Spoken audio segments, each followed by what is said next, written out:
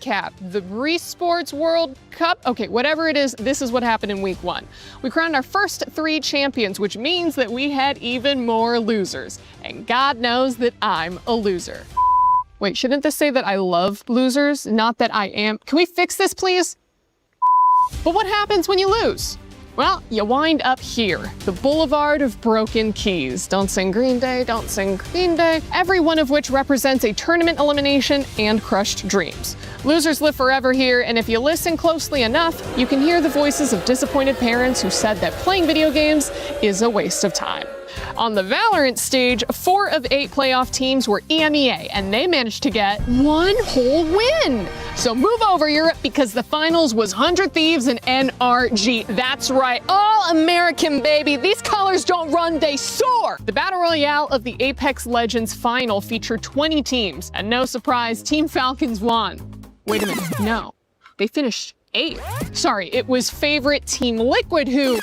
No, they finished even further back at 9th? Oh, because it was actually 2024 champion Alliance who... Oh, come on, who won? Unlimit? Sorry if I'm saying it wrong, but like most people, I've never heard of them. They beat every top contender to become the first Japanese team ever to win ALGS. This will also help them on the road to winning the club championship.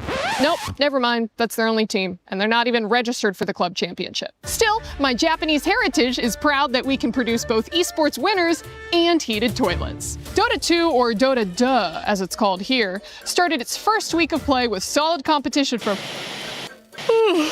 Sorry, actually, nothing of note yet. I'll have more on that next week. And finally, things were heating up on stage at Fatal Fury Wolf City. And I don't know if you're picking up on the theme here, but Dark Angel fought his way out of the losers bracket to top the regional favorites and get another win for North America. If only the Football World Cup had been so kind. Well, guys, what is happening? 3 tournaments and 3 new champions, no title defense, no favorites able to compete, and all underdogs at the top? I'll tell you what it is, because I've said it before and I will say it again. This tournament is about the losers. See you next week. C'est la vie. Such is life. In the land of dawn, such is life when all that remains are dreams. We don't expect the loss last year, and the result is not like what we want. I know that we were capable of more. But MWI is where barriers are broken and queens are made. Vouloir, c'est pouvoir. To want is to be able. MWI is a chance for ladies to represent themselves because there were no opportunities in our region back then. Çoğu insan Türkiye'nin kolay bir yer olduğunu, biz burada bunun yanlış olduğunu kanıtlamak için buradayız. From heartbreak to hope, from doubt to belief. We really want to take revenge on Team Vitality because they were the only team standing in our way. То, что я нахожусь здесь, уже доказывает то, что мечты сбываются. I think the 4th title will be ours. Who will rise above? 2 champions, 1 game.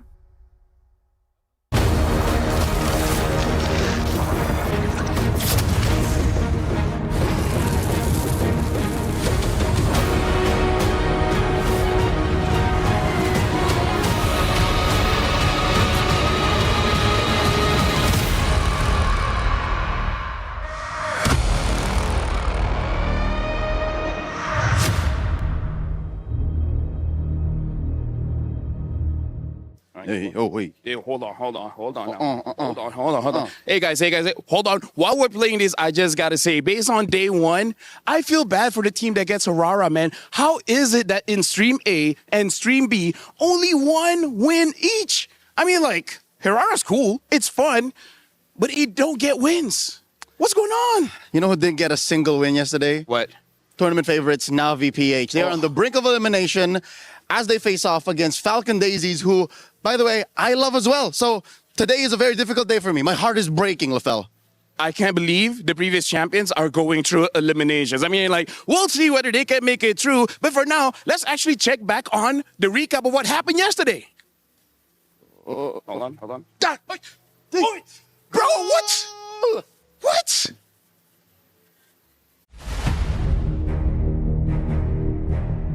They turned pain into purpose and left no soul unconvinced of their reign. They're completely undefeated. Team of Vitality. Nothing was granted and everything concerned? I just want to prove that no one can do it better than us. I think that it was meant to be ours all along. Winning MWI 2025 meant a lot to us because this is our first ever EWC champion title. Meanwhile, the base is going to be worked on. She's working on the base, and Arya's there. They have to clear out the minion, but she'll take it in her own hands, and they We take didn't it. plan for a perfect run last year, but it just happened, so we kept going. The triple forces to flicker out, but she'll get it over the wall anyway. I feel like I have conquered the world in Mobile Legends Women. After that, we went to Paris. I actually feel a little bit pressured because we are playing at the home ground of Team Vitality. Now that we're here, all of our fans in Paris are able to watch us directly on site. Defending it again is the biggest challenge because there are more eyes on us. It has always been our nature to win every tournament there is, but what changed is going into this year's EWC, we have more motivation to get the back-to-back title. I feel confident this time. I know that everyone wants the MWI title, but I will not let it happen. I will always be hungry for the title. If you call us the final queen, we will take it. To all teams, give us an intense game. Don't make us sleepy.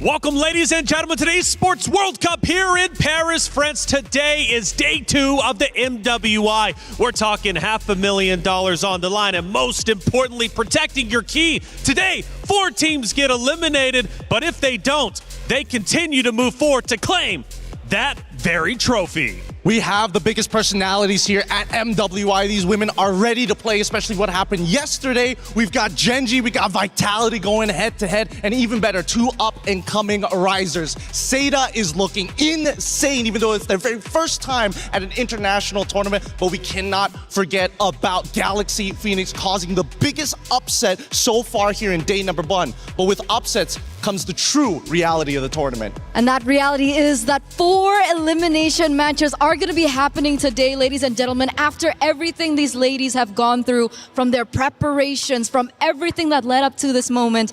Unfortunately, here on Stream A, we will be seeing 1 elimination match. And luckily for us, we aren't going to be the ones to say goodbye to 3, because that's going to be happening on Stream B. That's right. I'm Taylor Reflections Noble. I'm Getting Q. And I'm Eterna. And this is day 2 of the MWI. Day 1 was insane. Welcome, guys. This is the Bear Bros. We're from Stream B, minus Fell. Alongside me is Leo. Yesterday, we had 3 2-0s and 1-1, man. The only stream to have a series that went all the way. That's how we do on Stream B. Here's the thing, man. Stream B, nothing's locked. The meta's open. Maybe except for 1 or 2 heroes. But, dude, today, we got 3 elimination matches, yo. These are world-class athletes. These ladies have worked so hard to make it here to Paris. But, again, the truth is, the knockout stage, we only get 8 teams. So now you guys better stay tuned to Stream B to see who actually makes it through to the next stage. $75 million, 25 tournaments, over 200 clubs, only 1 club champion. The club championship is the beating heart of the Esports World Cup. Over 7 weeks, esports clubs send their players to compete. Every placement, every win, every podium earns points for their club. At the end of 7 weeks, every point counts. The club at the top walks away with $7 million and the title of Best Esports Club in the world. It's not about being the best at one game. It's about being the best across all of them. Depth, versatility, consistency under pressure. 1 championship trophy, 1 title. Who will take it? Watch history unfold in Paris at the Esports World Cup 2026.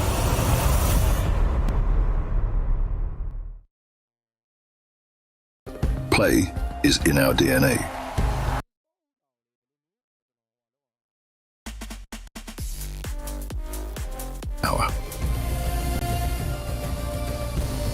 Now imagine an entire city being built to supercharge it. Kadir City, powered by play.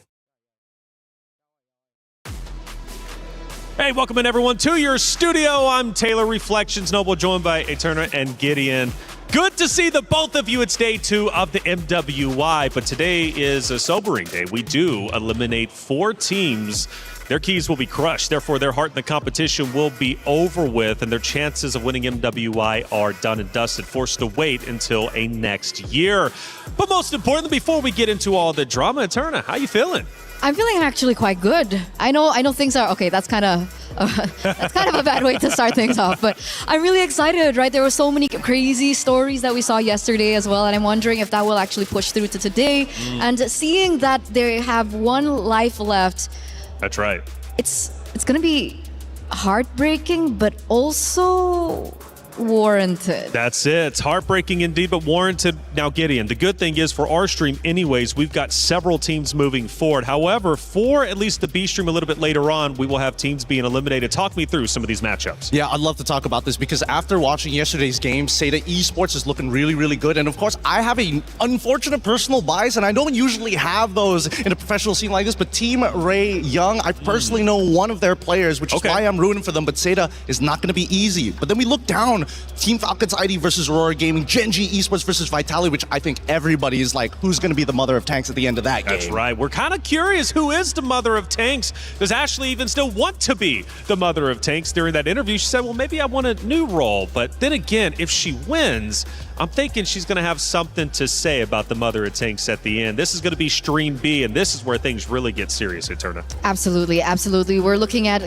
players and, of course, teams like the Geltec Cyber team. After such an amazing win yesterday, will they be able to go head-to-head against Twisted Minds again? Jin Chao is there, and I'm really excited. I'm kind of disappointed that we aren't going to be seeing Twisted Minds yet on Stream A, but of course, these matchups are in very, very good hands with our fellow co-casters on the other side. Absolutely. They're going to be crushing it all day over there on Stream B. Like I said, we've got 2 streams, A and B. We're breaking down the action all day long for the MWI. Plenty of matches to get through. Make sure you have it on split screen, 2 phones, however you want to do it. We would love for you to be involved. But let's take a look at our brackets, starting, I believe, with bracket A. Now, for this one in Group A, it has been a doozy. It's been a lot of fun for sure. And we started with a big surprise yesterday. Seda Esports taking down Team Falcons Indonesia. They will go against Team Ray Young to start the day here on Stream A. But it wasn't just them playing. We have plenty more. Yeah, again, there's still a lot of teams that we're not 100% sure whether they've actually found their stride just yet. I mean, Team Falcons ID is a very easy one, but then we start looking at teams like GK Esports, Virtus Pro. They're already on their last life, so if they didn't take their scrim seriously yesterday, they better do it good today. Absolutely. Let's take a look at Group A, or it should be Group B brackets. This one was crazy going into it. We had 3 powerhouse teams to fight it out tooth and nail to the very end. And, well, we started with Genji going against Foot Esports. That one went the way of Genji, who now has to play against Team Vitality, a repeat of last year's grand final. So I do want to say that this was more of an expected outcome, but I look at that 3rd matchup that we saw yesterday, Galaxy Phoenix coming through over the old champions of MWI, Navi PH. And of course, we had our friend Brigida over here yesterday, and you could see her emotions just really rise to the top. She was trying to stay as professional as she could, but I guess she just couldn't really contain how shocked she was. Yeah, she was shocked, man. We were handing her the mic. Maybe we might do it to you. Why not? We might hand you all 3 mics today. But that would require TRY to lose. Whoa. No, and the more mics, the better. And I'm confident that they will still have a chance. Look, there's still the lower bracket to worry about, right? It's not elimination just yet. That's it. Well, not just yet, but we'll be getting there for sure. Chat, you have a way to get involved. We've got our pick'ems, and look, Esports World Cup is great for this. Scan that QR code, get involved. There's so many different ways to do so. The esportsworldcup.com website, man, just has literally everything you can possibly imagine, from the schedules to the streams to the storylines. There's so much going on, and so much going on into today. Let's set the stage. MWI 2026 started off with some upsets, some surprises. Navi Philippines and Team Falcons ID both got swept in day one. Will go down. Double kill again for Guy making the triple kill. And Galaxy Phoenix showed their experience from playing in the MPL, and Faz Guinevere was insane. Rianne's gonna be next. She's bowing out Fa, but Fa will get another. And Ashley competing for the Mother of Tanks title. She's back at it this year with a defeat against Footy Sports 2-0. Ashley! Put it in the Fury. Good job down. Now for day 2, Team Vitality, the final queens. Can they be challenged a little bit more from Gen G Esports? Top side. What a crazy sequence. So counts out with a circling eagle. Navi and Team Falcons ID both hang on by a thread in the lower bracket. Can they continue their journey here at MWI 2026 here at EWC? Lifting that beautiful trophy in the middle is what every competitor dreams of. So much on the line for this MWI, and this is only day 2 of 5 for this stream. What a day it's going to be. Biggest surprises from yesterday from you two. I don't know, what were we thinking? Because the hero selection was a little bit wild for some. Seda Esports, for example, potentially setting a new meta, and we do have a new meta. That was the biggest talking point. Yeah, I know. After the little hot fix that everybody's been raving about, hey, maybe tanks are completely out of the meta, that's not necessarily true, but I think this time around, a lot of teams are trying to find their own identity, and I think that's the beautiful part of MWI, right? Because we look at the men's division, everybody's like, they're kind of boring, not a lot of personality, not a lot of different picks, but MWI is where things get really interesting. I think they're on the forefront of determining what the MSC meta is going to be. And that's what makes it so exciting, because yesterday we saw Kadita on the other stream as well. I think the Farsa, the glue popped up. So I'm excited to see whether this will actually become the meta like you mentioned, or it's just a part of the MWI, flavor or flair. I'm okay with that flavor though. Everybody needs a little flavor in their life. And Rose, by the way, was walking in and just happened to stumble across some of the players about to step foot on that stage.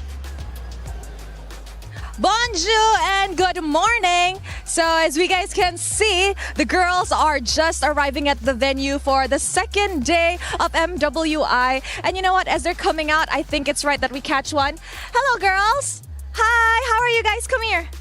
How are you? I'm fine. Are you excited for today's match? Yes, our team is very confident and ready for this game.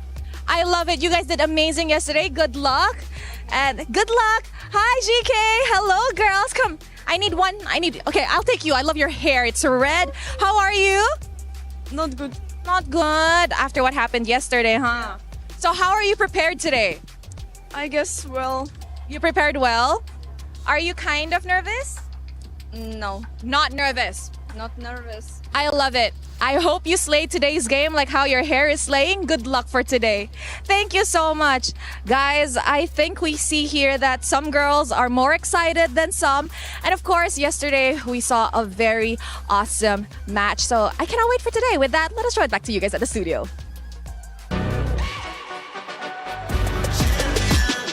This ain't no regular thing. I came for the ring, you know what I mean. You see my name in the lights. Better get right, I'm champion.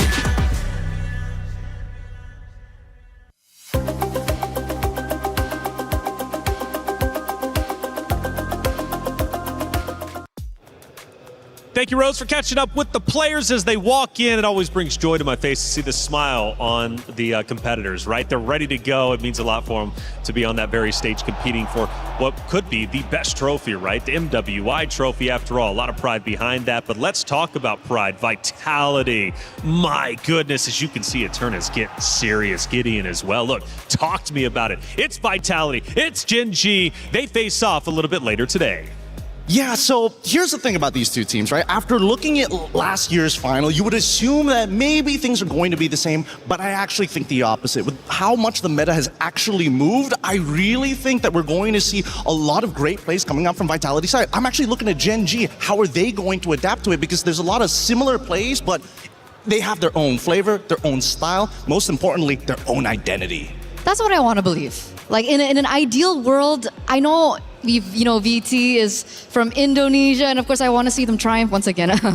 But But what would be the story if Gen.G are able to find their revenge today, right? That would be the number one thing everyone's looking at. And I think, though, I would actually argue something different. I think Gen.G plays quite similar. You know, despite the change of Nicolette, obviously Rui has been stepping up as well in the jungle, but I do still think that one of the core members of Gen.G, which is Ashley, still plays very similarly. Now, I think that is something that Team Vitality can actually rise above in this next matchup. Well, this is, in fact, our Crunchyroll story of the day, the grand final rematch, Gen.G versus Vitality. Now, going back, getting into yesterday, Vitality played against MIBR, lost, and that second game was a doozy, went 26 minutes. It was the longest game that we had. But it did bring questions. Even though Vitality won 2-0 against their opponents, should that match have gone 26 minutes? Well, I think that unfortunately it had to go 26 minutes because the way that MIBR Loss's composition is designed, it's heavy scaling. It's all about the later the game goes, the stronger that I become. And unfortunately, Vitality was a little disrespectful towards the mid to late game, which extended the game inevitably. So I would say if anything, Vitality, they got to stay sharp here. Some of these teams, they're not going to let that happen. Well, Gen.G yesterday also went toe-to-toe with their opponents, and I gotta say, Eterna, for Gen.G's perspective, when I was watching them, I was impressed by the way they controlled the battlefield, and their games weren't nearly as long as that second game for Vitality and MIBR Loss. That's why they are a decisive team. They are a decisive team if they're able to get their hands on their comfort heroes, right? Obviously, Panda on the carry. We see Sayori also doing really quick work on the Valentina. But again, the one person that I'm still highlighting over and over back in Gaming Gladiators now as Gen.G is Ashley. 2 times in a row she picked up the Minotaur. 2 times in a row she was able to initiate, counter-engage really well. And that's why everything just really coalesced in these team fights. But what happens if Ashley does not get her heroes? Then you get Sayori, man. You know, how many times did Sayori come in with a Valentina that changed the game? A tech charge upon tech charge upon tech charge from both sides in their matchup yesterday. Sayori having an 80% more accuracy rate and actually hitting multiple targets in comparison to their opponents. But the difference between Vitality and Gen.G is Vitality knows what it is to win. They've been there, they've done that. In fact, 33 different times, and let's not forget 3 out of the 4 MWIs they've managed to secure a win. Sometimes as a competitor, you need to know what that feels like. And for Vitality, because they do, I feel it actually helps them keep calm under pressure. Some might argue the opposite. Especially seeing their game yesterday, right? Because they're so used to winning. I could have seen, or I could have sworn I saw a little bit of disrespect from their gameplay, especially in the early games. It was like Fumi Echo was trying to farm as many clips as she possibly could. And in the grand scheme of things, yes, it's cool, but it really doesn't win you the game. But they did win the game, and that's the big thing. While farming clips, what can they do if they're firing on all cylinders? Hey, Rose, we've got our first series of the day about to take place. From what I'm hearing, you got both teams ready to go. Hey guys, for our first match here at Stream A, we have Jessica626 from Senna, and of course, G-Boy from Team Array Young. Hello girls, how are you? Hello, I'm feeling good. Okay, amazing. Now yesterday we saw an amazing opener match for both of you girls. So what can we expect today? Let's start with Jessica. I'm feeling good. Our team is ready and very confident. They're confident. Any interesting draft or hero that will come out today? See the match. Let's see the match. What about you, Chiboy? We're also confident. And I think it's really going to be an interesting match because, to be honest, I didn't expect the results from them. And I feel like it's going to be an interesting match. So, Jayo. Jayo. Okay, now I have a question. Since you guys are 1 win away from the knockout stages, is there anything you can say to each other? Feel free to say it in Mandarin if you want. Okay, Chiboy first. Good luck, have fun. 加油! May the best woman win. Hey, may the best team win. Yes, Team Ray Young is very strong, so we need a fight. So 加油! 加油! 加油! 加油 is like fighting or let's go in Mandarin. So you know what, Chiboy, Jessica, I know a lot of the fans back at home are watching. Perhaps awards for the Malaysian fans and of course the Chinese fans. You can go first. I'm really excited now. So we want my team keep steadily and show my good performance. So my English is not good. I'm sorry. Let's see the match. It's okay. Good job, Jessica. You, Chiboy? Don't forget to watch us live at TikTok, YouTube, or anything, 6 p.m. Malaysia time. And don't forget to support Team Ray Young and pray for the best. Pray. All right, good luck, girls. I'll see you guys later. With that, throwing it back to you guys at the studio. Bye-bye. We were there for every click, every clutch, every respawn. We were there for the years of grind, and we're here. Now, the proud founding partner of EWC, powering the biggest event in gaming, shoulder to shoulder with the world's best, making history. Greatness deserves a stage. Lenovo Legion, reach your impossible.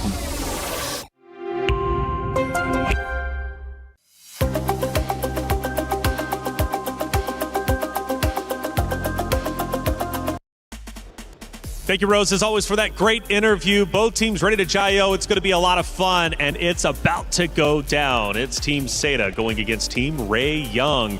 Man, this one's going to be a lot of fun. Seda Esports impressed us so much, and it is, in fact, the rise of Seda. Can they secure the first knockout stage slot? That's what's up for grabs. The loser, of course, goes down to the, lower brackets, and unfortunately, their key will be at risk of getting crushed. The winner moves forward.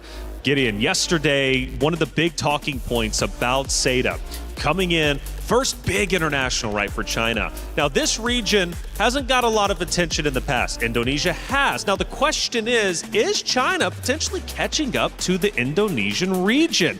And I gotta say, I know it's a big talking point, but I want to throw it your way. Why not start it off quite spicy? Because look, let's talk about it. Seda did in fact beat Falcons Indonesia 2-0 quite convincingly, and they did so in an unconventional fashion. This team was made for MWI, and clearly so in that matchup. I'm glad that you brought this up because we had to do a little bit of digging into Seda Esports, looking at not only just Jessica, but Zoe, Naomi. I'm looking at Kai. Okay. Kai is interesting because, again, there's no such thing as a team who just enters a tournament and all of a sudden has mechanical prowess, right? Especially when you're playing things on like Claude, Harith as well. UN had some bad matchups. So it's really impressive. Not only were they able to win those matchups, but they have a deep understanding of draft and macro, which is unheard of for a first-year team. Absolutely, and a first-year team making big waves, and that's what excites me. Seda Esports is looking great. And you know what's also interesting, Gaterna, they did it with their sub, right, which is Miss. Miss wasn't there. Fanwa filled in and happened to be the savior. The question is now, who do they actually go with in that regard? Well, I don't know, but it's time to get our first matchup started. It's Seda Esports versus Team Ray Young. So many questions left unanswered. Welcome to Mobile Legends Bang Bang Women's International here at the Esports World Cup. Yesterday, what a show opener it was that stunned us all. In their international debut, Seda grounded Team Falcons Indonesia, a team quite literally put together to challenge the throne. Over on the other hand, Cambodia, we see Galaxy Phoenix with their international debut as well, taking down Navi PH, former MWI 2024 champion, proving why Galaxy Phoenix are the first all-female team to compete in MPL Cambodia, and they're not here to mess around. And finally, the team that everyone was chasing was Swift, Silent, and Precise. With that taking 2-0 off of MIBR loss, they proved that that was just another day in the office for the V-Hive. And now, yesterday, nothing was granted. Let's see what's on today. But remember, we're here in Paris, the city of love. But don't forget, when there's love, there's also heartbreak. So Damascus, show us what heartbreak could potentially look like.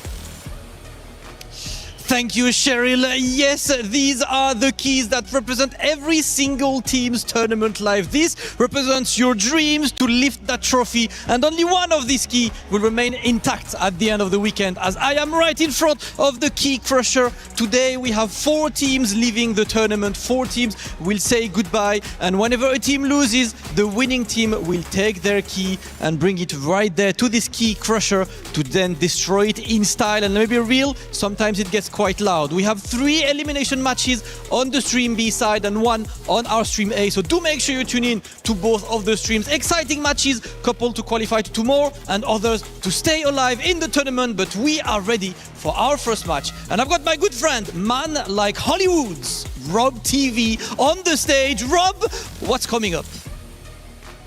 Ladies and gentlemen, I am Hollywood Rob TV, and I have to inform you that is showtime here at MWI at the Esports World Cup. As you have heard, we have 8 matches across Stream A and Stream B, and every single one is extremely high stakes. Either a team is gonna punch their ticket into the knockout phase, or they will be eliminated from the tournament. And as you can see behind me right now, we do have our first teams ready. It's gonna be Seda Esports with their amazing victory, shaking up the world up against Falcons yesterday, going up against Team Ray Young with their big time victory over Aurora. Ladies and gentlemen, it is about that time. Let's get started with day 1.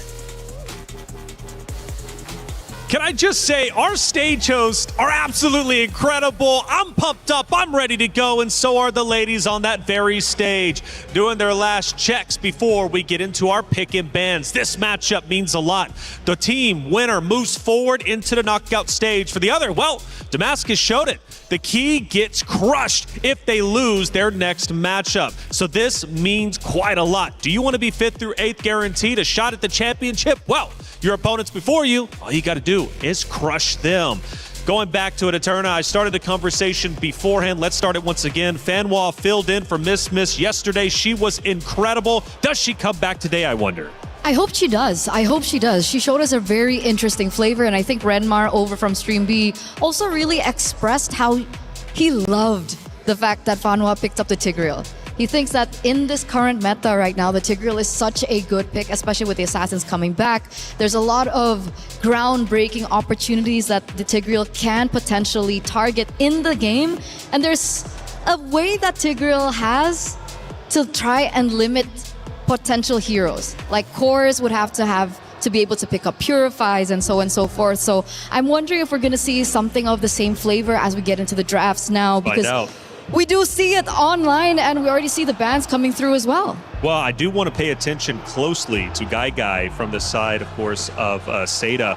Carrie and Claude was the 2 heroes she ran yesterday and did it incredibly well. Does she come back again? Because the big story here is the battle for the gold lane. Who's going to end up taking it? Because Quinn on the opposite side is also incredibly talented too. So Guy versus Quinn, this matchup means a lot. I think both of them are pretty, as of right now, based on what we've seen in international play that's been live streamed, Quinn and Guy at this point, dead even. This match is going to tell us who has a little bit of advantages, what are some of their strengths and weaknesses, whether it's in the lane or in the team fight. But looking at the way that the bans have been going so far, it feels like Team Ray are like targeting really hard on some of the meta picks in Hirara in comparison to Seda, who is just like no big chunky people.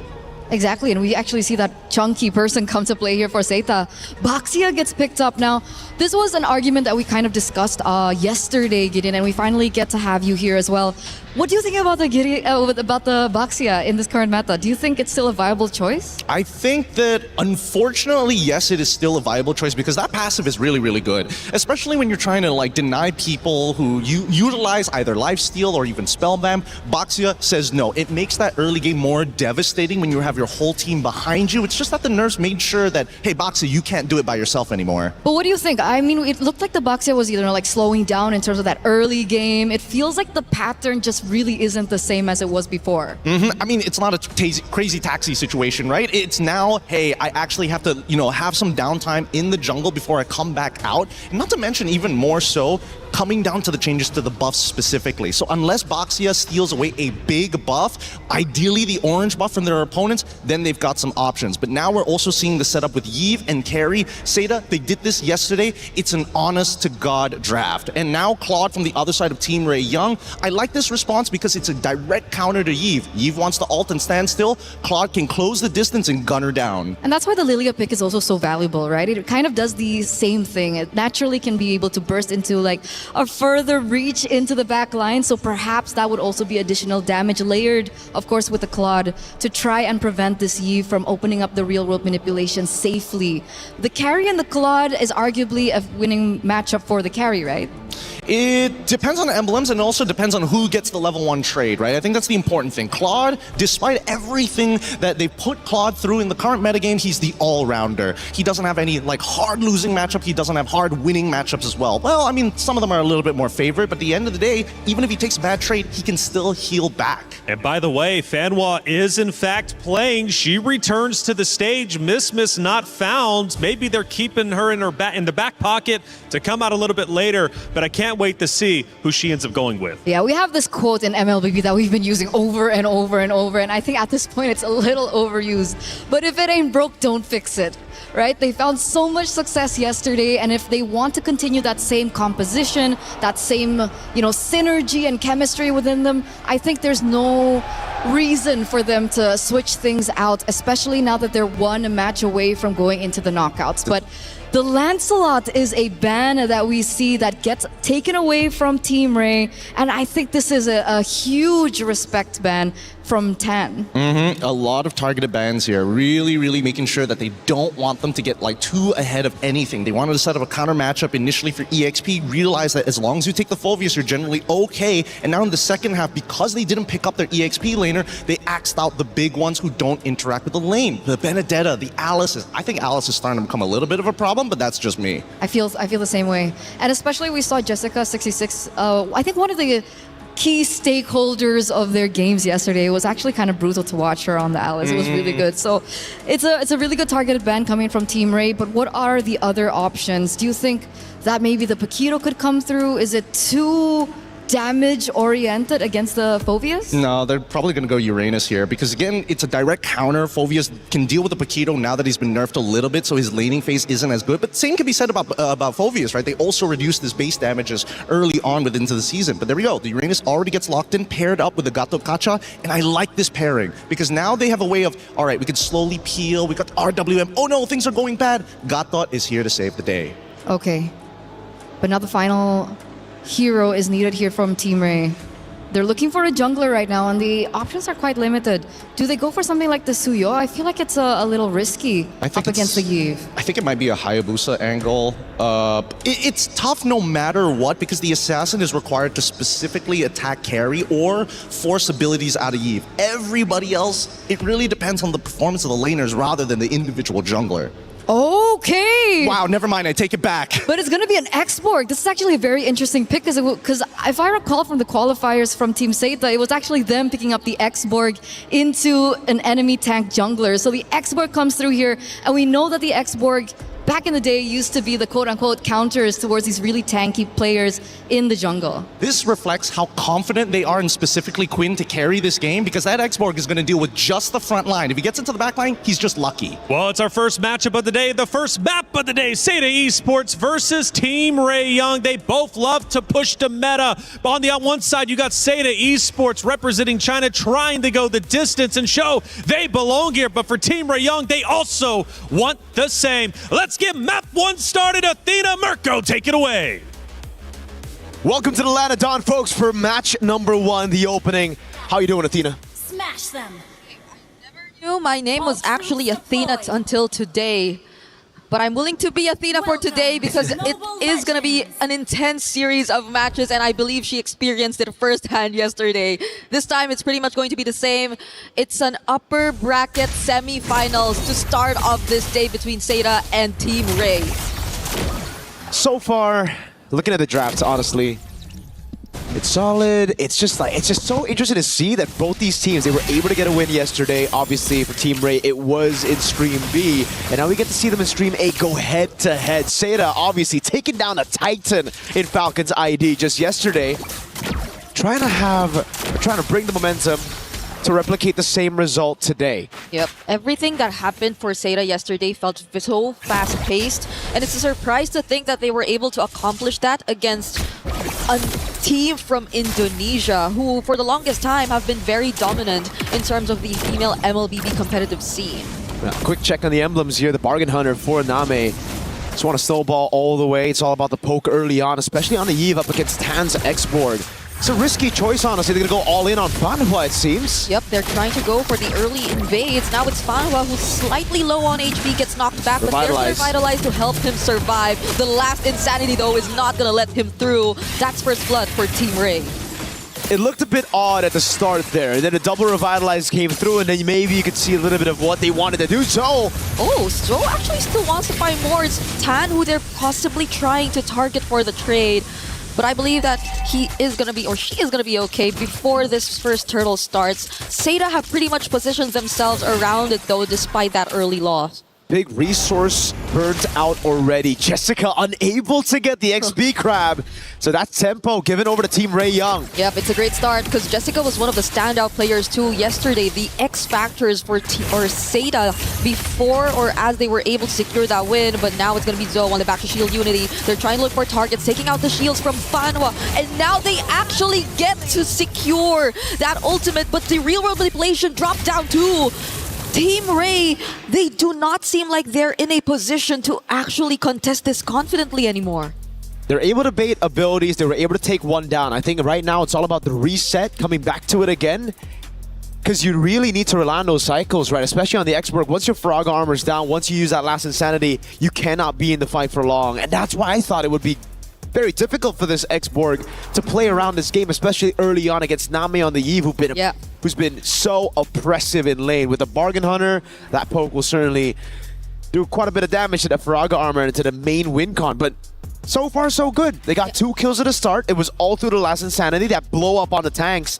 And the double Revitalize has only given the X-Borg more time to build. Stacks over for that full last Insanity damage. Yeah, they just gotta prolong this a bit more because they definitely will be back real quick for this reset if ever they'll accomplish that. Though it'll be tough, especially if Seda do decide to rush it, and based on their gameplay since yesterday, things have been working out pretty fast for this team. They're not hesitant to just really go in for the immediate conversions, for those fast rotations, and that's why you also see them just so quick to attempt to go for the early invades, even though they did, or it did cost them one casualty at that specific moment. But as we are still awaiting, we are trying to sort things out before we resume the official gameplay. It does seem like there is a bit of an upper hand for Team Seda before that first turtle. They were already able to position themselves. They were also able to take down the Faraga armor. So if you're just tuning in, this seems like it's pretty much set up for success for Seda as of the moment, but nothing is guaranteed just yet. There is a chance that we still get to see them somehow prolong this dance before Team Ray, and being Team Ray, could actually still try and attempt to go for the contest. That's true. So it was a bit odd to see that early invade coming in from Seda. They're trying to utilize the fact that, really trying to punish the fact that there was no alternate Phobius yet.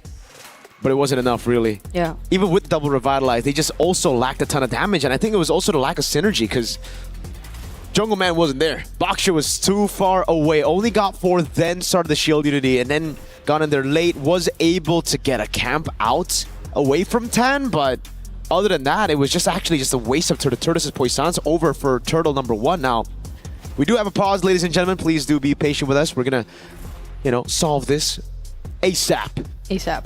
Let's talk a little bit about yesterday's games, though. Both of them were very impressive, right? We did, the panel did mention, no miss, it's Fanhua who's taking the helms. And so far, Fanhua's been fantastic. Yesterday on the Tigreal as well.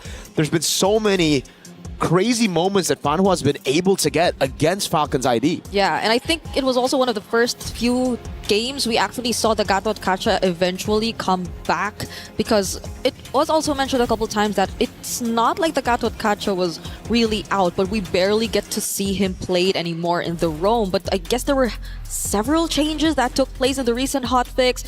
One of the first few users again being Fanhua, but even to this game that we're seeing right now, we're seeing it picked up, and a lot of the more tanky options too, since I feel like there has been so much attention towards how they really wanted to limit the assassin jungler options. Now they're being forced to see the likes of even the X-Borg in the jungle, which again, so far we do feel is a bit difficult to pull off, considering that even when it looks, or even if you look at range, there will be a lot of ways for them to just poke and take away the Faraga armor.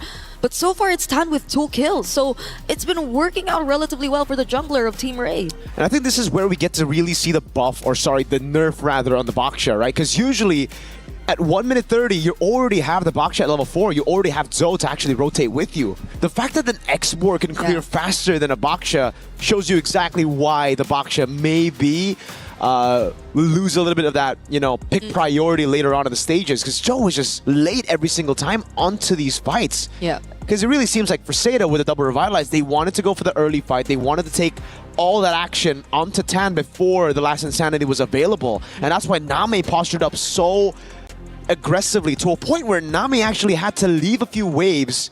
Yeah. That's why she was in 3 for such a long time there for Turtle 1. It's such a huge responsibility on Name now. If they just really want to keep that kind of aggression going in terms of the invades.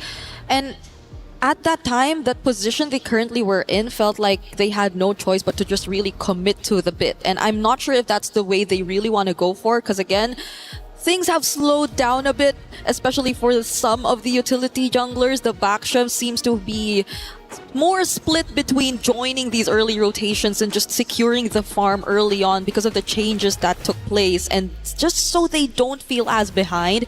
And I guess that's also on top of the fact that they already had a slight advantage in the EXP lane, so maybe they were expecting a bit more to come in from Jessica26. But again, taking away that XP crab, we saw it happen, and so far Jessica26 hasn't been able to do much. Given, of course, it's a Uranus, so maybe you would not expect that much of the showy setup plays similar to when she was on the likes of the Alice or the Esmeralda even. Maybe closer to the Esmeralda though, because this is a very similar hero to the Esmeralda that she played yesterday. That's true. The Uranus is Esmeralda with less steps, I'd say. He literally floats around. Even in this matchup down below, by the way, something we haven't touched on, it's actually just really level. I thought Guy would actually be able to get a lead, and that's something that Seda can play with.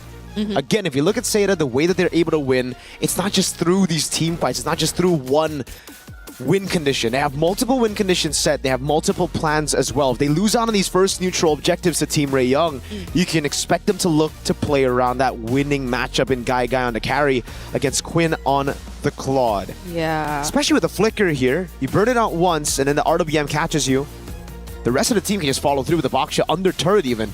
Yeah, and it's not like Chipoy could just go for the surprise setups either. Nora maybe could be the closest with a flicker dark wave. But reaching Guy is going to be one of the toughest tasks, I feel, for Team Ray, if ever they do get to funnel majority of their resources to this gold laner. That's why I'm just pretty sad right now. Why? You have players like Fanhua and Chiboy.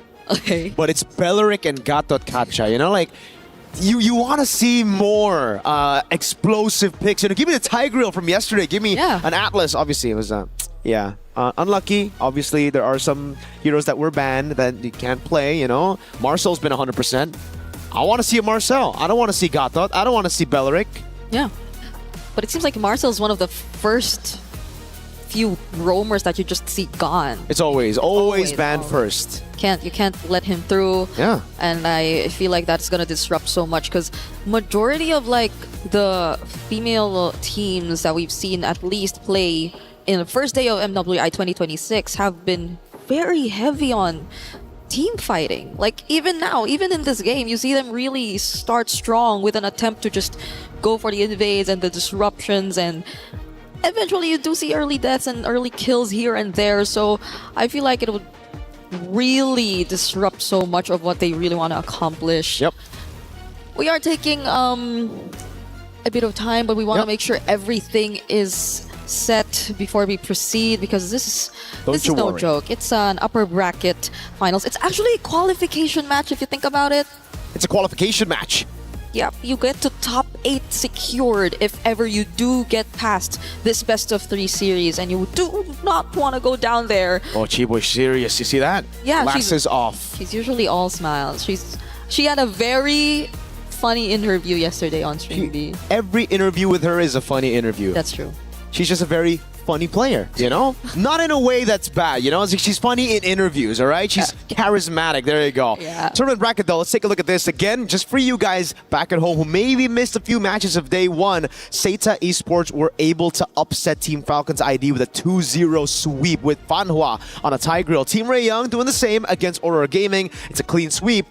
And it was just all around clean sweeps for Group A. Geltech Cyber Team. We got Kyoe going ham with the Hirara and the Hayabusa, showing exactly what the assassin meta looks. And in all the other games, it's mainly Bakshas here and there. There was a Ling. There was a Ling yesterday. Yeah, we also saw the likes of a 1-1, a Kadita played yesterday. Twisted Minds, though, that was a signature Chin Chow, so I kind of like understand why they wanted to play the 1-1. I'm so confused with the meta right now. Like, I don't know if it's just an MWI meta. I don't know if it's like comfort picks for some of these teams, or if everybody just has lost the plot. Now it's just every woman for themselves. There you go. Genji also taking a 2-0 win against Foot Esports. Vitality with a very surprising struggle up against MIBR loss. That was a long game in game number 2.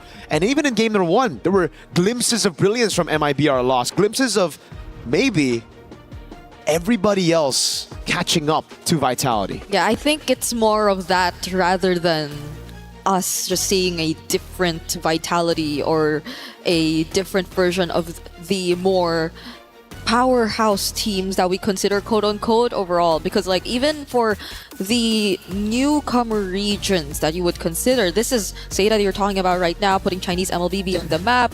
Even for the Cambodian representatives, and even great. for the recent Asian games that we just talked about on the panel as well, the SEA Games to be exact, right? There were a lot of upsets, surprises even. I think that was one of the most surprising that we've ever seen in terms of results, because it wasn't really Indonesia who came up on top, it was Malaysia. And to think that that lineup isn't even here. We don't talk about that.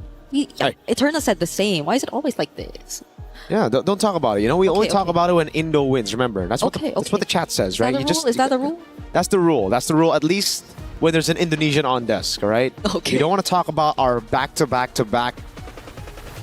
Is it 4 times now? Second place finishes at M Series. We don't want to talk about that. No. Okay. We don't want to talk about getting grouped in MSC 2024, about not reaching top 3 in 2025. We're not gonna touch on that. Do not touch on that, all right? No, but maybe this time. Well, you know what? Not maybe. We will.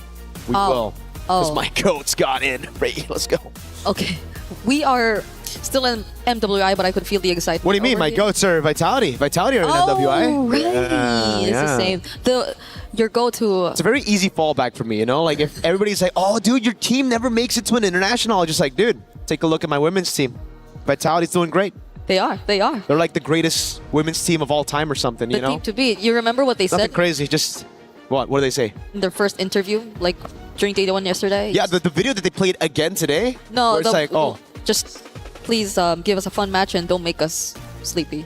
Don't make us sleepy. That's dude. what Vivian said, but that's Vivian, you know Vivian's personality. I mean, Gideon did shout out the men's division just yesterday, saying that our women players have much more personality than a lot of the players that we have in the... We don't have players in the men's scene. We have robots who sometimes decide to show emotion, right? I'm a fan of those players who actually have those emotions, but I agree with Gideon. The women's scene, way more progressive in interviews compared to the men's scene. Yeah. They're dancing, they're shushing, you know? Shushing, they're making fun of themselves that they're not able to press buttons, and what else? The last time I saw Ton in International was Carl Teasy doing a shush to Onik, you know? And it was last year. Maybe it's So just long ago. EWC. Maybe EWC creates an atmosphere where you're like, yo, you know why? It's because they're face-to-face on stage. Oh yeah, you get a bit more of their personality. Yeah. And they literally are facing each other, because even if you look at their setups currently on stage, they're like slightly diagonal, but you see who their lane matchups are. Yeah, like you face to see, face.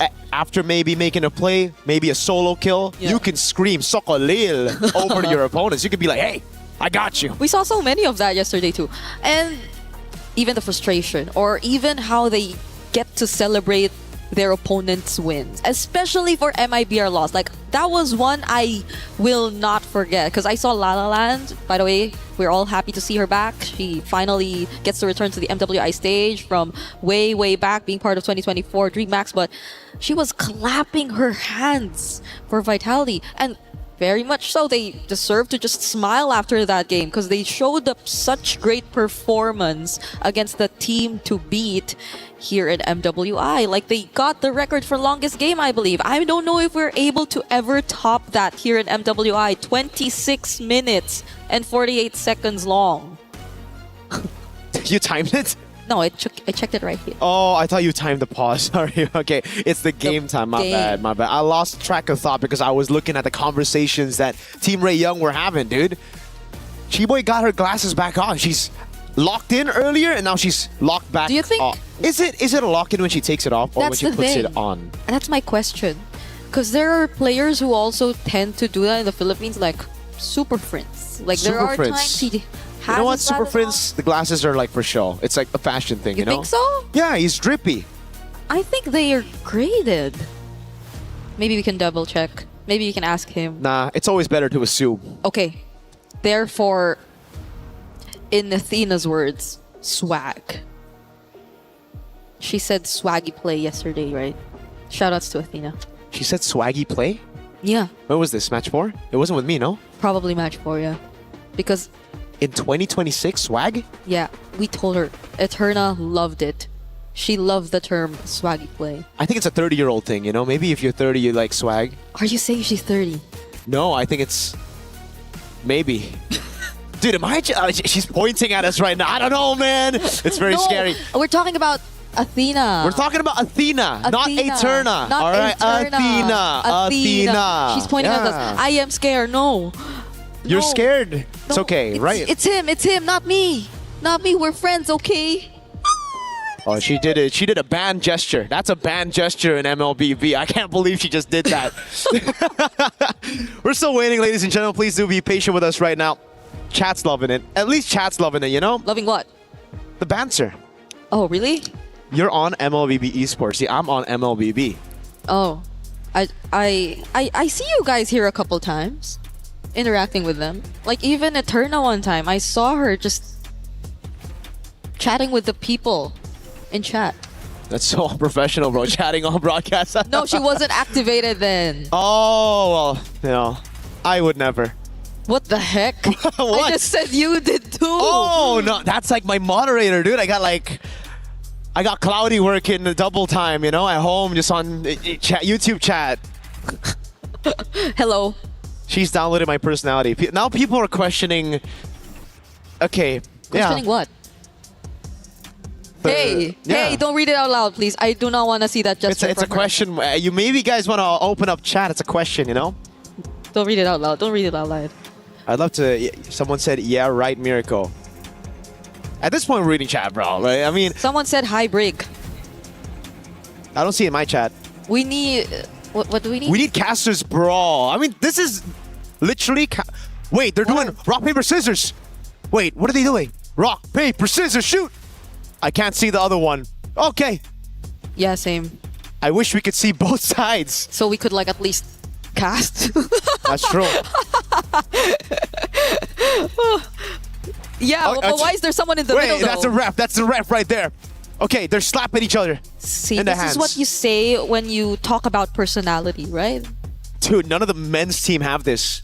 They're all so locked in, and like one guy's obsessed with King Bob or something. What's the most we've seen from the men's during a pause?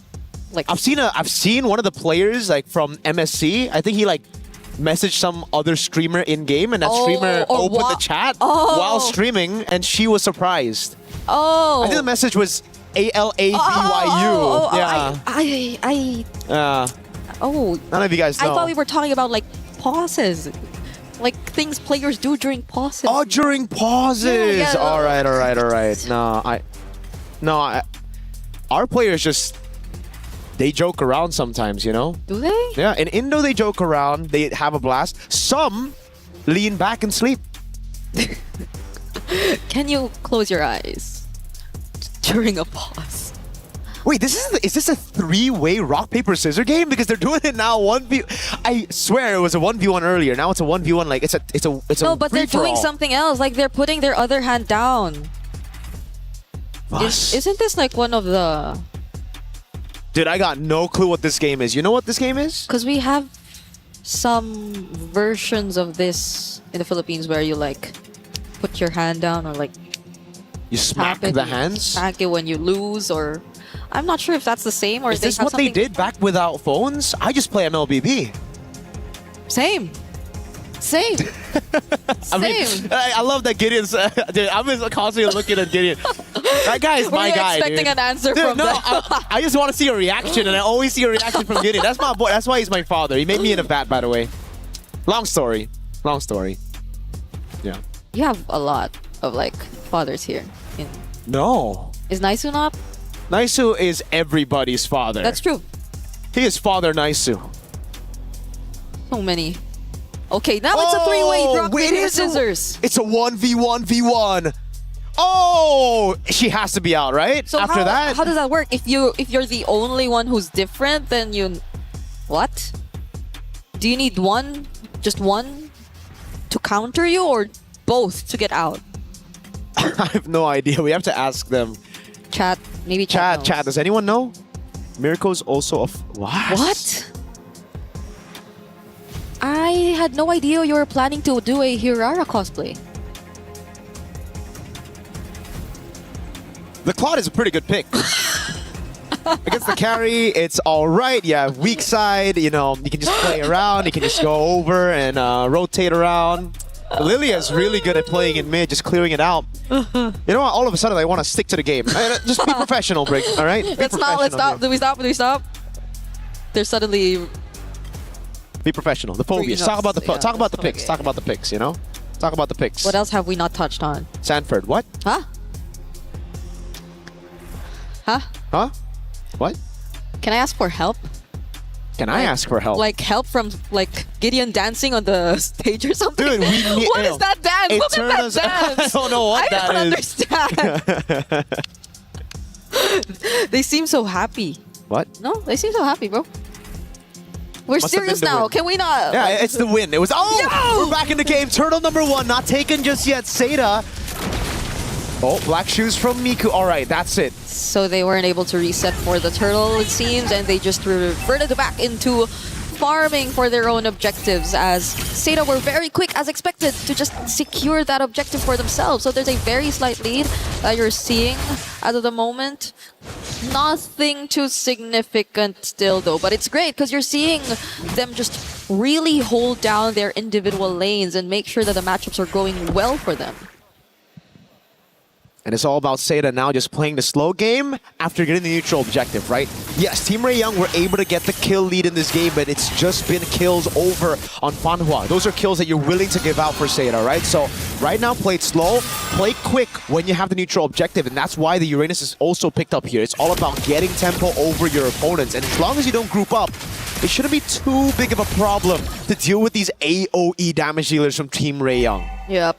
Especially earlier, we saw how they were just able to split up who would go first, who would be the ones assigned to just take out the Faraga armor in general, and those who could just follow up in case things get wrong. But now it's Team Ray Young looking to group up down bot. Nothing that Guy doesn't really sense though. So things have been really okay for both sides. Just look at Jessica26 and Guy managing things really well in their individual lanes. Joe, though, are they gonna go for it? There goes the back to shield unity. Bumps into Tan. Firaga armor so close to going down all over again. Yeah, she's got the regen though. It's all up to Name, I'd say, before the neutral objective fight. To be the one to poke her out. So it's the fact that they got the regen out already means that Tan's going to be very vulnerable to all these shots from Nami, and that's why Team Ray Young are just going to look for Prio in mid, rotate to the neutral objective first, even against this tempo comp of Seda. Yeah. Even mid-control's been too difficult for them, and look at how they've positioned themselves around the bushes, approaching this objective. Not to mention the fact that Seda have also taken the advantage down bottom. Okay, that's the trade. That's gonna be a trade. Yep. This is exactly what we were talking about earlier for Seda. If they don't get plan A, neutral objective, snowball out of team fights, they can just go plan B straight up, go into the bottom lane, play around this winning matchup, and put Guy into a winning, to get into a good spot. Fanhua also holding these bushes, constantly giving vision to the rest of the team, and that's why, even though they haven't been able to get a single team fight win, they're ahead in gold. Literally not grouping up together, but maybe right now they decide to do so. There goes the AOG, but the response with the Wrath of Dryad, it's just gonna hold Seda in place and not allow them to push through with that attempt. They seem to want to take on that fight, but Team Ray were just like, no. They're not. They got pretty much what they wanted, which are, I guess, some energy shields here and there, but the counter engage from Seda. Is it gonna happen this time? They want to go for the turret. Tan is there, obviously, but it's just tempo. Again, they get the gold crab, and they look for the rotation first into mid. Guy stays in the bottom lane. And this so far has been a macro masterclass for Seda. Yep. 2 deaths on Fanhua. The person you'd let die in these situations, gold. I'd love to see that right now for Guy versus Quinn, because when you have a level lead in the gold lane, that usually means, you've got a quite significant gold advantage over your opponent. That's 700 on the board with no kills. And possibly a turret. There you go. Turret tier 1 down below, taken by Guy. Yeah. It's been great for Seda. Wow. So good in terms of the macro discipline. You see Nora barely being able to join any of these fights, and it's not like they're even converted into fights, because Seda are just very picky with what they want to take on. Team Ray are the ones who seem to always look for these potential engages, but even this just now, Jessica 66, they'll have to pour in so much of their resources just to take this one kill. It eventually gets to become another kill for them though, but Seda, now it's Guy also joining the rotations for them. One thing's for sure though, they got the macro down to a T, but I think a lot of these individual mechanics haven't been shining too much for Seda in this game. It's just been Team Ray Young with the response. And they get turtle number 3. Final turtle of the game, 2-1 in turtles right now. As Seda look, they just trade across the board, but Team Ray Young have closing that gap in gold already. It was around a 1K gold lead for Seda. It's just slow again. Jessica, I'd say, a bit too rushed on some of those resources. Consecration popped way too early. I think the Revitalize as well. And for Name, spamming a lot of the poke, but not really respecting when she should recall. She's staying a bit too long in the lane. Had no mana to respond to that Team Ray Young rotation, but now it's Seda looking for tier 2 down below. Okay, creating space right there. Name and Fanhua doing their best, but it seems like Quinn just goes in with the Blazing Duet. Not sure if enough stacks were in it there yet, but they just wanted to allow Guy do her thing. Not that they were able to take the turret, but you could see how much they're trying to play around this gold laner. Seda have focused majority of their attention towards Guy, and Name doesn't seem to be as behind anymore. I mean, Do doesn't seem to be as behind anymore. They're already both level 10, even though Tan has all of the kills Team Ray has been able to secure so far in this game. They've got that better safe than sorry at the approach, Seda. Even earlier, Revitalize and the AOG utilized straight up after they saw Chiboy and Quinn walk up.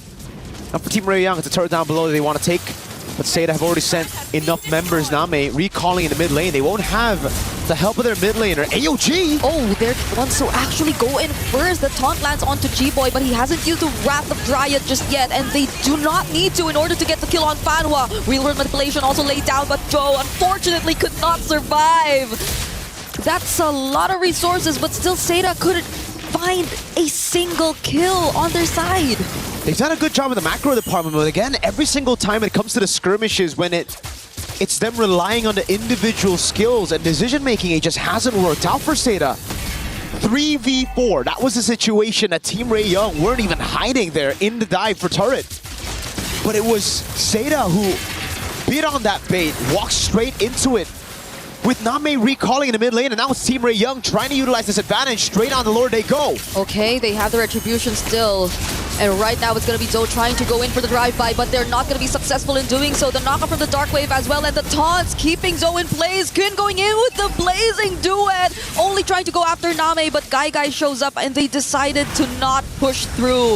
Is it safe to say that at this point, it's really looking like just macro versus micro between Zeta and Team Ray? Because it seems to be the case, majority of the fights, it's always been Team Ray winning it out, but Zeta have been somewhat catching up, mainly by what they've been doing across the map.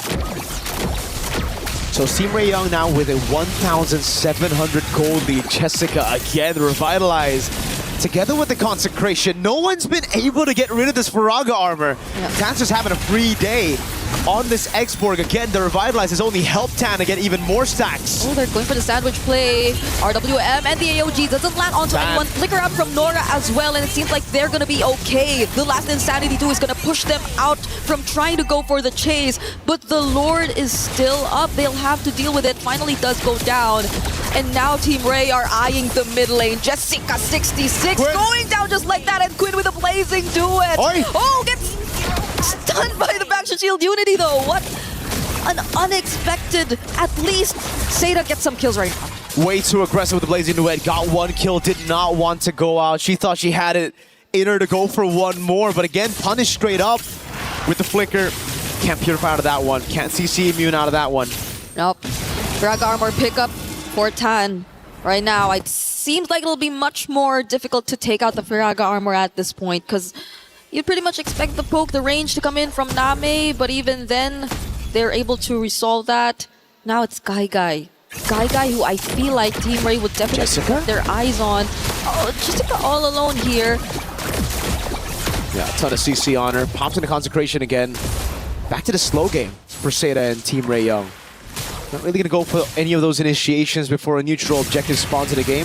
Just a bit of poke here and there, but so... They want to take this fight? Fanwa now a bit too far from the rest of the members too, but Quinn is going to be okay dealing with the rest of the backlines. Still survives even though gets to receive the damage from Guy, but Guy still finds her though. Now there's the Wrath of Dryad and the last Insanity, a response from Team Ray all over again. It's just Jessica66 and Guy left. They're doing what they can to get away, but the slows and the glooms are not letting them through. A big win for Team Ray Young. Guy saving Zeta from getting wiped out now back to back. It's just the attempts from Team Ray Young reacting to the moves of Zeta. It's them who are actually walking up instead of utilizing the poke from the Eve. And you can see it all over here again. It's just misplaced AOGs, not with the RWM, and they pop the RWM way too early. They're playing this composition like it's an all-in comp when in reality they should be trying to get rid of the Faraga armor first. They should be the ones playing it slow, and it's Team Ray Young who on the other hand have to try to play it fast. So now it just, everything is falling under the win conditions of Team Ray Young. It's all up to Guy to turn things around as we get into the live view. All right, here we go. There's a Lord fight happening right now, but it seems like even before we get to that, they already take one down from Zeta. It's going to be a 1-for-1 trade so far, but Quinn going in once again. Does he have enough damage? Not enough to take Guy down. Top base turret, the minions are doing work. It'll get a base turret up top despite the trades happening. It's a 1-for-1 roam for XP. But now Jessica has to go back. They can't go for the Lord. And now it's Joe on Miku. Oh, all alone. Guy will be there too, but it's 1v3. Still, they do find the kill on Miku. And that's going to be enough. That's all they wanted before this next objective. And now it's a burst. Guy still has half of the duration of the ultimate. Goes straight for the Lord. Tan's getting zoned away by Name. Zeta. Whoa. It's actually Zeta who secure this Lord. After multiple back and forths between Team Ray and Zeta, those team fights which seemed like they were really well punished by Team Ray, now it's Zeta turning tables, and that's the real world manipulation they used just now, but at least they have the Lord on their side, so they will have another chance at taking much more map control. But are they willing to fight even before the Lord actually gets here? I'll say this though, when it comes to wave management, it hasn't really been Zeta's strong suit. Down below, they're going to lose a base turret for free again.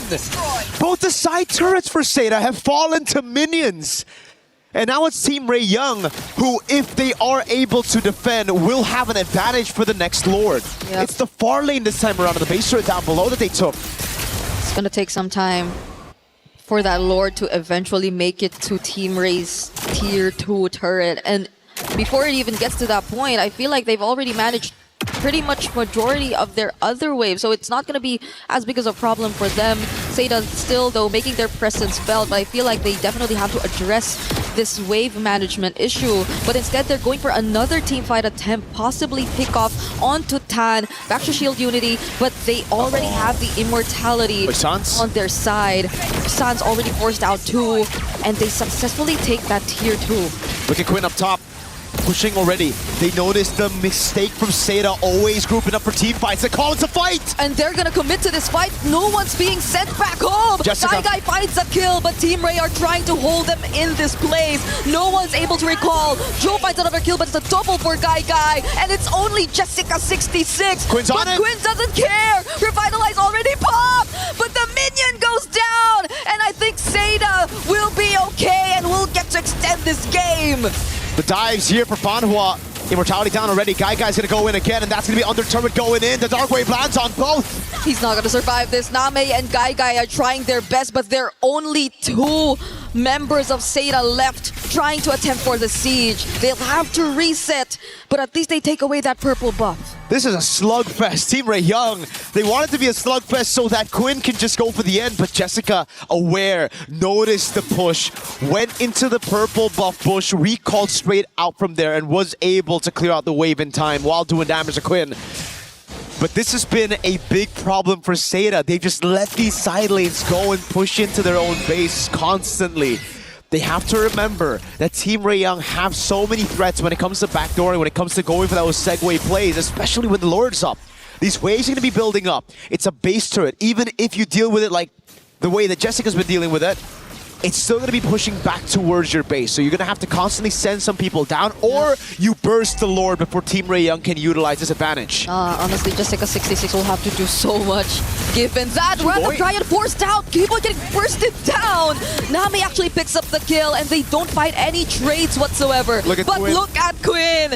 All over again. Jessica has no choice but to stay in base just to anticipate these kinds of attempts. It's a 1v1 every single time. XP versus Gold inside of the base. The minion's already down there. Seda go on Lord. It's a desperate rush towards the Lord for Quinn, but I don't think she can get there in time. It's a free Lord over to Seda. They're not going to be able to contest. Name gets left behind though. There's going to be Nora going in with the Infernal Pursuit, but Guy's just throwing a bit too much of damage. Quinn is back, but Jessica is here to guard. Sandwich maneuver. Joe's trying to go for the pick. Quinn, no flicker. Oh. Do they know where she's at? That's the question. No, they don't. Quinn gets the recall safely. And again, it's Seda who are able to secure the Lord, but Team Ray Young still have control over the side. I don't know, the first time, I like what Quinn was doing. It was unexpected, but doing it 2-3 times, Jessica's gotten the read, and the team desperately needs a damage dealer. Without Quinn, it's just Mikuli left to deal damage alone, and you can already see how it has impacted the rest of the team. Chi-Boy hasn't had the best of times, just being a frontliner, taking the single target damage of Guy. Yep. The burst was felt. Look at her now once again, and the real work plus the AOG! Laid down together perfectly, but it seems like Team Ray are able to fight this under the turret. They're not afraid to take them on, and that's going to be 2 kills over to Team Ray. Very unfortunate for Seda. They had the Lord, but they were baited into a fight by Team Ray Young. And a quick punish followed. Now it's Team Ray Young looking to knock on those base turrets. The final one in the mid lane, but they have to still respect the Lord. It's Miku sent below to deal with this Lord. She should be able to deal with it as the rest of the team just goes for the Grand Theft Purple. It's Guy actually, you know? Okay. Okay, she got it. Yep, they're gonna be okay. Tan has her own purple buff in her hands, and the Lord is gonna be dealt with in just a bit by Miku all alone here in the bottom lane, but things have been a bit weird for both teams. I feel like it's somehow getting to them too, that we're reaching the 20-minute mark, and a lot of things are going to be much expensive, especially if you get taken out at this point. You will be having longer death timers. You see multiple immortality pickups too, but what is going to be the main task at this point for both Team Ray and Seda? Tan will not be as easy of a target to just take out the Firaga armor from. Guy 2 is 603 and doesn't seem like the best possible option if you just really want to go in for those pick-off attempts, because you really have to fight them head-on through team fights if you're looking at the composition from Team Ray. So at this point, Guy is just completely online, on top of the fact that Namai just picked up that holy crystal. It's all about the late game now. Equipment built up, and we know when it comes to the late game, it comes down to how they're able to also utilize the macro. Though it's strange to say, Seda have shown really good macro this game. The fact that they've left open those waves in the bottom lane, that's an exception. But now it matters the most as to how they deal with the waves incoming. If Quinn... wait a second, Joe just went in. They're fighting it here, not even near the Lord Pit. The Revitalizers are being forced out yet again. The AOG Quinn just nearby, already forced to pop. But no one's going down just yet. A knockback to onto Fanwa. Has the immortality, is going to be okay. No one goes down in that exchange. And this is quite beneficial for Team Ray Young if they're able to recall in time and get back up here, because the wave in the bottom lane is pushing towards Seda. And we know a common trend, Name getting the poke down on Tan, and she doesn't want to recall. What? Wave up top, pushing in, wave down below as well. This is where Team Ray Young make their move. Seda are already starting the Lord. Oh, flicker forced out of Name. Miku2 going in alongside Quinn! But he gets bursted down. Fortunately, has the immortality, and the rest of the members of Team Ray are going to catch up. Black Shoes already popped by Miku as well. But near the Lord Pit, Fanhua falls down first. Last Insanity coming in from Tan. Name still alive and fights Nora, but goes down too. Next, after Guy pops her own immortality. And it's looking to be a near wipeout for Seda. And Team Ray might not need the Lord anymore. They had to fight that one 4v5 because Jessica was sent to deal with the waves. Bot and top all pushing in. Now you add another wave in mid and 4 Team Ray Young members. It's a 1-0 in favor of Team Ray, closing out that game after 20 plus minutes of back and forth between macro and micro and team fights who did not look like team fights, but eventually they still got the win. It took them a while to get that though. You gotta respect the minions. We're gonna throw it over to Damascus to take it from here. I mean, absolute insanity in our first match of the day. You cannot make it up. That was back and forth too.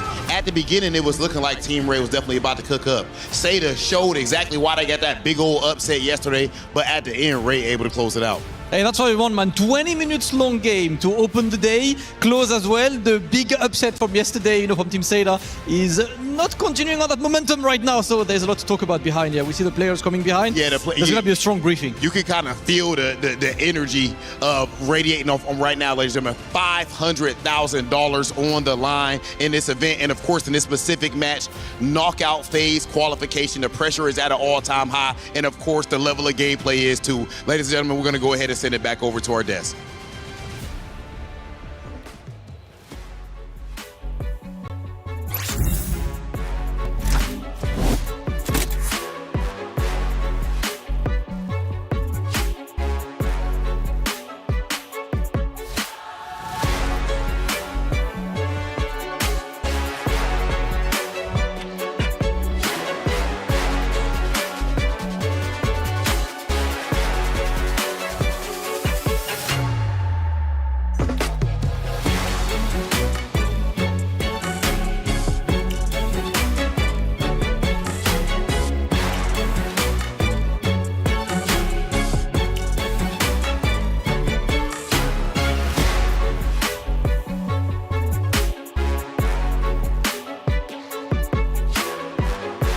Is in our DNA.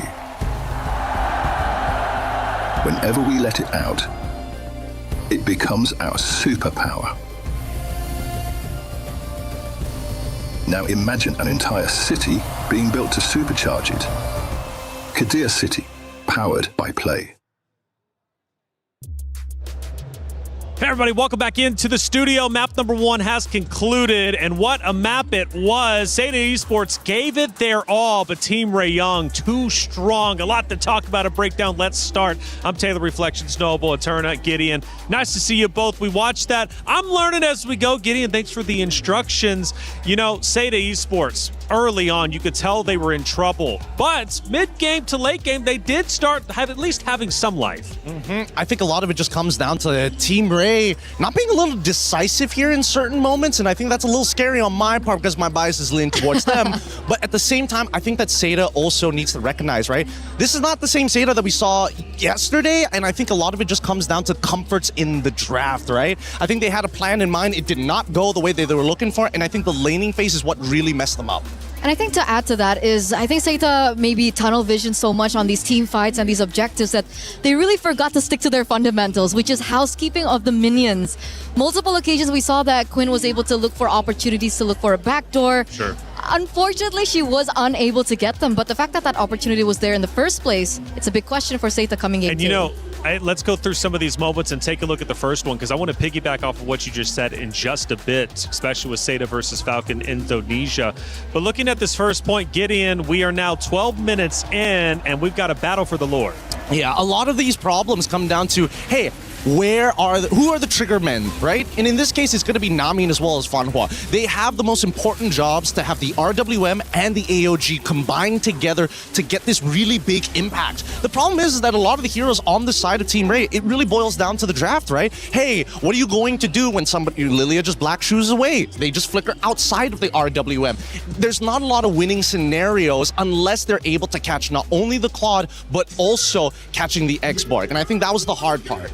And let's go to the very end of the match where Team Ray ended up taking it for themselves. They end up pushing through, doing so after, I believe, close to that fight that we just witnessed, and then ultimately taking over the base and winning the rounds, which was, again, just a battle until the very end. Eterna, we're now 21 minutes into it, obviously getting towards the very end. A big team fight is one from the side of Team Ray, and they take advantage. And that's the thing, like we were talking about housekeeping earlier, you can see that this team fight wasn't really in favor of Seita at this point because they were in a 4v5 situation, because unfortunately Jessica66, which has been the main backbone, I would say, to most of the team fights, most of the games that we saw yesterday, was not even there to help. Like, she was forced to do housekeeping, she was forced to be back in the base to try and clear this, and unfortunately it was just a disadvantage for Seita in that position. And I want to go back to what you said just previously. You mentioned Seda Esports pushing fights, getting aggressive, at times probably even getting a little bit desperate. But if you go back to the commentary from Team Falcons Indonesia when Seda Esports ended up beating them,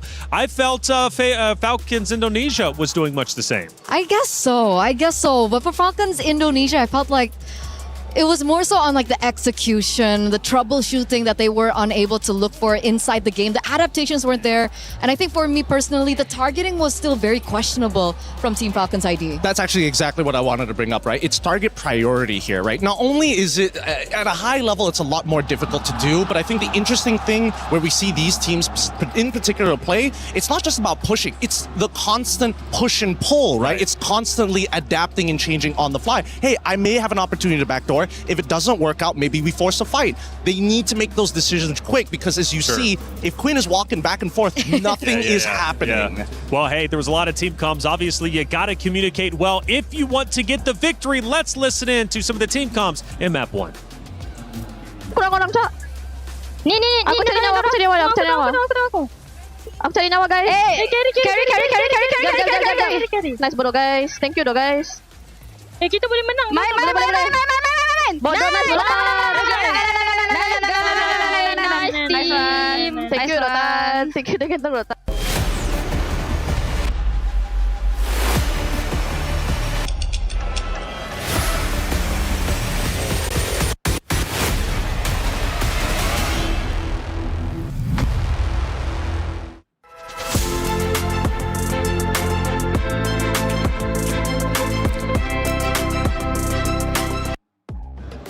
Fun to listen into the team comms. Clearly pumped up. Team Ray getting that win, but they've got to do it again. If they do so and they manage to take down Team Seda, they move forward into the knockout stage, which, hey, big news. You're guaranteed 5th through 8th. These ladies fought hard. They really did. Seda Esports did everything they could, but they simply could not overcome the Team Ray Young roster, who played incredibly well.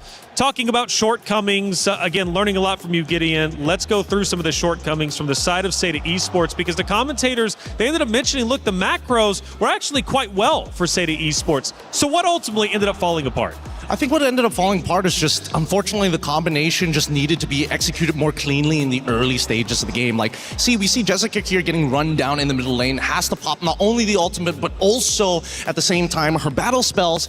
They could have sacrificed somebody else. They could have gotten Gato to just jump into the middle of the fight. It's the experience that we are seeing from both of these teams, and it feels like Team Ray Young are just a little snappier on their calls compared to Seda, where it's like, I need it to be definitive. This needs to be 100%. And I like that we saw that clip earlier, because on top of everything that you've mentioned as well, is I'm going back to the point that I want Jessica26 to be on a hero that's a lot more active around the map.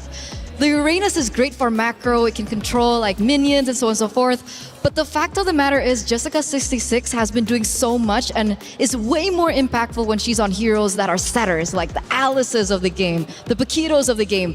Naturally, the Paquito was a bad choice in that particular draft, so maybe they ought to prioritize Jessica26's hero earlier on, maybe? I think that it depends on whether or not Esmeralda is going to get banned on blue sides, particularly, right? And I think Team Ray Young, they've done their homework very clearly, right? I want to make sure that you're on something that doesn't have as much impact anymore. We're going to put you on Uranus, and hopefully you're going to just be somewhere out there in the galaxy, you know? Be as big as planet as you want, but we are attacking your team during the fights on neutral objectives. And going back to a critical moment that I was really impressed with, that backdoor attempt, you know, Seda, they were pushing, I think it was either mid or right lane hard. The backdoor attempt alleviates some of that pressure and forces Seda Esports to come back. For Team Ray, that was a heads-up play, the first one we've seen at least on main stage.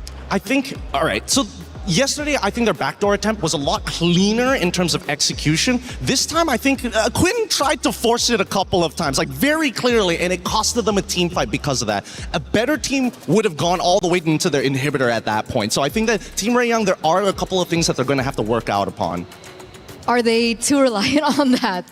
Like Quinny, Claude, backdoor. I think everyone is going to be expecting that kind of strategy after this game as well, because that's how they were able to win against Aurora yesterday. Maybe this is Pavlov's theory. If she tries to backdoor enough times, people are just going to assume she's clearly going to backdoor. Wait a minute, all 5 of them are here. Let's just not leave our base, stay where we are, because, well, who knows, a backdoor attempt might be happening. I don't know, getting in the head, man. Look, playing a little bit different. One of the things about these two rosters, though, is they love to push the meta. They really do. They're tricky, and you know what? It seems to be paying off, at least for Team Ray Young so far. But I got a feeling, I really do. I think Seda Esports is about to tie this thing up and we're going game 3. It could potentially. I'm thinking about it. Because if we're going back to the drafts here, Gideon, it was Seda, they were the ones that banned the Esmeralda, and they were the ones that prioritized Boxia. So could they go for something maybe differently come game 2? You know, you got to keep the answer simple here. They just go red side, because really the priority, the only thing you care about blue side is that you get that first pick, that one power pick that will kind of determine how your team composition plays, or a flexible option that can be spread out in different roles. Now that Seda is on red side, they get to react. They get the power 4 position here as 4th pick, where there's not much they can do about it. And I just want to bring this up. So many people have been banning out the Hirara. It's kind of an up and down here, and If a team on red side is banning out Hirara, sure. But when you go to blue side and you ban it out, it's kind of showing something here. What do you think? I think that the jungler can't play Hirara. That's probable? Look, I'm not... Maybe she's not comfortable on it? That's the thing. I feel like it's hard to say because we've seen so many different options from these ladies. They've shown us everything from Hanabi to Leslie. Okay, I mean, if that's the case, where we are going to have to just work with it for the moment, because the Boxias now is going to be banned out. There is still an opportunity for that Esmeralda pickup. We've been talking about how powerful the Esmeralda has been, especially in that EXP lane after the buffs. The Glue and the Lilia gets eliminated. So are they signaling that they themselves perhaps want to pick up an assassin?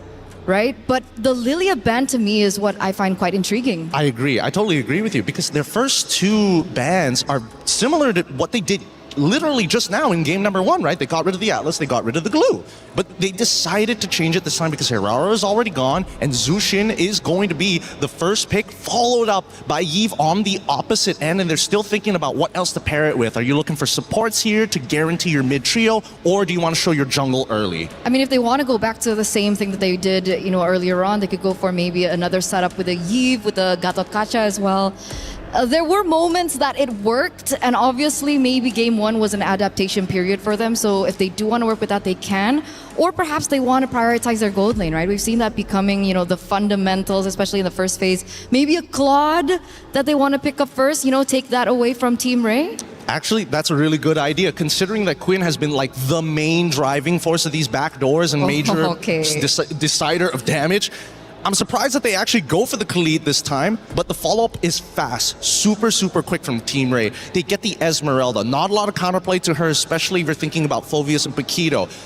Getting the carry as well, just to make sure that they don't have another way to kind of deal with the heavy tanks. Absolutely. I think this would show like maybe another, a dead lane. Do they want to go Esme-Uranus matchup? But then that's more, well, I guess Uranus eventually outscales her, but for like the most part, Esmeralda is going to control that side of the map. Which definitely is a problem here. And of course, Jessica26 really needs to get her hero down, and they are still going to leave her hero into the second phase. The first 3 picks coming in from Seita, I don't know, with the Khalid and the Yves as well, it's signaling to us that they really want to play that mid. They do, but what jungler would make sense? Like, they could set up for so many different things, right? In this position, based on the next 2 bans we see for either of these teams, for Seita, I'm thinking the classic Fredrin Arlet type situation. But again, you know where Esmeralda is going to go, and Arlet is going to struggle a little bit, so they might need to have a little bit of force up on that EXP lane. So maybe that's what they're going for, right? Like, okay, we'll play that as a weak lane, and then they utilize that later in particular team fights afterwards? Possibly.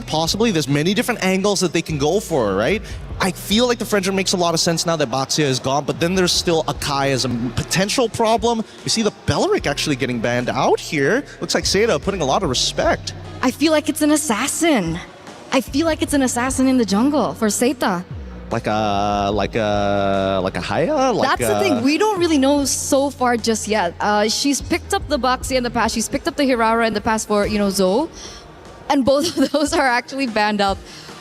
You know what? Team Ray. I think let's just make it real easy here, right? If we're going to guess jungle picks, all we really have I think you are dead right about this, Eterna. With the Kaja ban as well, it's got to be an assassin. But what assassin? I'm thinking it's got to be one of the ninjas, right? It could be Nolan, though. Nolan into this? I mean, they have a strong duo mid in Yves and Khalid. They can work with that. Nolan clears very fast as well in the enemy jungle. I think they can save it for the end. I think they don't have to show their jungle pick here right now and wait until Team Ray reveal everything, because you can immediately take an EXP counter matchup against the Esmeralda. I'm thinking like just throw them off the scent a little bit, put in a Yuzong and say, hey, we have diving capabilities. What are you going to do now? What do you think about the Terizlas of the world? Might be a little tough, actually. Mainly only because there's carry on the opposite side. That's really the determining factor. Ooh, Yi Sun Shin. Okay. Semi-assassin. That's, I think we saw a YSS in Stream B. Is that going to be enough, though? Yi Shin, yes, is still able to kind of like outmaneuver a large majority, but now Team Ray can technically respond to this, so they're sacrificing the jungle. Yep, there we go. Instantly, they have something that goes into the jungle to invade, to punish the early game and the Nolan. So you called it here already, Eterna. Okay, but on the opposite side. The Nolan does come through, and luckily enough for Team Ray as well, that they are playing on dangerous grass, so the Hilda is going to be able to be a lot more aggressive. I love the Hilda-Khalid matchup in particular for the mid. It's going to be a very interesting matchup, but the last pick now, it's going to be for Jessica26. It's going to be as vital as ever for this to be a power pick for her too. This last pick, again, are you liking Team Ray's composition so far? Do they have your favor, or is it the Seita side now that you see the Phoveus? I like the Phoveus against the Nolan. Okay, because for me, it's going to be down to the junglers. I don't know about you, Taylor, but I'm looking at either the Korean commander of their naval army or the time traveler. I'm thinking time traveler. Time traveler for sure, man. You can do a lot if you could travel in time. You could do that, man. You could get the winning lottery numbers. Check it out. It's going to be a big matchup for sure and a big comeback needed for Seda Esports. Will they be able to do it? Or will we have 2-0s all again here on Stream A? Well, let's see what Team Ray Young has in store. They are one round away from moving forward to the knockout stage and potentially securing a championship later on. Brigitte, Mirko, let's get it started. Thank you so much, panel. Yet again, man, we are into the matchup. And just as Gideon mentioned, or asked around the panel, I would like to know your opinion. Brigitte, whose draft do you like better? I will have to go for the Esmeralda. Mainly because it's been such a great time for her, and I like how they've been trying to resolve the issue of scaling for Seda head-on through the Hilda Jusin mid duo that you're starting to see right now in the hands of Chiboy, just making sure that Joe is not going to have a great time farming in the early stages of the game. Fortunately, has a bit of help from Guy, but that's where I'm really going to put my eyes on. If they're successful enough to keep this early game momentum going, then it's going to be tough for Seda to scale into a position where they want to be. I agree with you, especially considering, again, this Nolan pick is just so good at invading early. Nora's already got the prio. Bottom lane, they go for the dive, but there's damage reduction under that turret. And if you look at Nora's emblems, it's a bargain hunter. Team Ray Young know that they'll be ahead in this game. They'll be the ones with the snowball. So they're trying to go for the throat as early as possible. Tan, though, takes the golem away. Already a camp stolen. 15% change. And that's huge for Seda, who definitely want to speed up things a bit because they do have to scale. They're both on a double marksman. They're on a double marksman setup, so they definitely need as much as they can. But fortunately for Team Ray, they've been controlling majority of their lanes so far, and the carry Claude matchup is pretty much something you've seen happen time and time again. It's been an okay lane for them. Nora, two games in a row, early game, has controlled the lane against Jessica, who we are not really seeing the setups from just yet. The same level of aggression we saw from her yesterday against Team Ray this time. And even the minions in the mid have been under control by both Miko and Chiboy. So this next turtle is looking to be like a huge advantage for Team Ray, considering that Nora's up level 4 too. Yep. They're not actually going to utilize this level E just yet. Zoe gets level 4 with the Lizard down below. Nora up top against Jessica. Both level 4, but again from Miku. She's going to be delayed a little bit from getting that level 4. Very soon, though, she'll have it. And Nami is actually still behind. This looks great for Team Ray Young. Tan is just going to focus on the turtle as Chiboy and Miku are going to be in charge of zoning out Fanhua. Joe could not even approach the turtle either. Mountain Shocker already committed, but they've already gotten the turtle. And Nora, look at what she's able to do against Jessica 66. Yeah, those buffs on the Esmeralda are really showing. Those nerfs on the Phobias really showing as well. This matchup wasn't really a good matchup even before the patch, but after the patch, it'll really be a lot more difficult for Jessica to go 1v1. She has to just participate in the fights, going in for those dark waves instead of going 1v1 against Nora. Especially with the Bargain Hunter, man. Nora, if she gets more of these golds, if she's able to participate in more of those fights, almost a kill in mid with a fracture on Name. And now they're going to be looking for bottom lane for sure. They already have this winning matchup that they didn't have last time around. Chiboy's cutting. Yeah, the more that the map opens up, the more things are gonna be difficult for Joe. Just look at this one level gap already existing between our two junglers, and it could just turn into more if Team Ray finds the more successful rotations across the map, which I feel like they're very comfortable doing already. There's not much pressure on the mid lane. You don't really expect to see Jessica out of nowhere, because Nora's been the first to rotate out always, almost every single time. And a fraction right here, forcing out the BMI with a lot of damage already. That's a lot of threat for Guy and all the other special heroes. What kid? Chiboy taking first blood against the jungler of Seda. What a way to start this game after 3 minutes of them just farming, and now Quinn also finding Guy. How unfortunate for Seda. Sokolil for the Hilda against Joe on the Yisun Shin. And that's why the panel was questioning the YSS choice, especially with the Claude and the Eve already picked up with an Esmeralda basically guaranteeing XP matchup. Hilda just free to go all over the map into the jungle. All the way from level 1 we saw how oppressive Chiboy could be on the Hilda. Yeah. And there's no respect from the rest of Seda. Or rather, maybe they just have so many things to deal with. Fanhua should definitely be walking together with Zo. But even up top, they won't be able to get rid of the carry. Quinn's all good. That's another neutral objective for free to Team Ray Young. They're trying to commit onto this, man. Mountain Shocker utilized, but the whole team's coming over. Yep. That was a trade attempt, but then you clearly see how quick the responses are from Team Ray. They already decided to switch lanes, and yes, things have been really fast-paced for Team Ray at this point. Just Chiboy not letting go of Joe. The level gap still continuing to grow, and Quinn just focusing on almost every single structure that they're able to take away from Seda at this point. It's a much cleaner execution that you're seeing from them, and you feel the confidence coming in. They're starting to show a bit more of those recalls as the Crimson Beacon in comes in for Jessica. Miko. They're trying to take on Jessica, and they won't take long for them to find the kill. Fanhua trying to look for an angle from behind, but it's not going to be enough. Nora jumping in too, and that's all they need. Seda don't have the damage yet to take on a fight. Seda don't have the damage, they don't have the sustain, they don't have anything to facilitate the box, the front to back that they desperately want to play with. And if Fanhua can get bursted like that, you're in for some trouble. That's the main frontliner. If the fracture combo lands on Zo, Name, or Guy, it's gonna be good night. It's only a 600 gold lead between the junglers, but then you look at everybody across the board and it's just constant 1v1 wins all over. Yep. Quinn's getting a turret down below. They've already gotten rid of all tier 1s in the side lanes, and this will make it so easy for them to go and sandwich them inside of their own jungle. Oh, Chiboy.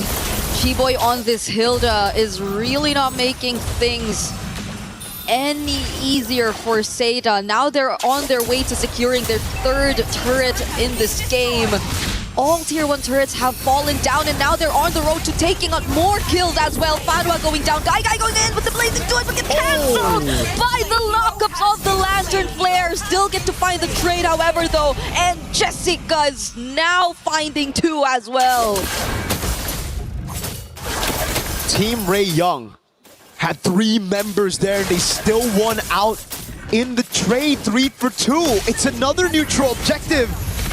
It's a disaster for Seda. It's a dream for Team Ray Young. Okay, the fracture already used. Jessica's just sustaining everything along the way. Now is somehow looking to be a threat for Seda or for Team Ray. If you look at it, if they're not able to burst him down as quickly, Tan still gets to steal away that purple buff from Seda, so they're at least still working their way around denying objectives and opportunities for Seda to catch up, as they've already established the 3k gold lead that you're currently looking at. But again, if they've already started this really fast, they might want to keep it that way, because you're starting to feel bit by bit that Seda are still a scaling comp. That is true. And they did get a bounty on Chiboy. She was 3-0. There was a bounty to be given.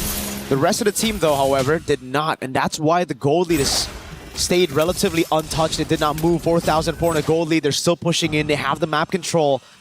And there's just no way for you to walk in your own jungle, walk in to defend these turrets when you have to group up together and set up a box. Quinn's going to get a free turret up top. Yep. And now the siege happens. They're just constantly going to play the macro game, split Seda up, prevent the box from being formed by Seda, and then slowly dissect them with the Lord takes into these turrets. Yeah, Quinn's been a bit too free on these turret takes, on these movements across the map, and now it's Fanhua, who every single time she decides to show up, seems to be like an option for Team Ray to just burst down. It seems like they have enough damage to do so. Either way, we already saw a glimpse of it earlier on too, but yet again, we see Quinn, look at her, just pushing as much turrets as they can. Yeah. Seda are not even able to find as much trades across the map. Now it's just mainly Joel trying to push up the waves, and fortunately they get one, but that's the place where the Lord's about to spawn. So either way, Team Ray are definitely going to keep that in check and are going to actually burst it down right as it just spawns on the map.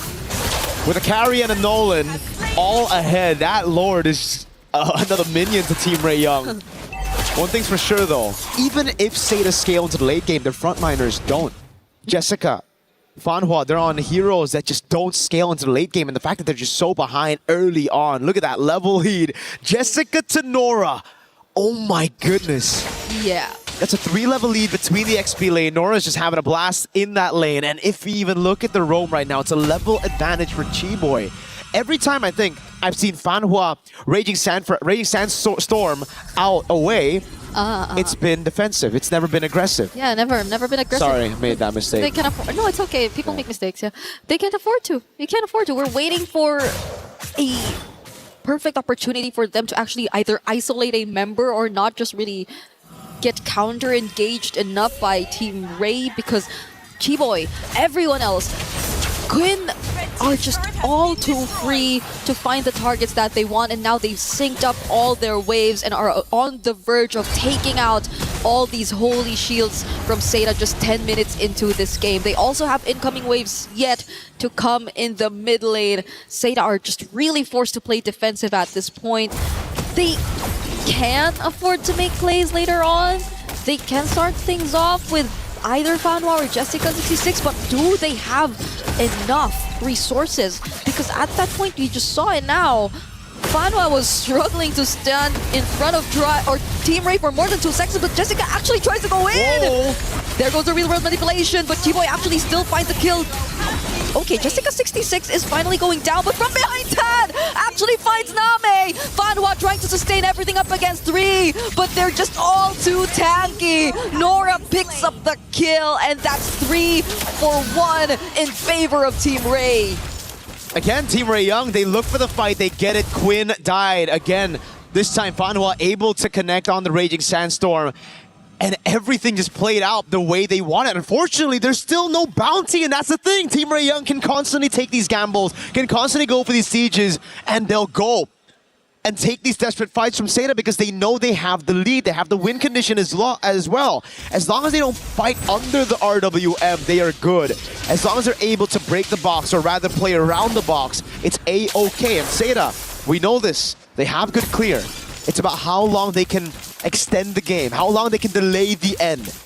Yeah. Because if they're able to get to, let's say, 16, 17-minute mark, that's where their composition should shine.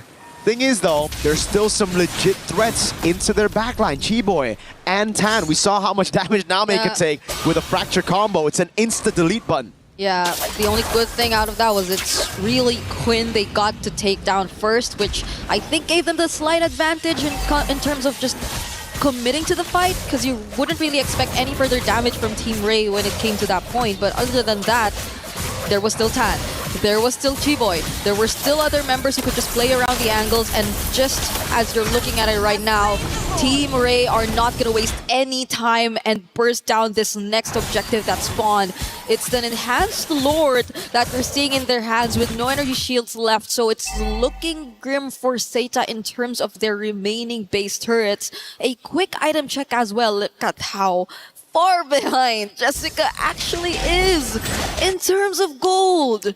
We saw the XP diff, now we see the gold diff. That is a whopping 3,000 almost gold advantage between the XP.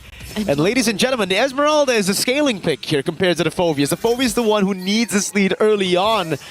It's another siege again, this time with the Lord up top. Okay, they're definitely losing one of their base turrets at this point. Multiple minions crashing towards the base, but Jessica26 again starts the final loss, and the Blazing Twins, the real world manipulations. They find Quinn, one of the most important kills Seda could have picked in that moment. And it's back-to-back kills on the gold lane. Quinn falling, Tan waiting in the bush with the fracture combo. Fanhua is starting to scale up as well when it comes to the tankiness. He's able to withstand a little bit more punishment from Team Ray Young. And this is exactly what we were talking about. If Seda can wait, prolong the game, extend it all the way to 16, 17 minutes, this is where the composition will start to really tear Team Ray Young apart. they have a pretty good comp to fight around outside of the base. But once they're kind of stopped into playing, when they're forced to play in the box of Seda, we see how easy it is for them to burst Quinn down. And this is where, for Quinn, that glass cannon build isn't working out. We're going to have to see a little bit more defensive items from Quinn here. Either win a crown or an immortality, or heck, maybe just a straight up rose gold to deal with Name. It really makes me wonder how it happened twice in a row, though. Like, them just really getting to pinpoint where the gold laner of Team Ray is and making sure that their resources are enough to take her down. Because essentially, that's the most crucial part of the game. Like, they take her out, there's not much push threat, but now it's Team Ray trying to start up a fight. Fanwa getting knocked up, and now is trying to escape. Quick Sandguard trying to survive, but Miku finally picks the kill. And at least a successful attempt from Team Ray this time. We cannot take away the fact that this is still an almost 10k gold lead. It's just that they're not able to close it out. And Seda are doing such a great job at just prolonging this entire game. It's an unstoppable force versus an immovable object right now. And Seda, they're the ones inside of their base, immovable, holding on for dear life, having a composition to do so, clearing it out so quickly. But anytime they step out of their base, it gets really tough. Team Ray Young are the ones that can cut, again, with Tan, with Chiboy, through the jungles of Seda. Just because Seda have no map pressure. Anytime they walk up their own jungle, they don't know what they're walking into. A possible trap by Team Ray Young. And again, even if they want to walk up to Lord, they will never be in time for the contest. It's a carry and a Nolan. Every time it's up, it just gets bursted down. And this is the third Lord of the game.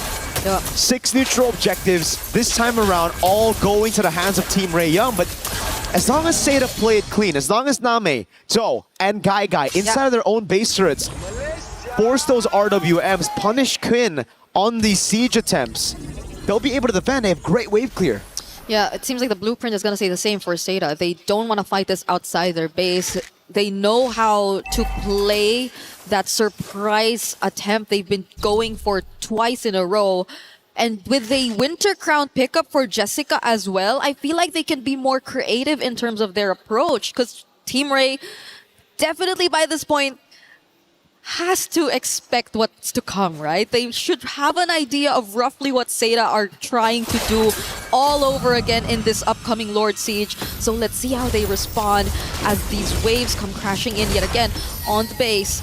Losing out on 2 base turrets already for Seda, but they're not starting the fight just yet. They're dealing with the Lord, they're dealing with things one by one. Knockus from the Lantern Flare, Fanwa and Jessica are not going for the engage, and now it's Team Ray who find the perfect engage! They're going for Quinn all over again, but this time Quinn actually gets to survive. Fanwa falls next, Jessica 66 will actually force her way through, and they find the kill again, but is it gonna be enough? Guy trying to join in, pushing Team Ray back, and another successful defense from Seda is accomplished inside the base. It's all about creating the box, and Seda have created a box again in their own base. Team Ray Young, they can be as creative as they can, but it just, as long as they can't penetrate through that box, get all the backliners in one fell swoop, it won't be enough. So at this point for Team Ray Young, they're going to look at the Evolved Lord. That's the only way to end this. They need a damage reduction from the Evolved Lord to just go straight in and brute force their way into getting the crystal. For Seda, it's now or never to contest. They've extended the game to a point where this should be their win condition. Heck, Joe, Joe, gotta be careful there. Doesn't have a way out. The Lantern actually escapes. Not using the flicker for Fanwa though, but that was close. Super close for Joe. A 0-3 for Yi Sun-shin, definitely not the best time, but this is a time where you should feel the threat of a Yi Sun-shin scaling into the late game. I agree, it's now or never. Might as well get out of their base and try to look for an angle. And they should assign the right people to create that path, to find a way through, but it seems like the Lord is not the choice. They're going through the opposite side, if anything. But Team Ray also have that area scouted out. It's just housekeeping for Seda. They're clearing out the wave in the bottom lane first. They want it to be even here. then they can go and try to look for an opening over on this Lord. And again, when it comes to the Evolve Lord, yes, Team Ray Young have been able to burst it down, but that's when it wasn't Evolve. Whoa, everything thrown! It did not connect. Tan is alive, and now it's a counter engage from Team Ray, but Seda fully respect that as well. But without a conceal, Team Ray can anticipate the entry points for Seda. They do not have to worry about a surprise steal. They are bursting down this Evolved Lord, and Seda are forced to play defense again. Seda, the one time a window opened for them when they have their power spikes. They couldn't keep it clean, they couldn't stay composed, they went straight for the first man they saw, and it was Tan on the Nolan in mid. One of the most mobile heroes in the game, and they decide to gamble on catching her. Didn't pay off, that's for sure. Now, they're gonna have to build that box again, but unfortunately, I think this box will be dented. That's an Evolved Lord, full of damage reduction. With the whole team playing for the waves as well. They won't even go for the one straight push. They will build the waves in side lanes. Then they'll group up in mid to look for the end. This is the wave to end the game if there's any to do with it. Seda, can they defend? Oh no, Tan actually finds Joe, brings her down to half HP, and Fanwa too, popping the immortality and going down. Falling Star went on to 3, and the Lord already inside the base. Quinn is trying her best just to gain access, but her immortality gets popped too, but it's gonna be okay. Team Ray are finally able to find the winning push as they take out 3 from Seda and secure the 2-0.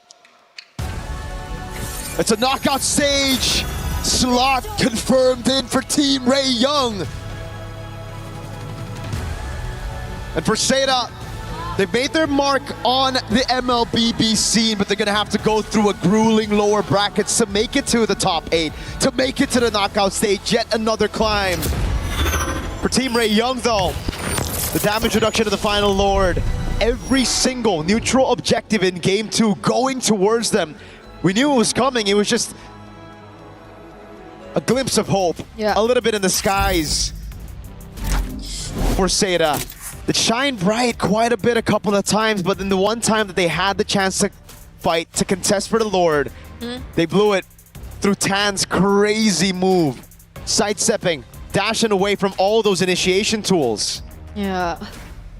They burned so much of their resources at that point. The flickers, the raging sandstorms, and everyone just trying their best to keep up for that pickoff attempt. You would understand the frustration that you would see from their faces after that match.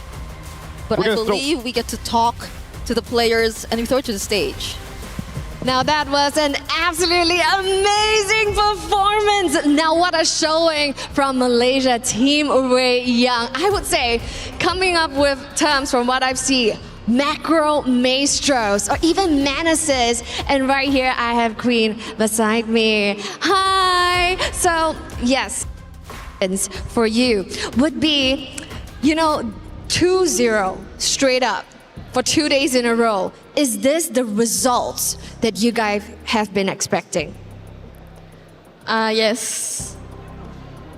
Can you expand on that? What preparations did you guys do to ensure that you guys got the success that we're witnessing here today?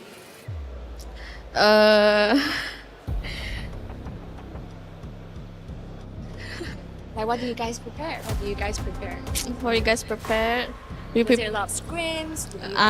a lot of scrims, and we always review the games. So like we read how they play and what's their draft. That's where we do our own draft and try to counter their draft lah. Like specifically on Seda or on every opponent that you have been meeting? With Seda. Oh, with Seda. So a lot of homework has been done. And taking a look at our venue here, we're very excited. Damascus, we do have a question for Quinn. Yeah, it's been fun to watch, of course, people supporting the region. You have plenty of fans at home and people all the way from Malaysia as well in the venue. Do you have any words for the people who are supporting you all the way from Malaysia?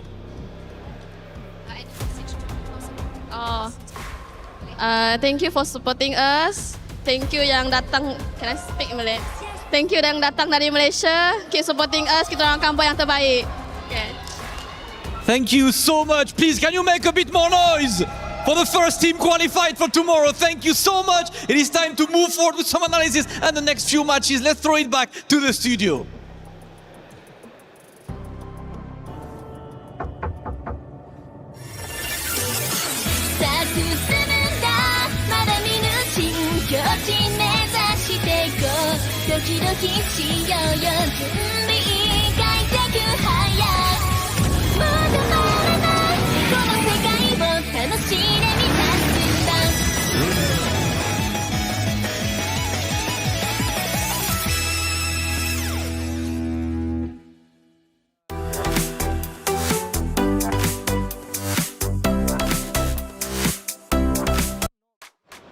There it is. Our first game on stream has been done and dusted with. Of course, it was Seda Esports putting up a tremendous fight, and they really did. But Team Ray Young gets the victory. They push forward and are officially our first team in the knockout stage. Hey, welcome back into our desk. I'm Taylor Reflections, Noble Eterna, Gideon. Why? I mean, come on, man. Seda Esports played so well yesterday. Today, though, a little bit different. What did it come down to? We mentioned, at least for the analysis of map number 1, Gideon, it was like, okay, Seda Esports, they're playing okay, decently well, but they're just a bit too aggressive on those team fights, getting a bit overzealous. Map number 2, did we see the same? What was the adjustment? I think it hurts me to say this because in game number 1, drafting alongside with in-game decisions led to their inevitable defeat. I think this one, it was not looking good from the get-go. The draft, they had no winning lanes. They had no real way to kind of open up, and were heavily depending on Team Ray to make a majority of those mistakes before they can actually start getting to where they need to be.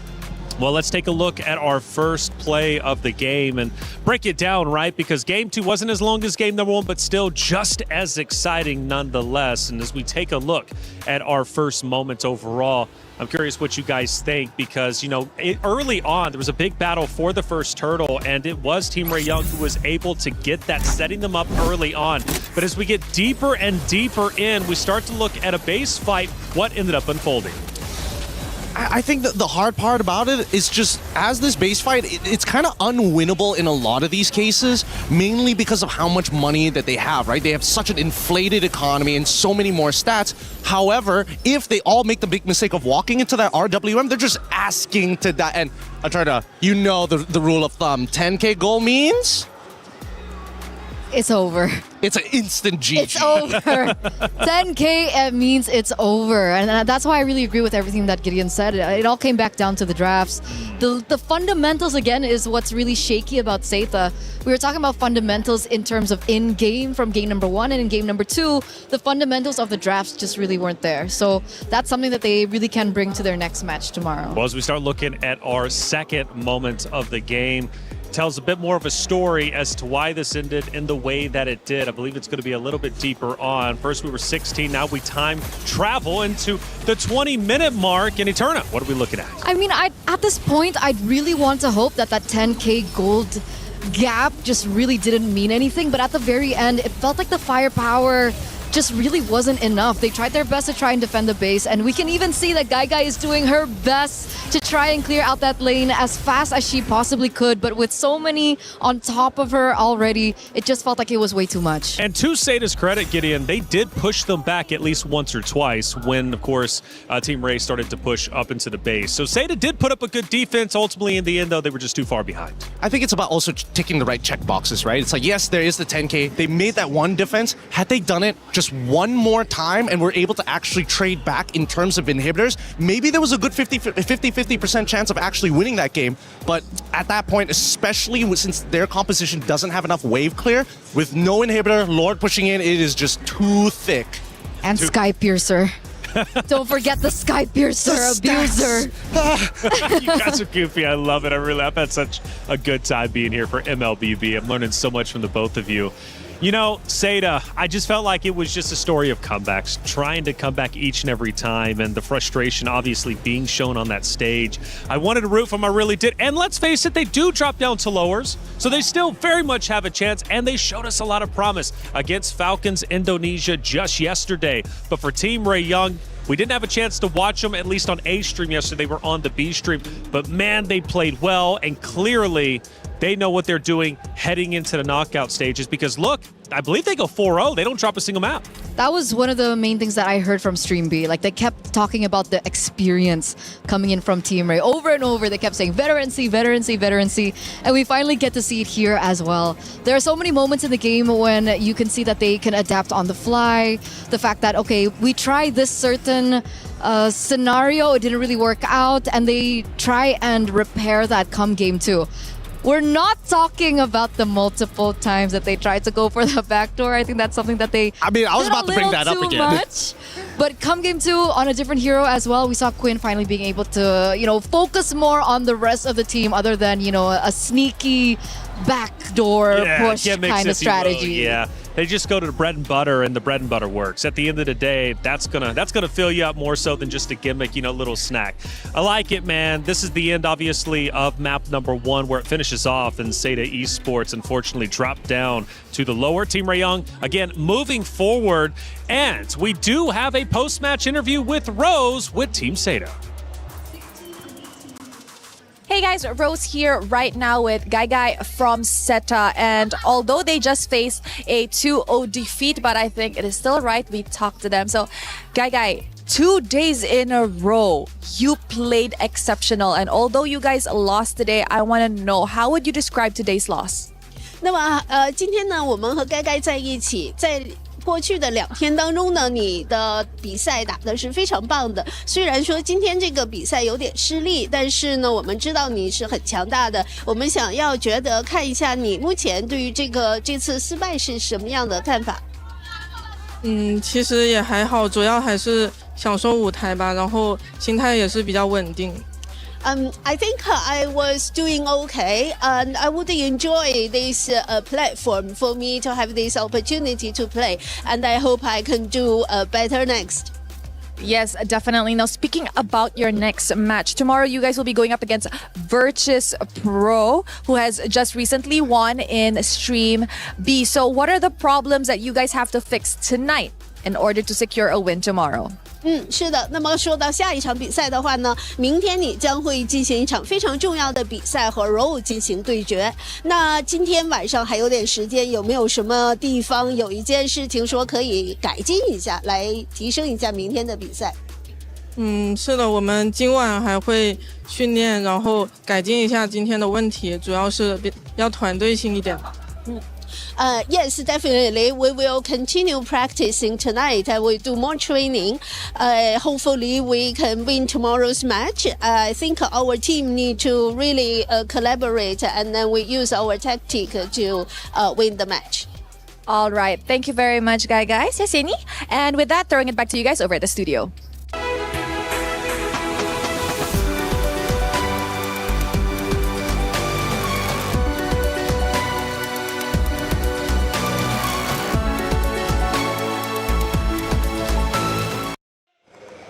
Good to see Seda still in good spirits after all. They know that they still very much have a chance for revenge. They're going to have to work hard, though, especially fixing up the errors as they move into the lower bracket, because it doesn't get easier from there. Your life is on the line, and the pressure will be at an all-time high. Again, a great matchup, though, for both of these regions and great teams. Team Rayong, I didn't realize they were as strong as they were on that stage, which is scary to think of. It's just building up to this inevitable destiny that all these teams are moving towards. I can't wait for this playoffs already, because we're already seeing superstars not only being made, but making sure it's like, hey, I am known. You gotta know me as I'm knocking these teams out and they're getting crushed. Crushed indeed. And speaking of crush, unfortunately on the B stream, one of those teams will have their keys crushed. GK Esports falls 2-0 to VP as VP moves forward. They haven't made it to the knockout bracket just yet, but they still stay alive, and that is what they want to do. They want to stay alive so they can thrive later on. Here we look at a couple of moments from our B stream, and hey, it looks relatively close, Gideon. I want to say that it is relatively close. I see a Freya already there, but again, a Joy showing up this late, especially a 23-minute game as well.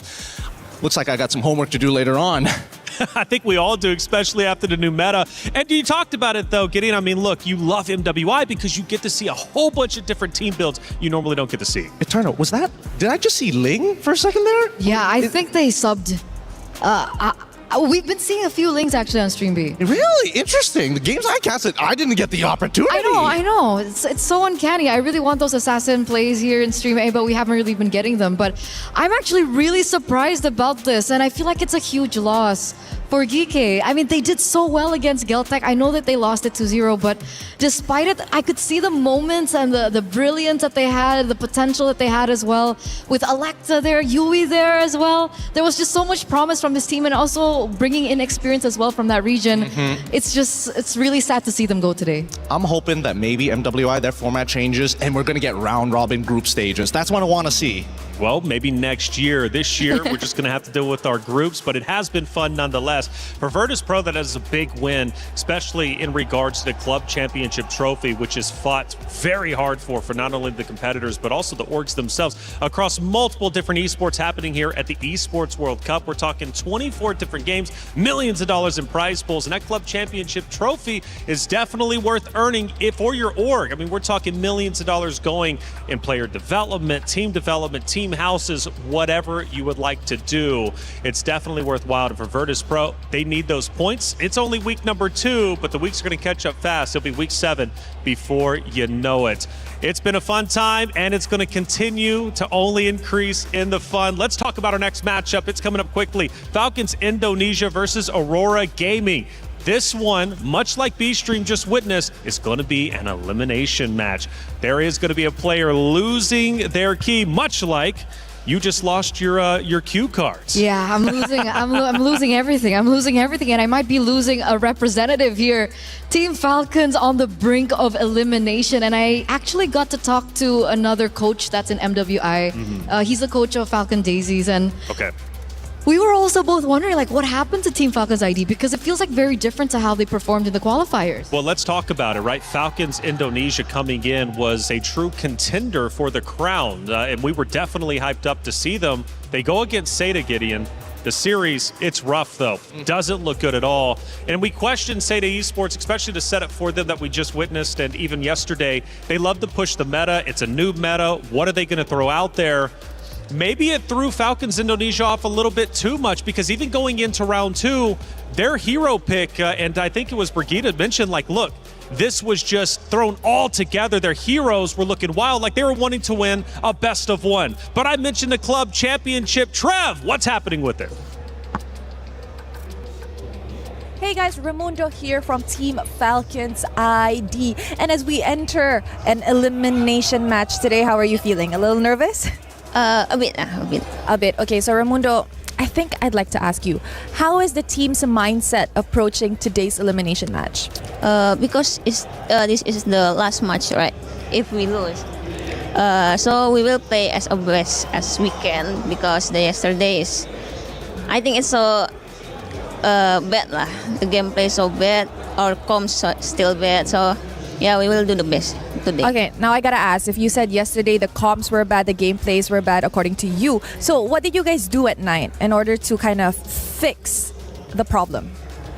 We talk with each other, and we fix every comms, every miscommunication from out game in game, and so I hope we can do the best today. All right, you know what, Raimundo, I'm pretty sure a lot of the fans back at home are supporting you guys. Is there anything you want to say to them? Thank you for supporting us until now. So I hope we can do the best today and show you guys that we can do it. We will in the final. All right, semangat Raimundo. Yeah, thank you very much. And with that, back to you guys at the studio. Is in our DNA. Whenever we let it out, it becomes our superpower. Now imagine an entire city being built to supercharge it. Kadir City, powered by play. Rose, as always, thank you so much for the interviews, catching up with Falcons Indonesia before they head into the matchup. And it was a great interview to kind of get a bit of an insight as to what went wrong yesterday. And Gideon, it seems like team comms right now are a little rough. Yeah, I think understandably so, you know, having not only to fly all the way here into France and then afterwards you just have to acclimate as soon as you get here. This is why when I'm looking at that format, it's so brutal. You only have 2 opportunities to try and qualify to the playoffs. And playoffs, very important. They did say, though, at least at the end of the interview, that finals, they're looking to make it. That's the goal, after all, to hoist a trophy and earn yourself the bulk of $500,000. But unfortunately for our B stream, our first key is going to be crushed. It was VP taking down Geek Esports, and VP crushes the key of Geek, and it snaps in half. Absolutely brutal. So it's the joy and the agony of EWC, but that's what makes EWC so special. It's this cute trinket tradition that we always get to see year after year, but it's just always so agonizing. Agonizing indeed, and they can use those fragments for their trophy whenever they choose to. Hey, it's time to head to the stage. Our first matchup is nearly underway. Let's get it started. Thank you, Taylor. It is time for our first elimination match here on the stage, on Stream A. Sorry, as Stream B already had their fair share of keys being crushed. But right now, one of the dreams is going to have to go to bed. And one of the teams here on the low bracket, a surprising one with Team Falcons taking on Aurora Gaming. Now that's absolutely right, Damascus, because Team Falcons Indonesia is actually known to be one of the favorites right here in this competition, potentially contesting the throne from the Indonesian counterparts. And they find themselves here in this position today. Whereas over on the other hand, we see Aurora Gaming. They had a loss yesterday, but they went down, not without a fight. So, can Falcons Indonesia actually clean up their act, clean up the communications, because they need to do it stat? This is a do or die. Or Aurora Gaming, over on the other hand, light up the skies and light up the exit path over for Falcons Indonesia. Let's get to it and let's head back to the studio.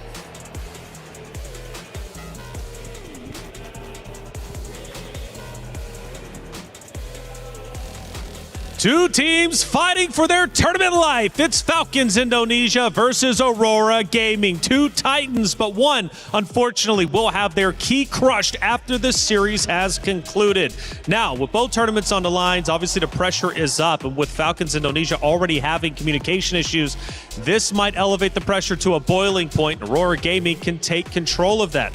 And speaking of Aurora Gaming, they've got untapped potential. And we just witnessed Team Ray Young win and look strong, but Aurora Gaming put up a wonderful fight against them yesterday on Stream B, which makes them arguably look the strongest going into this matchup. Yep, and I think that at least for Aurora, there's a lot that I'm expecting from them here, because at the same time, when we're talking about like, hey, let's do some research on this Falcon ID team, and you see that yesterday's game, you're not learning much from it. So technically, Aurora, in terms of pre-preparation, the coaches on Team Falcons ID actually have a bit of an advantage. I agree. I think everyone around the world is really expecting a lot coming in from Aurora Gaming, and in general, as a whole, we've been seeing so many surprises coming in from the Mongolian region, particularly from the MLBB women. So with them coming through, we did see an amazing Lunox come to play for Zulana yesterday. It's definitely a hero that Team Falcons ID will be looking at come this drafting phase as we get to the first game.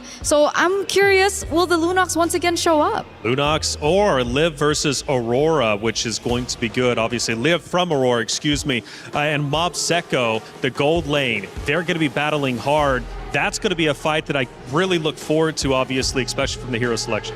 I mean, considering everything, like Aurora, we saw that they can brawl. They can really get scrappy with some of these ladies. And I think I need to see some of the mechanics, right? The individual mechanics, individual prowess of each of the Team Falcon ID members. Because if they want to make that statement, they have to win the lane first before you even start thinking about going above and beyond. Absolutely. It's going to go back down to the fundamentals once again. And as we take a look into the drafting phase so far, we are seeing quite an array of bans. We do see the meta bans come to play. The Marcel, that really hasn't seen the light of day, come MWI, especially here on Stream A. Phovius and Guinevere respect bans, I believe, especially for the Guinevere. They are trying to eliminate that because it was one of the win conditions coming in from Aurora. Hirara, Matilda, and the Atlas. to boot. And it just makes the Zushin stocks go up just a little bit, right? Don't have to worry about the Marcel, especially the Atlas. Like, there is an angle for Zushin here if they wanted to, but they can easily start pivoting into other areas, right? That's where I want to see where Team Falcon's mind is at. Are they looking to play for the overall composition, or are they looking for just star players to win this entire game single-handedly? And sometimes when we look at all these teams, they usually go back to that. They usually go back to the star players. They usually go back to the comfort picks. But it does look like the Yve is going to be prioritized here instead of that Jushin. Technically, the Yve is an easier mid laner as compared to the Jushin because of the nerf towards her range. So understandably so that they go for that prioritization. But what will be the response coming in from Aurora? I'm guessing, they can go for the safe old Claude if they want to. But the question is, what do they want to pair it up with, right? They could just answer, mid lane for mid lane, but usually when you're on that red side, you kind of want to like dictate something. You want to say, hey, here's a new question that you have to answer this time and waste your options to get it solved. And there's definitely time to do so, right? Oh, yeah. You can totally leave the mid lane for later. So we're thinking about what? Maybe do they want to go for a prioritization into the jungle? It looks like the Belleric and the Esmeralda. Understanding the Esmeralda is and was, even before the buffs to her, a really good answer towards the Yve. It does make sense. The Belleric, though, is what I'm kind of questioning here. Are they anticipating more short-range heroes coming in from Falcons? I mean, we see the carry. Maybe. This is really uncanny. From like a stable base point of all the professional games that I've been watching within this year, this is a very interesting opener because you don't usually get to see these other picks. Now they go into Sora, which is a much better matchup this time. And the question really is, now that they've locked in these Esmeraldas so early on, does this bite them in the butt? Again, Yve, I guess I'm scared of the Esme, I suppose, if I'm 1 HP, but other than that, I just take my shield, I don't care. And you would automatically think that, okay, they can just pick up the Valentina, but of course the Esmeralda's on the board. Is the Valentina still a viable pick here in the mid lane against the Sora? It is. Especially since you already have 2 good ults, it might force Team Falcons to say, you know what, we have to overload this Valentina with ults. So again, big influences on either side between Lucky Boy as well as Ethan, but they decide, you know what, if we have to choose one, we're going with the Claude. They're covering their basics. They're covering their fundamentals here. They want these winning lanes to come through. Sure, the Claude isn't as great, so we are going to see that the Claude is going to be the losing lane compared to the carry, but at least they do have the Esmeralda in a sense. I'm still thinking about this mid lane matchup. Technically coming into phase 2, Team Falcons do have the potential to start limiting that down. It's worth punishing. I think that it's very easy to punish here because they wanted to show or blind pick the Esme alongside with the Belleric as their opening. So again, they're still feeling the repercussions here in this second half, or ideally assuming that Team Falcon's ID are going to start targeting the mid lane. Glue, banned out from the Aurora side, not a bad option. Are we expecting a weird pick? I feel like you already have something in mind. You're giving me that face, and I am now intrigued to know what this weird pick could be. Up until this point, we've only seen Aurora in the jungle for Anu pick up the Hirara and the Gwyn. Both of these heroes have been banned out. But we did see something crazy like the Hanzo yesterday. I was going to mention, actually, the Hanzo. But it was for Team Falcons, and I don't think they're in a position that they really want to, take that out of the box just yet. Maybe let's read into this a little bit, right? Because Gord, on the other hand, just got banned out. A good mid lane pick, but particularly good at dealing with big, beefy boys. The more health, even better. The more stats, even better. I deal true damage. I don't even care about it. I think that Falcons want to get more beefy boys on their side. All the quote-unquote anti-tanks aren't really there, and you're going to have to wait until Claude gets the 3 items before he can actually deal with the tanks. Yeah, so we're thinking maybe like heroes like the Akai, we've seen it yesterday. Fredrin and Baxia are still potential heroes that can be picked up here. And seeing that the Lilia was also banned out, it might actually lean that way as well. But they're not going to get rid of the... maybe in their minds, the Jushin is like, it's a non-factor now. 2 short range, Yve is going to win the lane, just get a good support. The mid duo should do that. Get most of the job done in the early game, right? Exactly. So what's the call? I'm guessing... I thought Gacha was banned out earlier. Is it just to, take away the combo with Sora, Gatot, and the Yve? Possibly, but there's also an opportunity here for Aurora if they're looking to try and shut down specifically Carry, who's really, really short range compared to the other marksmen that we have in the game. Farsa might be an option here. Oh, but they go for the Valentina instead, so they are willing to sacrifice the early stages of the early game of the mid lane. So what lane are they going for? And maybe are they making it up with their jungler pick? Ooh. Let me think about that for half a set. Maybe there's an opportunity, but that kind of depends on whether Team Falcons are going to be like playing for carry strong side, right? They might be able to diversify. So what's the diversity here? I would say they can get a Cho, a possibility of Cho on their side, just to kind of like speed up what's happening down in the mid lane, force Claw to start taking purifies and things like that, and maybe you have a better opportunity, right, to set up for dives on the bottom side of the wave. And I think it would be quite characteristic, right? I mean, Raimundo is a player that really loves, you know, the invader roamer. She likes that heavy set heroes. It's quite weird that we only have seen her, I was about to say, on the Hylos. And the Hylos pops up here with the Nolan. Not the hero that I was expecting, but naturally you do have the assassin here, which maybe warrants why they banned out the Lilia instead of the Jushin that you mentioned. Yeah, makes a lot of sense as a matter of fact. Again, really well done for Lucky Boy alongside with Ethan. They clearly have a plan in mind and they're trying to adapt that plan. Really try and dough it through, you know? Gotta adjust it constantly. But this last pick is so important and I don't think there's like an optimal pick. It's really just to pull the comp together. Fredrin makes a lot of sense here. They could go, actually, could they go a little bit further than that? Could they go for an assassin themselves? We have Lancelot, Hayabusa, Hirara's banned out, so that's not an option for them to go for. They could potentially go for something like a Harley to try and snipe the Yve here and there. Well, there you go, they got it. Okay. Interesting. Okay. Now, the only reason I said Harley, and I don't want to be taken the wrong way here, it's just a lot easier to execute compared to the Hayabusa. Okay, and that's a way that they choose. This is actually the first Harley we've seen here on Stream A, so I was caught quite off guard. What did you think about it? Hey, I'm just in for the ride, baby. You guys are breaking it down for me, and I'm listening and learning as much as I can. It's Falcons Indonesia versus Aurora Gaming, a match that means a lot. The loser will have their key crushed. The winner will stay alive, but only for just a moment's time. Another series will await them. Will it be Falcons Indonesia? Will it be Aurora Gaming? Mirko, Brigitte, let's find out. A really thorough breakdown of potentially what to anticipate heading into match number 1 with these drafts, but a lot's at stake as mentioned by our panelists. The first elimination match here in Stream A, and we are about to witness it right here and now. Welcome to game number 1, and we will have to sort a few things before we officially start the match, but we're seeing the drafts in front of us. It is indeed the first Harley game we're seeing in Stream A, but against a Nolan and this composition in general, how are we feeling about this Harley pickup that Aurora Gaming decided to go for? Wow, wow, wee, wow. Wow, wow, wee, wow. Yeah, that's the first thing I gotta get out, you know, for the for the Harley. Harley's good, you know, against the carry. If she steps a bit too far in this winning matchup, we've seen, you know, tendencies for gold laners when they're in a winning matchup to go in, they want to bully harder, and they end up getting punished. So the Harley can actually take advantage of that. And I think it's the same for the mid lane. If Yve walks up way too aggressive, you're going to get punished by the Harley, so it's all about that. Meanwhile, though, if you look at Falcons ID, it really seems like, you know what? We're going to go back and play the simple game. Yesterday, we saw them try to, like, play very difficult, high skill ceiling compositions where they need to do everything perfect. Now it's down to just win these lanes, utilize those winning lanes with an assassin in the jungle that has been great, even in the losing games. Falcons ID, Chev has always been great against Seita.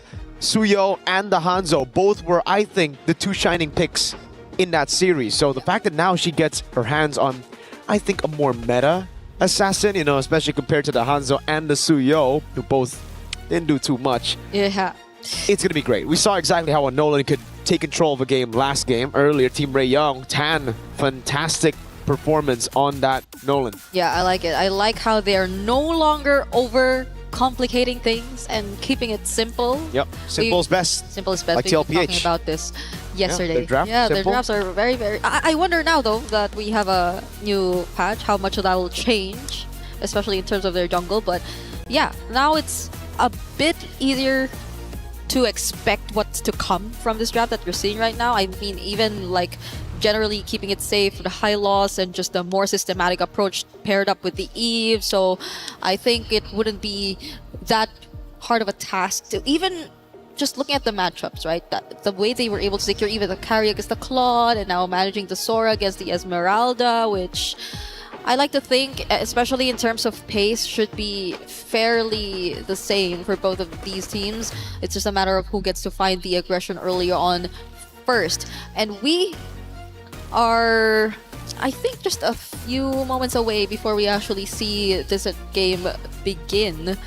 Because, again, we do not want to really compromise the experience that we will be having in this tournament. So please stay tuned for and hold on for a bit. We are going to get in the game really, really soon. It's a lot at stake, especially as it's an elimination match. So, you know. Yeah. It's a big one. You're going to have to pay attention to this one, folks. We already have one team eliminated. Earlier, we saw their key crushed. Unfortunately, it was in Stream B. And now for Stream A, our first and only, I believe, elimination match. All the others will be promotion matches, and all the other elimination matches will be found on Stream B. So if you want to check out Stream B, you know, there, I heard they got like some other casters there. Those are their names. Stream B. I think it's Reptar and a young man from the Philippines, Leo. But they say Stream B does stand for B as in better stream though. So could also stand for the boys. Because we do have some bears. Bear boys, yeah. They call themselves the Wee Bear Bros plus LaFell. So you don't count LaFell as a bear bro? Is it just because now? No. You excluded him from the group. You're like Bear Bros and LaFell. No, like, LaFell is just the okay. I'm used to seeing the Bear Bros as 3. Yeah, definitely not LaFell. If you add LaFell, that's 4, but we can add another one.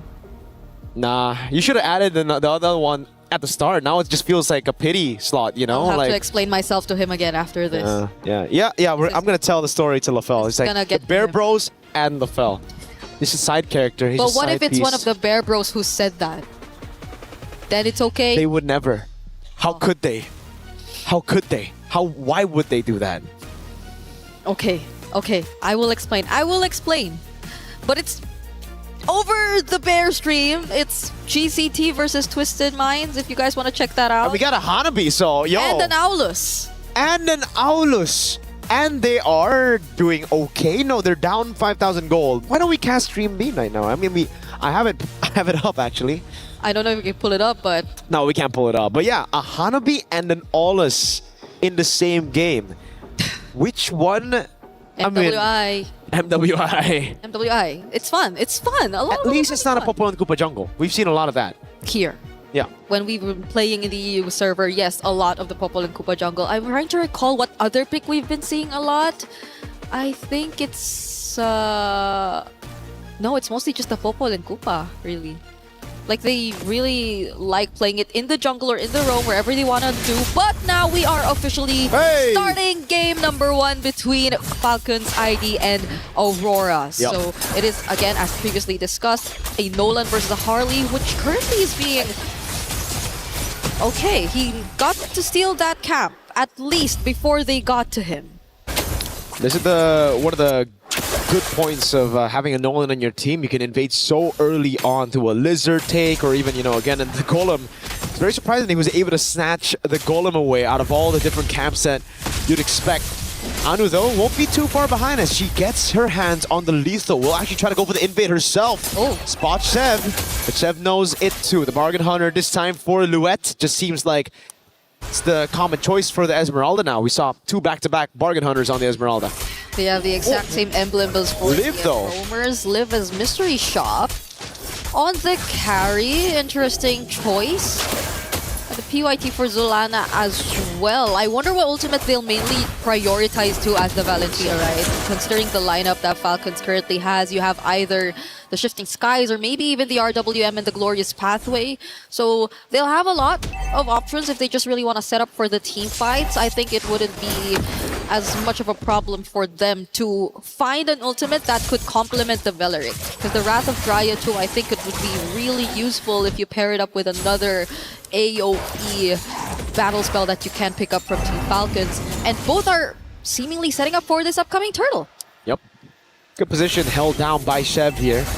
Not too sure if she'll be able to get the flank on Anu. That's the walk up. Valak goes in straight on towards Anu. Already with a hat. They're going to go all in with a fracture everything. Oh my goodness. together with the shifting skies, bursting through Zulana and Luet like they're nothing. Straight to the turtle, and it's free. Yeah, Zulana, understandably so, but Luet even. Yeah. Barely being able to do anything as the Esmeralda in that scenario. Not even with a sprint. There was just a bit too much slow. Oh. And if it weren't for that flicker, Nika would have been next. Yeah, she got away in time. Sev now looking to capitalize on this early lead. A 1,000 gold lead, 2 kills and a turtle. This is a dream start for Falcons ID. Something that they haven't been able to get throughout MWI, and that means just the one match yesterday. Yes, so that's what you get when you simplify things and make it more easier for your team to just execute the lineup overall. They need not worry about trying to follow a perfect setup or sequence in order to win out on fights. And it's not like they just chose to focus on the fights. They were doing that all the while they were also securing the objective. But Anu, wait. You don't want to go against Violet. She's the one who actually went in on you earlier. Anu has to back away. Violet with the flicker to chase as well. Trying to go for the full stacks. The RWM. Livy is the one who picks up the kill. Now it's Raimundo getting chased down. Wow, okay. They really made sure that Anu would go down at that moment. And now it's Sev taking her own purple buff away from her as well. Oh no, the buff! Yep, greedy invade. Buff didn't get taken. Retri was down, and the falling star moon from Luet was enough to take it. Luckily, Turtle will be spawning in 20 seconds, so they won't lose too much. It's just a bit of that momentum taken away, and Anu, surprisingly, a level ahead. Yeah. Against a Nolan. Did she actually get the orange buff earlier? She was able to steal it away, right? During that previous, we'll have to... She did. We have to double... Wait. No. I believe she did. Yes, she took the orange buff and then she died, right? Yeah. Could have been what happened here. Luet. Okay. Back in the mid lane, stunned down by the Law and Order. Violet just walking up, and it does seem like right now Mob Psycho is waiting to catch Liv in an ambush. Sev blitz it, as you would expect from the Nolan. Liv there, utilizing the Bargain Hunter really well. Corrosion side already done as Raimundo rotates over, pops in the Glorious Pathway. Living now with a jump as well. That's with the RBM on RBM action. Zulana in the back, gonna be caught by the damage. Rather try coming around Liv with a flicker in. Forces Nika to go back, and now it's Anu in the midst of it all. Chase coming down as well. Anu gets away with a hat trick. Liv gets the gold crab. How is no one taken down in that entire sequence? They were all there. They got flickered away. It was a 5-man rotation even from Aurora just to take that purple buff away from Team Falcon's ID, but nonetheless they get it, and even more as they take down that structure up top. And Anu is just as difficult to catch on this Harley. It's been a tough task for Falcons, and she's been very sneaky with the plays of trying to find trades across the map. That's been happening unknowingly for Team Falcons. So I guess that's how they're actually able to keep this slight advantage, but it's nothing that Falcons can catch up to. They've actually already catched up. Sev's already level 8 as well, and the gold lead's already on their side. It's just so tough to deal with Anu. I mean, for Anu to deal with Violet and Sev, there's so many members that can just walk her down right now. Oh man, Violet, it almost just seems like every time Violet sees Anu, she walks up. Now Nick is trying to zone. Oh no, everybody's just gonna go all in. Glorious Pathway as well, forcing the Wrath of the Drive from Nika. Sev with the kill. Okay, there was no way Nika could have walked out of that. That was 2 members onto her, Sev! Forcing out the BMI from Mob Psycho, but that's another turret that Falcons are actually going to take for themselves. But again, Anu doing what she can, trying to find as much trades across the map. They're trying to keep this lead very small. Oh, goes in deep. It's a bait. Mob Psycho pops into BMI. Sev is in the base. Chased down by Nika. Can she get away in time? No. Nika takes her out. Meanwhile, though, Luet's caught all alone, isolated down below. And she's taken down as well. Falcon ID soaring in the skies here in their first game of the elimination match. Okay, Sev's down. They won't immediately get to go to the turtle, but it's not like Aurora are planning to transition to that either. They're going to focus on securing their purple buff first, and it's actually Violet who starts off this turtle, and it might not be the plan for Aurora as it's an immediate burst for Falcons on this objective. They'll take a bit more of their time. I believe even earlier we saw a slight advantage in terms of the gold towards Liv compared to Mob Psychos. A bit expected if you were to look at the matchup. But now it's Aurora just really trying to move as a unit this time. Uh-oh. Nico with the flank on Violet. Doesn't seem like they're going to pull this off. Violet clears out the wave in time. Everybody backing away. It's just too risky to dive Asura. Violet's been on point though so far. Yeah. Every time with the chase as well. The Glorious Pathway on Nika. Law and Order as well. They're catching. Flicker out though. Okay, gonna be alive. They will try to defend this mid turret, but Falcons might want to go for it. Real World already used. Oh, Shifting Skies on 2 brings her back as well. Zelana gets away in time, but has the RWM, now pops it down, but Violence in disguise doing damage. Gets away, there's just no damage. Nika cannot get the flicker, it's down on cooldown. Oh. Rather than try and catches 3, they're gonna go all in, almost a pick. Nika gets away with a sliver of health. Raimundo's still alive too. The deadly magic wasn't enough to actually burst him down, and Falcon's ID are able to retreat safely. Imagine being able to force them under even your tier 2, but them still eventually getting away. I mean, everything that Aurora did as a response felt very defensive too either way. Even the clutch pickup on the Real World. Oh, Liv did not. Whoa. Liv did not recall. She didn't. She's gonna have to flicker out of the Falling Star Moon. Big resource spent and nobody here but Aurora. They don't want to punish even further. They're thinking of ways that Falcons can actually ambush. All this time, it's built up. That's the frustration that's built up. Liv really making the most out of that Bargain Hunter, man. Already 3-item power spike. Flicker down for Liv. Can't catch up with the RWM. Catches Anu. That's a killing spree already. Great taunt by Nika. Oh no, everybody just walks her down though. It's a bit too much for them to handle. Not enough damage to retaliate to that play. And that's the target that they want. Anu finally going down. Moments just before you could have expected a Lord fight between Team Falcons ID and Aurora, which is why this is likely going to be a free objective over to their side once again. And it's something that they could greatly utilize, as Aurora have barely made successful movements enough to take control of the map too. It's always Falcons finding these turrets, and it's always them just forcing Aurora to put down their ultimates and the most... Oh no! Okay! She just got back. Oh my god, Raimundo with the Law and Order trying to catch her. Won't be able to get it down. That's kind of crazy though. Now a siege up top. No Lord just yet. They're gonna crack. Oh, an attempt by Chev down below. Mob Psycho able to react in time with the Blazing Duet and a flicker out. The Lord took a while before it spawned, but going back, it's again Falcons just always forcing out the reactions from Aurora. It's not like Aurora are able to set up anything for themselves, not even with the Wrath of Dryad, not even with a Falling Star Moon. They really have to play counter-engage at this point, considering that they're significantly behind too. Falcons are barely doing anything to take out these outer turrets, and now Aurora have lost all of them. It's only the Holy Shields and the base turrets that are left, and we're only 10 minutes in the game, and they also lose Luet. Complete herself, Violet with the play! Shifting Skies in the back, the Wrath of the Dryad locks him down, but not enough to take anyone out. Falcon want to go for the end. Anu in the mid lane, with the help of the Holy Shield, gets rid of the wave, but there's another wave down below. Now it's Anu and Mob Psycho. That's a wave spawning back in as well. They're gonna go for the instant clear right now as Anu tries to go with the poker trick. Mob Psycho with the BMI and the Blazing Duet. Violet trying to zone in the back, and it will just be Falcons locked in on the crystal to secure game number 1.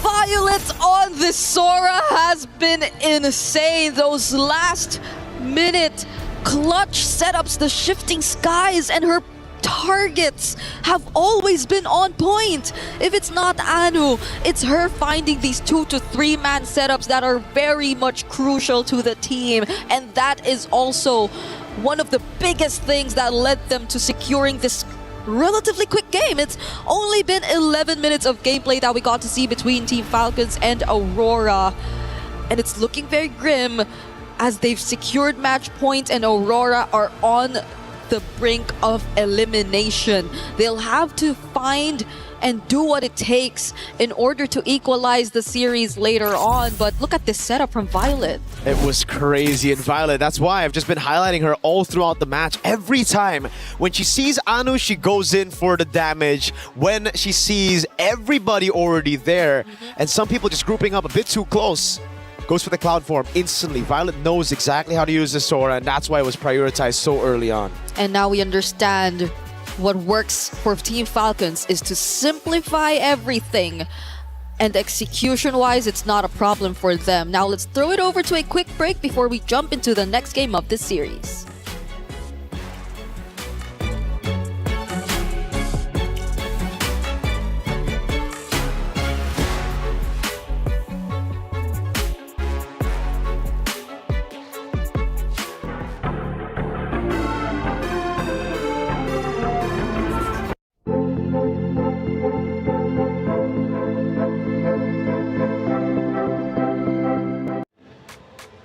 Man, what a fast map one. This is loser's bracket. You would think there would be more of a challenge, but Falcons Indonesia, they come back. They did their homework from that beatdown say they gave them yesterday, and they are looking unstoppable.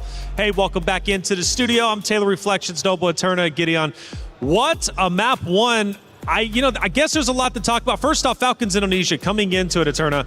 We knew that their communication was a little bit rough yesterday. Today, though, it seems like they had no problems talking it through. Which is why I was so surprised that was a problem in the first place, right? Because a lot of these girls that are on the team, they've been together for a very, very long time. Sure. We even have reunions coming in from the same team. So the fact that they were able to, iron out the kinks overnight, it's an expected result, I would say. For sure. Well, they were one of the contenders, right? One of the heavy hitters. Let's take a look at one of our great moments throughout match number one. And I want to see if it was at the very start. So it's actually a little bit later on. We're getting towards the base. They start to break through in regards to Falcons Indonesia. Yeah, it's a pretty unwinnable situation at this point, right? Again, once you have carry, all the tanks just kind of don't matter. And as long as Raimundo doesn't accidentally hit the wrong targets to stun, genuinely, there's kind of no way out of this, right? It's an unwinnable situation since early, right up till mid-game. It's just continuously in favor of the side of Team Falcons. And look at it, only one missing turret. That was it. They absolutely dominated, and it started at the very beginning, Eterna, with the first turtle fight. You could really see Falcons Indonesia were playing very, very well together. Violet with the Eve was just unstoppable, trapping everybody in, and they did not waste any of those moments. And this is the moments that we've been waiting for since yesterday, because I think you were the one to hype her up, right? Violet, one of the backbones of the team. She's been around for so long. The experience is definitely behind her, and we finally get to see her shine. And I'm so grateful for the coach as well. Finally, they were able to find a draft that can really accentuate their gameplay, and therefore being able to be as dominant as they were from the get-go. We are seeing that this is one of the, I would say, shorter game durations, 11 minutes and 21 seconds. Yes, and this is why Team Falcons are so, after, this is a complete 180, because this Falcons is a scary Falcons. Sure. They give you almost no chance to kind of escape the death trap that they've set up for you. Every little bit of gold that you see, and especially, look, most haven't even hit level 15. All of it was being funneled by the two side laners in Zev as well as Live. Wait a minute. That's not 100% correct. Well, either way, the three turtles are. I know that for sure, man. And the 10K gold difference between the two obviously is quite significant. And one thing that I learned, if you're 10K gold down, it's hard to come back. It's pretty much done and dusted, as I keep continuing to learn from the greatest and the best MLBB has to offer. But hey, man, it was definitely a tough series for sure. And Falcons Indonesia, again, looked absolutely incredible. And from start to finish, and it finished in 11 minutes, our shortest that we have seen yet. It was Aurora Gaming who just couldn't get anything started. Now, we mentioned the veteranship of Violet, obviously. Falcons Indonesia building the team around them. Now, on the side of Aurora Gaming, who is that sole unit? Who is that sole player that they're like, okay, you're the one to step it up. We're just going to back you up? I think that's really hard to tell, but when it comes down to impact and how she's been able to carry through the game, I think a lot of that really has to do with both Anu and Zulana. That's specifically for me. You can have a different opinion later on, Gideon, but Zulana was forced on a hero that is great because obviously a Valentina gives you so much versatility in this particular team fights depending on how creative you are and how much grasp you have over the other heroes, specifically for the opponents. But the Valentina up against the Eve early game is just so difficult. Like, what do you expect her to do? Even Anu in this particular situation, you did mention the Harley pick as well, but it looked like the Harley was so pressured in the early game that there was barely enough time for her to shine as well. I agree. It did look a little bit uncomfortable here, and that's why I was thinking that, man, these Falcons are like so different. Truly, being able to kind of just walk into the enemy jungle. And not only that, they also perform some really complex dives with two people already underneath the turret. They look to kind of break open a lot of different ways. So some great high-level stuff that's actually being implemented well now by Team Falcons. Well, as we head to the stage once again, one more round loss from the side of Aurora Gaming means their key will be crushed and their esports World Cup run comes to an end. Aurora Gaming must fight hard to force a game number 3. If they can do so, well, they have a chance to continue to move forward. But Falcons Indonesia, a contender coming into this tournament, might have stumbled day one, but right now they are running full speed ahead, looking incredibly strong and looking to make quick work of Aurora Gaming unless something catastrophic happens and Aurora Gaming is able to come back in map 2 in a dominant fashion.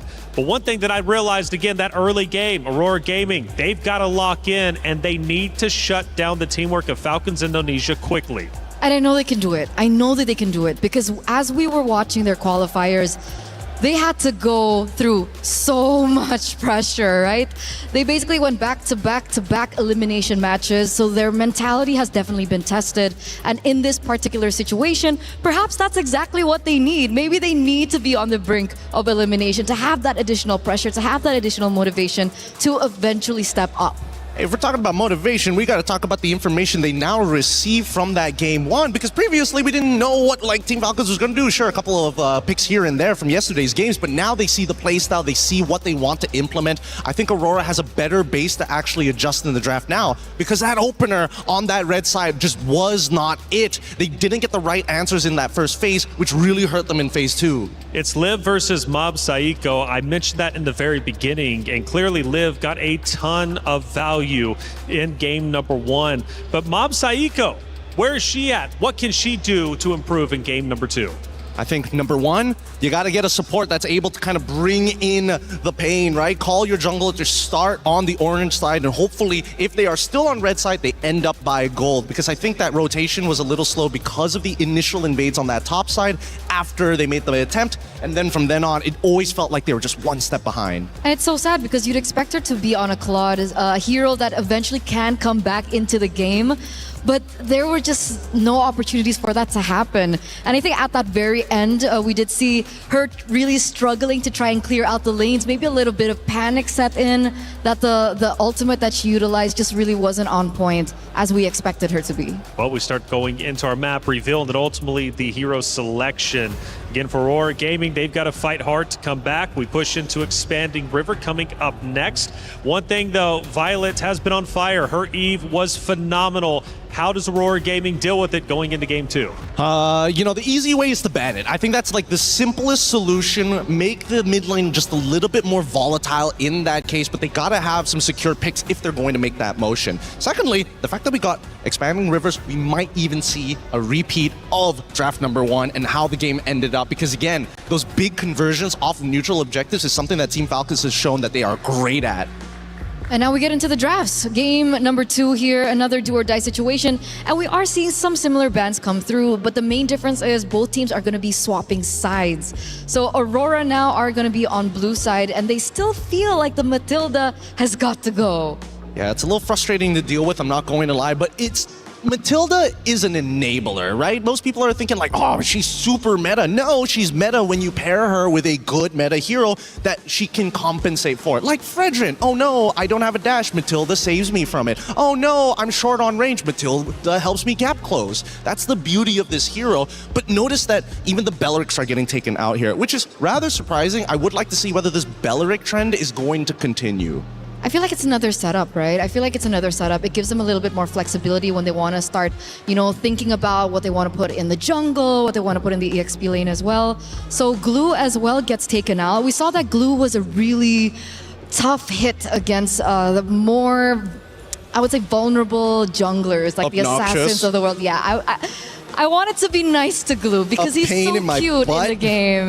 What do you mean he's cute? Patrick! Okay, fair enough. Right? I can't argue with that. Okay, but he does get taken out, so it does give a little bit more leeway for Team Falcon's ID to kind of think about it. Freya and Guinevere and the Hirara also gets taken out. Now, do Aurora this time around want to solidify that mid lane? Do they want to pick up the Yve themselves here in the first phase? No, because Marcel is open and they would rather... Don't worry about it, because they would rather say, you know what, we take Marcel and we'll let you decide what we get. Oh, are we going to get the Jushin? Are we going to get the Yve? Because no matter what, I think that's going to be the big trade-off here until we see the second half of the bans. We finally get the Marcel though. Yes, finally. I am excited for this one. So what do we usually match up against the Marcel? Because we've always seen the Marcel banned out in the Land of Dawn. Are we thinking about heroes like the Hilda and the Khalid? That's the thing, right? Because there's also the argument of like, if you get the Marcel, should I necessarily take the Valentina so I can steal the Golden Hour, right?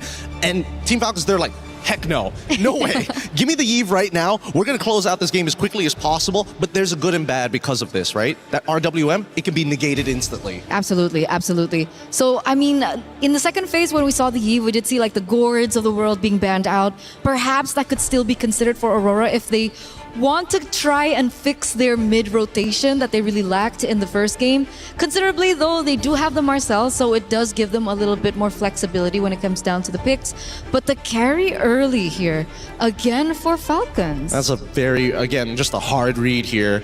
Make them feel, make Aurora feel just a little bit uncomfortable, and at the same time, just tell them, you know what? No tanks for you.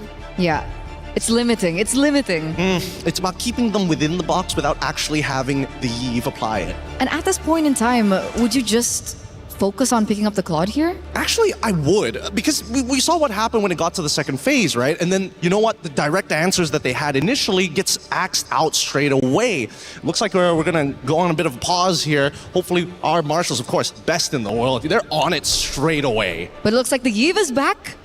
What do you think about the Yve? Well, I'm clearly worried, and Gideon, you mentioned that we could in fact still have another mirror matchup from previous, which is a big worry. 11 minutes is so incredibly short that fundamentally something fell apart for the side of Aurora Gaming. If you give Falcons Indonesia their comfort picks from game number 1 now heading into game number 2, I think you're going to have a lot of issues. Aurora Gaming could very much be in trouble. But what is the justification for Aurora not to just ban Yve outright? Well, I think the justification especially is when you have the option of Marcel still available, you don't really want to break that trifecta just yet. I mean, it used to be a trifecta. Now the duo purple mid laner mages. And the fact on top of that is the fact that Zulana is so versatile in the mid, and she really has some unique picks that you normally would not think would work, but has worked out for them in the past. And they have that pocket Lunox for Zulana. So that is also still an option. I know it's kind of weird when it comes down to meta, but again, it's MWI. No, but I think that there is an argument for Lunox. My problem right now is that after seeing game number 1, I thought maybe we got a very clear reflection of what the meta is demanding from us as the player. Hey, you snowball fast, you deny resources, you are going to win this game within the next 10 minutes. Every other game that we have seen here today, 1 or 2 turnarounds nets us maybe 20 minutes, maybe even 18 minutes. But do you think that has actually shifted? Is that a meta effect? Because I think when it came down to the wildcards, when we reviewed their games, it felt like despite being able to control so much in the early game, one mistake in the latter portions of the game loses that entire, gratification point. Yes, that is also true. It puts you out of that 10k GG zone, right? It keeps you within the 6Ks where you're just a full component down, and then you just have to compensate it by waiting for 5 minutes. That's usually the case here. Okay. But Esmeralda, though, not picked. She's been an exciting hero that we've been witnessing over the past couple of days. With Esmeralda now gone, Aurora Gaming is clearly trying to make adjustments, and now it is the Marcel. Now, how does that have an impact? Because clearly what didn't work before needs to work this time. I think they learned, Like they prioritized the Esmeralda in game number 1 and it really didn't work out for them. So this time they're taking a little bit more time to think about it. Yep, it really bit them in the back, I'm not gonna lie. It was a hard read, a blind pick. And with this Marcel, it's a little bit more flexible and a lot more compositions, but it also really helps that the Yves just decided to show up on the opposite side, right? And now it's convenient for them. It's like, yes, this is a blind pick, but now we have a direct way to deal with the real world manipulation. I guess it's a great read. But going to Falcons Indonesia, let's say it is in fact a perfect world for Aurora Gaming. They see the same comp. What is the comp to beat that comp? Like outside of team fundamentals, outside of team strategies, what does Aurora need? What is the X factor pick in order to truly counter Falcons Indonesia? 2 suggestions, depending on what kind, because we only see Marcel, right? There's still 4 more picks for Aurora. I'm thinking if they want to be hyper aggressive, they're looking for winning lanes. They're looking for winning lanes, people or heroes that can actually knock down these Tarns really, really quickly. A couple of those could be leaning more into the Brodies and more into the Hanabis, kind of dependent on the lane bullies that they're looking for. But EXP especially is super vulnerable in the second half of the draft if they just wait for it. And I think that's really important, especially to try and facilitate Anu. Because back-to-back, we've been seeing her on a hero that maybe is kind of forced. We saw her on game 1 on the Harley, and the fact that they didn't have winning lanes, it really didn't give Anu that space that she really required. Come game 2, I feel like Falcons ID, they really did their homework. I think the loss that they suffered yesterday gave them that point in time of motivation to be like, hey, we need to do our homework, because Anu's heroes have been taken away from her. Wait, so let's say she gets put on a tank. Wouldn't that just be good enough, you know? I guess we'll see. It feels like that's what they're trying to do, right? Put her on a tank, take away that big impact and say, hey, you have to be the foundation for the rest of the laners, which are, well, at this point of time, they haven't hit that ceiling. And that's why I feel like Matilda being banned out was bizarre, yeah. So I guess for Violet's sake on Falcons Indonesia, how do you isolate her and get her out of there and get her away from the team fight? Because Falcons were wolfpacking together so incredibly well. For Aurora Gaming, you could tell there was bits and pieces where they wanted to isolate, but they just simply could not find the opportunity. Violet was a major key problem in game number 1. I do have to agree with you. Her Sora was definitely a problem, and Aurora understand that. So they pick up something of their own here. They pick up the Arlet, and we were talking about this before, and the Akai comes through here for Aurora. I don't know why they didn't decide to just go straight into Phoveus, but I guess it works out, whatever they're most comfortable with. And Sora is still a pretty decent matchup depending on what the emblem setup for this Arlet is going to be. But again, we're seeing a very similar picks being thrown over. And remember, this is the Akai Arlet combination. That's kind of disgusting. It's pretty good, I'm not gonna lie. It's still pretty effective. So as long as the Arlet kind of survives that lane, generally speaking, and knowing that it's Sora, it's not that hard. You're not gonna get punished too badly. Which is why I think Team Falcons ID recognize that, right? They don't want to give Arlet the space, so they ban out heroes that are very notorious in the mid lane to kind of counter those rotations. Lilia gets banned out. I think that's a smart pick. The Minotaur gets taken out from Team Falcons as well. Yeah, I'm going to make a hard prediction here. I think after the Minotaur, they might be considering... I don't know if they want to consider getting rid of Atlas here, but at the same time, it's like, because they've got the Akai. They're not really too worried about the big team fights, which is why I'm wondering why they're worried about the Minotaur of all things. I feel like it's a respect ban. Really? In comparison to like, oh, if they get the Cho, and then they can do like a 1-2 combo and play for picks rather than just pure team fights. So far, Nika's only been playing Atlas, Minotaur, and the Belleric. That's a good point. That's a good point. All right. So that means with Gord gone, Lilia gone, it's really just making sure that Aurora can't just naturally wombo combo with each other, but they also do get first pick on red side on the second phase, and this is by far the most important pick. Could be, I would assume they're jungler for going based off of track record. Oh wait, no, that was when they were on blue side, actually. So what are they going to go for here? Barras has been banned out. It's a unique ban, I would say, with the Matilda being banned out as well. Yeah, to my knowledge, Raimundo would be the roamer, so I don't know what she thinks she would be rocking. Yeah. Does she want to go Hylos again? I'm thinking that. I'm thinking a way to either counter-engage or enough utility to kind of bail them out of the situation.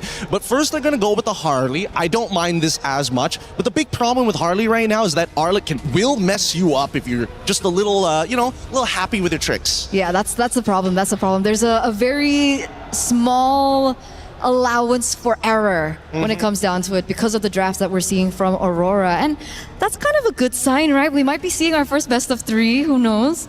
But next 2 picks, however, Claude.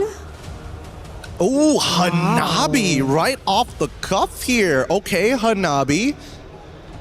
What are they going to pair it up with? Because again, when I'm looking at like a team fight composition, I want to see like the traditional styles of setters. And so far, the Akai, sure, you can disperse. Marcel, maybe not. But they get the Valier as counterplay knowing that Atlas is available. I think that's smart. I think that's genius. The Hanabi, however, is an interesting pick. It's definitely one of the unorthodox picks that we've seen here at MWI. We've seen it a few times, I think, Stream B, but we finally get to see it in action here. I think my main concern is how volatile and how vulnerable this pick is, especially in the early stages of the game. You know, from the side of Ray Young, though, going back in time onto that side station match that you mentioned, Quinn ended up picking out Hanabi and going 8-1-8. So it does have an effect and can truly impact the game. It's definitely interesting. Yep, no, that's actually correct. I was casting that game and I thought maybe the Hanabi isn't going to do as much as I thought, and then it did. Now, the final drafts have already been complete. An early style composition that's very magic heavy on the side of Team Falcons in comparison to Aurora, who again, I think they have to play around the Hanabi as well as the Valier as the main anchors of the team. Valier especially. If he doesn't have that Seer, they're going to be in a lot of trouble once they break through the back line. Well, there's been a couple of changes on both sides, but was it enough for Aurora Gaming to take down Falcons Indonesia and force to game 3?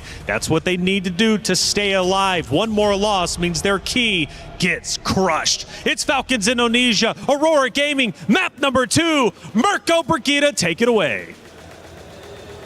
The Marcel makes it way to the Land of Dawn in Stream A finally for the first time, but so does the Hanabi. It's back and it's about to prove whether or not this could be the key to securing that 2-0 sweep for Team Falcons ID, or for changing the course of Aurora Gaming's fate. Welcome to game number 2. This is match point for Team Falcons ID, and we're seeing a lot of the combos that we're not used to seeing really getting in the hands of our team. I'm talking about the Arlott Akai in the hands of Aurora Gaming, but how much could this impact the space that they could create for Mob Psycho? Is it really enough with just an Aegis to get away from all these people who could chase like the Harley and the Hilda? No, definitely not to get away from the chase, but great against CC. Now the thing is, there's I guess a bit of CC with Violet. We did see how oppressive Violet could be with the CC on the Sora all over the back line. So at least you'll be able to deal with that. Now, I know the panel also mentioned the Hanabi finding success. It just also got a game win. Geltech, Osprey drafted it for Geltech. Yep. And they were able to get a win and come back against Twisted Minds over at Stream B. So this Hanabi's been rising in stock, especially at MWI. We'll see exactly if Mob Psycho and Aurora can try to get a win here as well. No, unfortunately not a win over on the Gold Crab take, and Chev knows exactly what she wants to do, man. Against the Hanabi, it's all about those dives early on. Yep, at least they still have the Aegis, so that's one of the main tools that they could definitely capitalize on. Obviously just wanted to bait it over there, but Mob Psycho's smart enough to not just use it at any given moment. Yeah, Nick is gonna have to recall here early on already. It's all about the level 4 start here, and it's coming down to Luette and Violet. Anu with the help. The XP Crab given to Luette. Still no level 4 though. She's been zoned, I believe, in this lane. She's actually quite a bit behind. Down below though, Chev with the gank. The Aegis procced already. Mob Psycho stays alive, but on the other side of the map, this is a win for Aurora. They have control. The jungle's down below. A red tree secures the first neutral objective for Aurora. It's very clear what they wanted at that point. Aurora very confident to go in with the objectives. They knew that they had the upper hand considering the Akai lineup, but on the other hand, Falcons unsuccessful in at least the attempt to take Mob Psycho away from their very own turret. The final slash did not land right there. So far, it's been a success for Aurora around the map. There you go. They're gonna go for Higanbana. Liv's caught, but has the flicker. That was 3 ultimates utilized to gank Liv. And she still clears the lane. Yep. Well played. Clears the lane, flickers out the safety, doesn't panic after seeing a heavy spin and two members walk up to her. And now that's just great. Falcons, despite the first turtle, they're still the ones in the lead. I think mainly because of that gank onto Mob Psycho. Liv's just gonna constantly shove. Nika flickers away from the deadly magic. Okay, those are more resources burnt from Aurora rather than Falcons in that instance. It was just a flicker from Liv that we saw used at that moment. And I believe they're really keeping everything in check.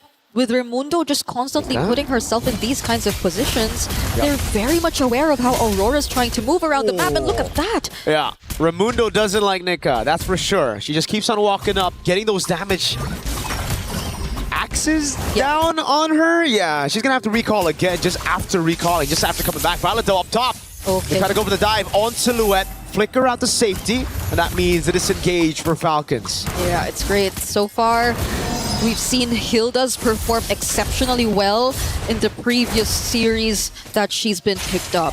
Disruption, and maybe not even directly towards Anu because you really don't want to do that against an Akai jungle, but more so on the members who are trying to create space for Aurora in general. So you see Nika's really struggling to just position herself first because it's always Raimundo finding these bushes and taking control over them. But it's a different story this time. We're looking at a turtle and it's a 5-man rotation from Team Falcons ID. Yeah. Mob Psycho sent up top to the weak side. Gonna try to go for the clear and possibly a trade, and that's why they give the neutral objective control away to Falcons. They're gonna go for the mid prio first. Clearing out mid. Zulana in position, the turtle resetted by Raimundo. Well played, Sev. Trying to get level 4. Final slash coming down as well as they go all in onto Raimundo, but she's able to flicker around. Now Violet comes in for the back line. Good heavy spin to this engagement. Liv is tearing them apart and flicker forward. Liv gets first blood. Luette now next to the chopping block as Nika's here to pop in the golden hour, but gets very low. In the end, it's Luette down. Anu has to walk away, and the neutral objective won't even be in the sights of Falcons. They're gonna go straight for the turret in the mid lane. That is one of the very few warranted flicker forwards you get to see from gold laners. Liv, confident enough to put herself in that position because she very well knew that they would be winning the fight anyway, that they would be finding the most important targets and they would eventually get the right amount of support from the other members right after the objective, which they took just now because, as you mentioned, they prioritized map control. They prioritized faster conversions into objectives they felt were more necessary for them to just ramp up the pace of this game, and it's working wonders for them so far. It's already a 2K lead, and with this, I think you could really maximize the threat of Sev just surprise attacking these members of Aurora who are just very vulnerable to the deadly magic. There's so much to look out for if you're Aurora, like you mentioned, Zev, with these deadly magics, with the creative angle she's been able to get onto Aurora, especially with this front-to-back composition falling flat early. It's a good stun. Now with the final slash as well onto Liv. No flicker. Good cash by Aurora. Finally on the board, but look at Falcons straight with the response. Conceal. Okay. Good disengage by Zulana. Zev up top though. 1v1, deadly magic and the damage. The Aegis comes around. Now Nika's coming in as well, providing support. Zev needs to run away. And Mob Psycho somehow survives the assassination attempt up top. That Aegis is actually making a difference, no? Like survivability-wise. I didn't expect that. It's really helping Mob Psycho keep herself alive, even when Sev just found the perfect opportunity to potentially take her down. So it's a bit unexpected. And yes, if it's just that, then you don't really need to worry. But Raimundo! Final slash and a max range of that skill 1 to get her stunned, forcing the flicker out. But Falcons again are the ones proactive on the map. They see Aurora making moves to get a gank, to catch a member. Falcons go straight for the objectives. They're gonna go and get another structure, so all tier 1s down for Aurora. It's actually Raimundo's handling the sides, no? Okay, she will be in a very dangerous spot there though. In exchange of maybe a bit more control on the other sides of the map, courtesy of her teammates. But then, Aurora, at least bit by bit, they're finding kills here and there on crucial members such as Liv and even Raimundo. They're still going to have to dig deep though. They are a game behind. This is an elimination match. Nika's walking up, trying to open up for Anu, but she's going to get chunked down now. Oh, even through the heavy spin, CC immune. Golden Hour only catches one, and it's Violet who's able to escape. Now Luette jumps into the midst of it all. It's going to be the RWBM to lock her down as Zev goes for the poker trick behind them all. Live with the flicker in, Zulana pushing her back, and that's going to be Nika with the backup as well. Aurora backing away, Falcons now with the neutral objective control. Third turtle of the game, Luette just trying to go for the damage. Raimundo's walking up, and that's a neutral objective given over to Liv. I don't know if that's intentional. Yeah, Raimundo really hurts though. Raimundo on this Hilda, and the Hildas we've seen really hurt though. Especially when they get to lock on targets such as Zulana. You get to use your starting turns away, and I feel like there's nothing else stopping Falcons from just pushing forward and trying to close in these specific targets. We're taking a look at the equipment right now, and there seems to be quite a significant lead between the carries or between the gold laners. Oh, Nika doesn't get away from that! Nope. Okay, Deadly Magic takes her down in that moment. Nika got slain by Deadly Magic. Yeah, this is tough for Aurora at this point. At this point, they're already losing out on so much map control. The moments that we do get to see them find pickoffs, it requires so much of them to really sync up, and mostly it's been from Anu and Luette, but without them, what else can they really rely on? It's taking a bit of a while for us to see Mob Psycho actually get online. So do they just really wait for Falcons and rely on the potential counter setups that they can go for with the Golden Hour, with the heavy spin, or with the final slash? It's a big problem. It's all on the combo. Deadly Magic and the poker trick. A good final slash in the Higanbana for a trade back on Shev. But it's Raimundo up top now looking for the play. It's a Golden Hour coming down as well. Nika with the Golden Hour catches them as Zulana goes for the shots. Not enough to take anyone down, and look at Violet cutting their movement so Liv can get another tier 2. Mid and down bot, it's both down. It's another Falcons winning trade. Yeah, their conversions. And it's weird to say, but it's a conversion after losing one of their members. It's them just making sure that they're very efficient with time, with space, and that Aurora are not able to get as much when they're starting this Lord. Falcons have information though. Anu has a heavy spin. They might be looking for that. Now it's going to the Shifting Skies catching two. Heavy spin, pinning her down right now as Nika's still able to survive with the Deadly Magic sticking down on her. That's the rest of the team. Kiting back on Luette as Nika's still able to survive right now as that's going to be Violet on the skies. Nika's waiting in the bush. Gets the hit in the end. Liv flickering forward, getting onto Mob Psycho as Zulana gets caught by the poker trick. And it's the Void Blast of Livy to claim a double. And it's just Nika left alive. One member, it's the roam. There's no chance of a steal. Falcons are gonna get a free neutral objective on the Lord. One of the most aggressive carry games we've seen this entire day long. Two flicker forwards which did not put her in danger.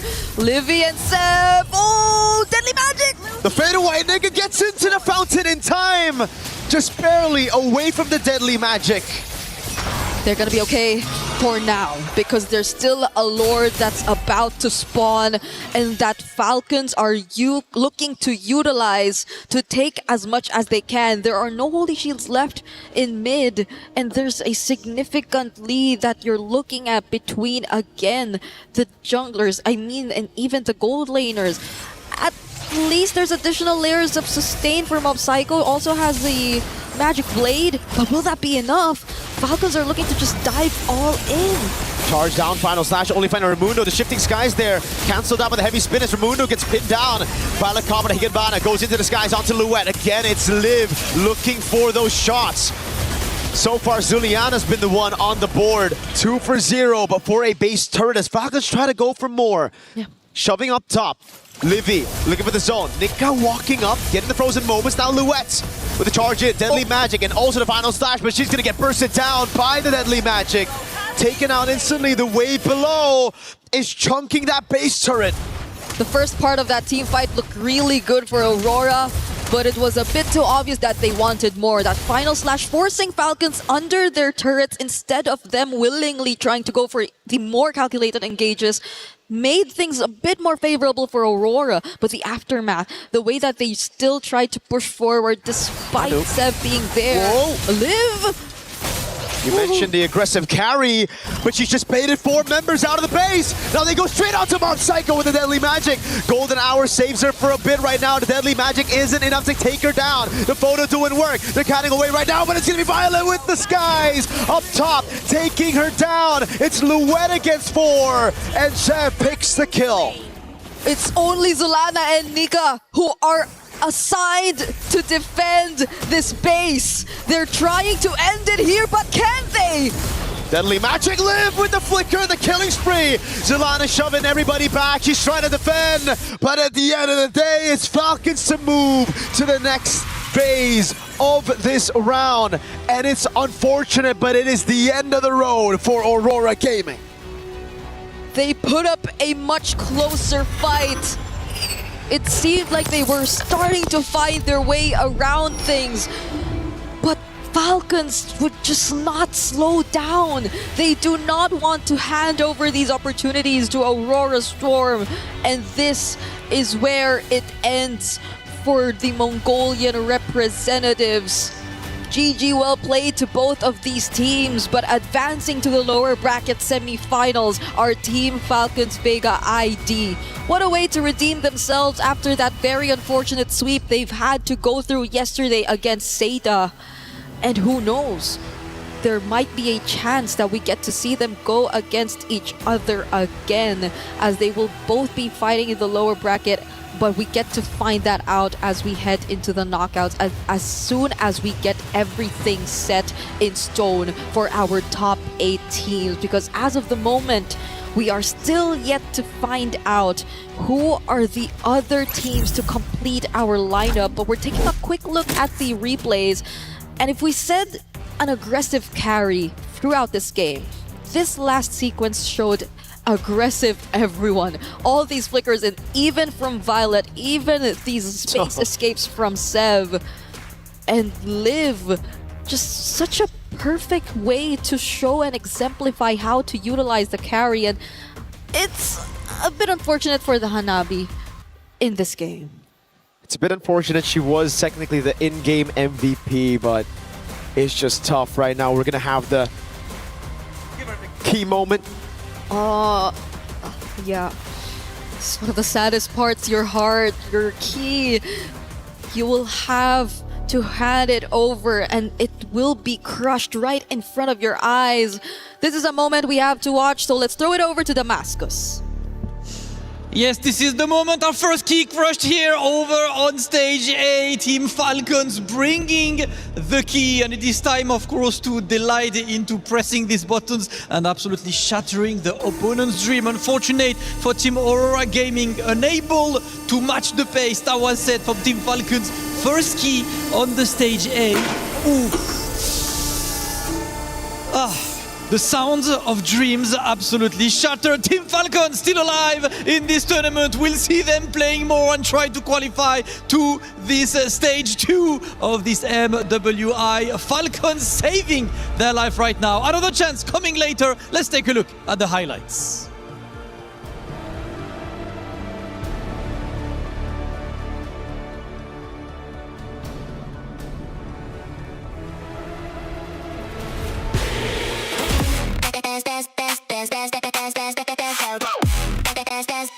We book Expo's World Cup.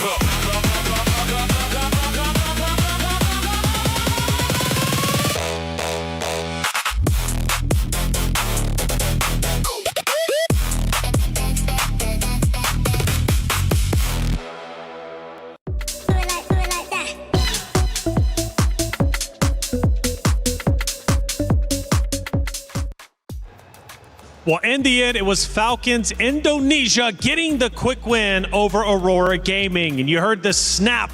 The key was crushed. Aurora Gaming, it was great they made it to the stage, and they should, in fact, be very proud of that. To make it to the MWI stage is a massive accomplishment. But their run cut shorter than they probably wanted. They will not see the knockout stage. But Falcons Indonesia will continue to move forward. Gideon, another quick map that ends within like 10, 11, 12 minutes.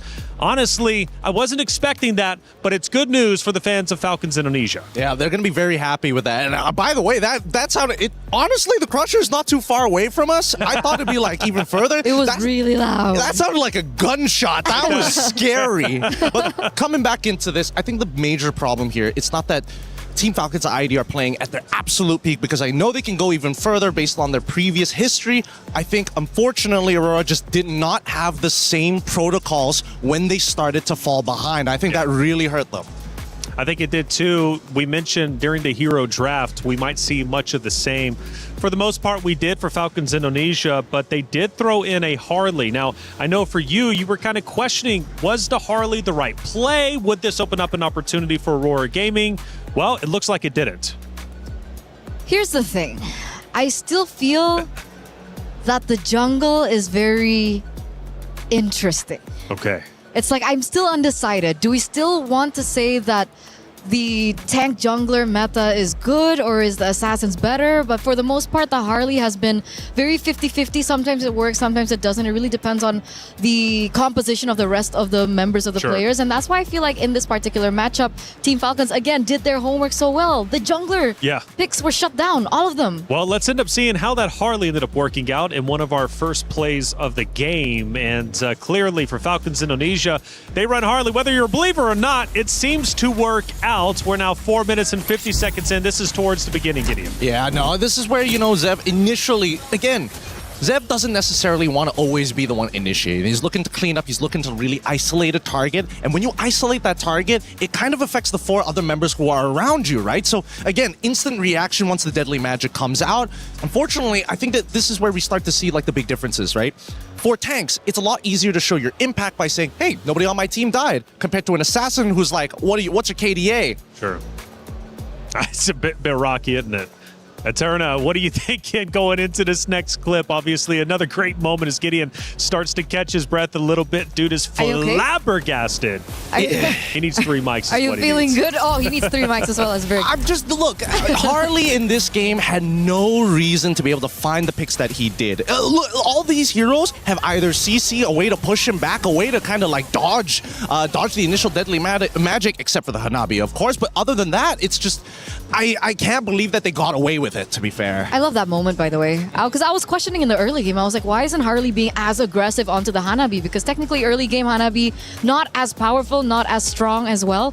And then we finally get to see the moment. The Harley goes up into the top lane and tries to get the Hanabi down, and she instantly goes Aegis. Yeah. First skill. Yep. I mean, dude, the fact that she is going for shield max is crazy. Most people want to focus on the wave clear, the second ability where she throws out a projectile and bounces around. She went straight for the defense. Well, here we take a look at our bracket for Group A. We continue to move forward. As you noticed at the top there, Team Falcons Indonesia did take that early loss yesterday to Seda Esports, but against Aurora Gaming, they get the job done, win 2-0 and push forward. Now for Virtus Pro, big win over on the B stream against Geek Esports. Their next opponent will be Seda Esports. If, let's say, Twisted Minds falls here against Geltech, then there is a possibility of a Twisted Minds and a Team Falcons ID matchup, right? That's right. Jin Zhao was the ex-member of Team Falcons ID, so she's going against her former teammates. Ooh, that could in fact be spicy, and I think I saw Twisted Minds as 1-0 up, if I'm not mistaken. So things start to get dicey over on Stream B. We take a look at Group B, and naturally we look at obviously going down low for Foot Esports. MIBR lost. They're about to face off, of course, with Na'Vi and Falcon Daisies. Now, Falcon Daisies, an incredible team. We actually heard a little bit earlier from you, Eterna, about their game plan coming into today, how they're feeling. But we also have to look at Gen.G Vitality. That's coming up next on this stream. It's a rematch from last year. 2 powerhouse teams. We could very well be getting a bit of a preview of what the grand finals is going to look at. But we do have an interview set up for you from one of our teams from the last matchup on the very stage. Rose, who do we have? Hey guys, Zev here from Team Falcons ID, surviving 1 elimination match today. Zev, how are we feeling? We're feeling pretty good, actually. I love that, and I'm pretty sure you also feel relieved because you guys survived the first elimination match. Now, I gotta ask, what actually happened yesterday? Yeah, kita karena ini pressure tinggi kan di turnamen, jadi mungkin kayak ada hal yang mungkin ternyata kita abaikan aja sebelumnya. Tapi ternyata setelah kita temukan there's a problem in our team, so we're going to fix it, and we already did. So yeah, we're pretty good now. She said that yesterday was more towards the pressure of being in any tournament that got to them. Hence, they lost their first match. But they saw the problem, they worked on it last night, and I think we could see the result today. Now, congratulations on that 2-0 clean sweep game. We see that you guys are back on track. So what else can we expect from Team Falcons ID moving forward? Of course, we're not trying to survive here. We're going to be... Of course, we want to be a champion, so that's our hope. I think that's a pretty banger line. They're just not trying to survive, but they want to win it all. You know what, Zev, since you guys survived your elimination match day, is there anything that you want to say to the Indonesian fans back at home that are cheering for you guys? Terus dukung aja guys, kita akan terus ngelakuin yang terbaik kok. Kita nggak cuma main buat cuman surviving gitu. We're gonna try to win the game. She said to everybody back at home, you know, just keep on supporting us because like she said earlier on, they're just not here to survive, but they are here to win it all. Thank you very much, Zev. Congratulations. With that, throwing it back to you guys at the studio. Play is in our DNA. Whenever we let it out, it becomes our superpower. Now imagine an entire city being built to supercharge it. Kadir City, powered by play.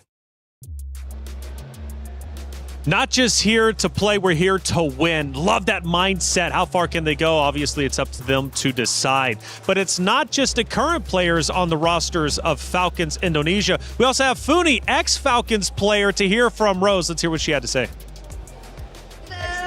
Hey guys, Funi is here in the arena. Hi. How are you? How's Paris treating you? So far, Paris is such a pretty country, and the people here are so humble, right? Oh, they're so nice. I agree. So Yeah, nice. whenever I enter everywhere, people are like, bonjour. Bonjour, merci. Yes. So, Funi, let's talk a little bit about the game. What happened to Team Falcons ID yesterday? Because that was a shocking loss. I think it's just because they were nervous. Because I think they were playing good, very good, but I think they were just nervous to be in the international stage because they skipped last year, right? Yeah. Okay, you mentioned that they were nervous yesterday, but today, after watching Game 1 and Game 2 is looking amazing. How do you think they will be after this? I think they learned from yesterday already. I think they will bounce back even more. I think they will make it to the playoff stage. Let's go! Let's go! You know what, Funi, any words for your Indonesian fans back at home? Should I say it in English or bahasa? Up to you. Oh, maybe I will just say it in bahasa. Because, guys, jangan lupa buat dukung tim-tim Indonesia karena mereka butuh banget dukungan kalian. Dan semoga tim-tim Indonesia bisa bawa pulang pialanya. She said to all the Indonesian fans out there, please don't forget to support your Indonesian representatives as they do need your support. And hopefully they will be able to bring back a championship back at home. Thank you very much, Funi. Thank you. And with that, throwing it back to you guys at the studio.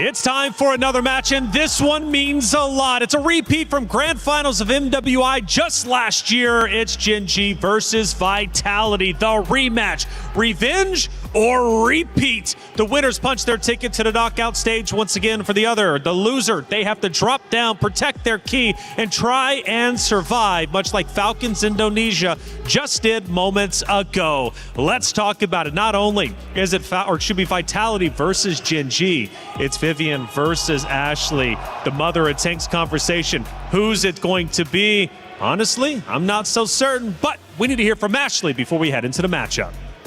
Hey guys, right now we are with Cindy and Ashley, and I just know this match is about to be hot. So girls, how are we doing today? I'm good. I'm great.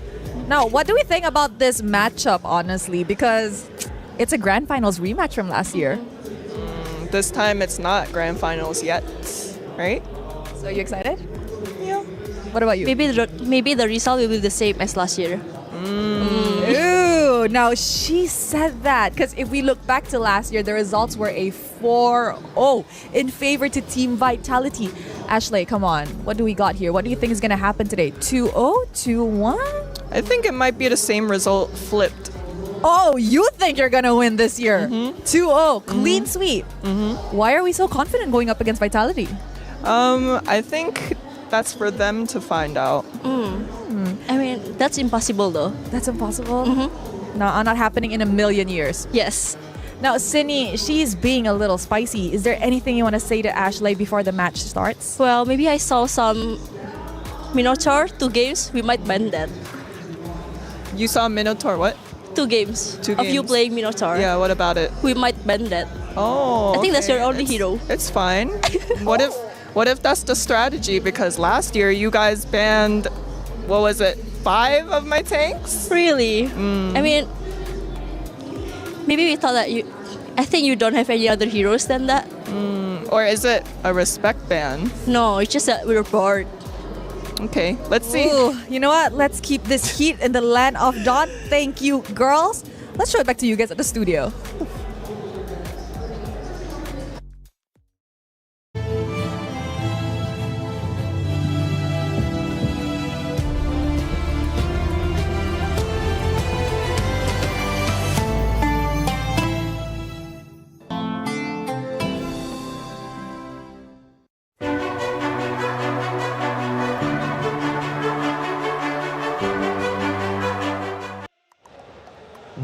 Wow, that was the first spice we have seen yet. I thought it was going to be relatively tame, right? Because Ashley was like, we'll see how it goes. But Cindy was like, no, this is how it's going to go, 2-0. Yo, Cindy, Vivian was one of my favorites. Cindy might be taking that spot. And it's so different because last year they had the same face-to-face. I think it was in the grand finals. And she was like, we'll see how it goes later. Right, she was super chill. She wasn't nearly as spicy as Vivian. And then we see that from her. That is insane. She came out swinging. But rightly so, because after all, Vitality is in fact the returning champions. They've got all the confidence in the world, but they did have a close series against MIBR loss just yesterday. Will that have an effect going into the series? Well, of course, we need to find out. It's Vitality versus Gen G. Let's go to the stage to set it up. Ladies and gentlemen, it is time for Gen G versus Team Vitality. And ladies and gentlemen, oh yeah, you hear that energy, and with good reason, because this is a run back from last year's grand finals. Of course, Team Vitality last year did not even drop a game against anyone in the event, but Gen G is here to show that they've learned a lot and that this year will be different. That's absolutely right. Now, yesterday, we have seen the Hive being tested. But of course, even with a 26-minute game in Game 2, that was because a team caught them off a surprise by a surprise pick. But this opponent that they're meeting in a few moments' time will be no stranger because they have met them last year in the grand finals. And Gen G is hungry for that win. So, will it be redemption or total domination? We will see that in this upcoming match, and of course find out who will emerge victorious and punch that early ticket to the knockout stage. Over to you at the studio.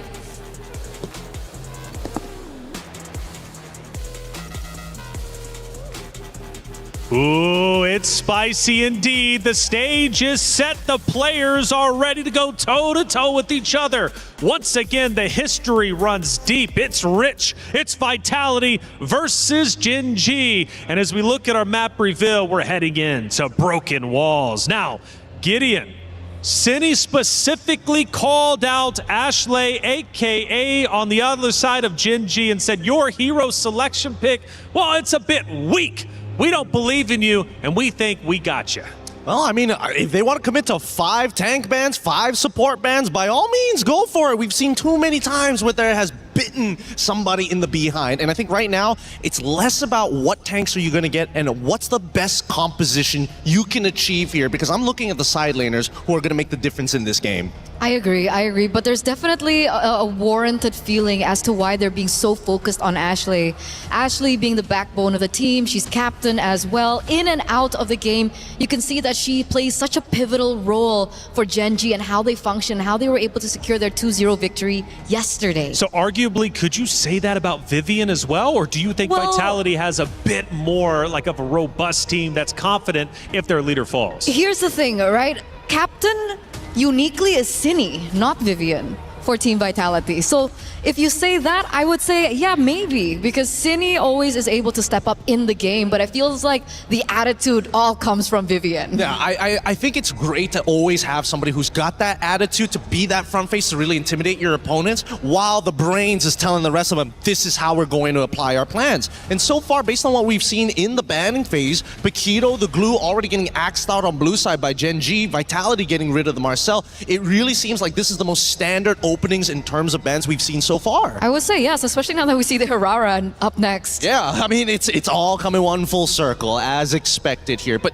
not only am I interested about Arya alongside with Chell, Panda and Fumiko, I cannot tell who's going to win that lane. And I feel like, based on what the draft is, I'm just going to leave it to the draft, because their skill levels in the team fight are so similar. They're so mechanically inclined. And I want to argue for Arya as well, right? Arya has also been such an important role as well in Gen G, and she's been able to beat a lot of the top tier EXP laners, I think, in her region. And I feel like this is the moment that she proves that she could be the #1 in the world. Well, as we are going through the hero selection, I want to remind everybody that this is, in fact, the battle of adaptation. You have 2 elite coaching staffs, 2 championship caliber rosters, and this series, in fact, could come down to the drafting and macro execution. So this is just step 1 between these two, and could very well already determine who's winning the first map.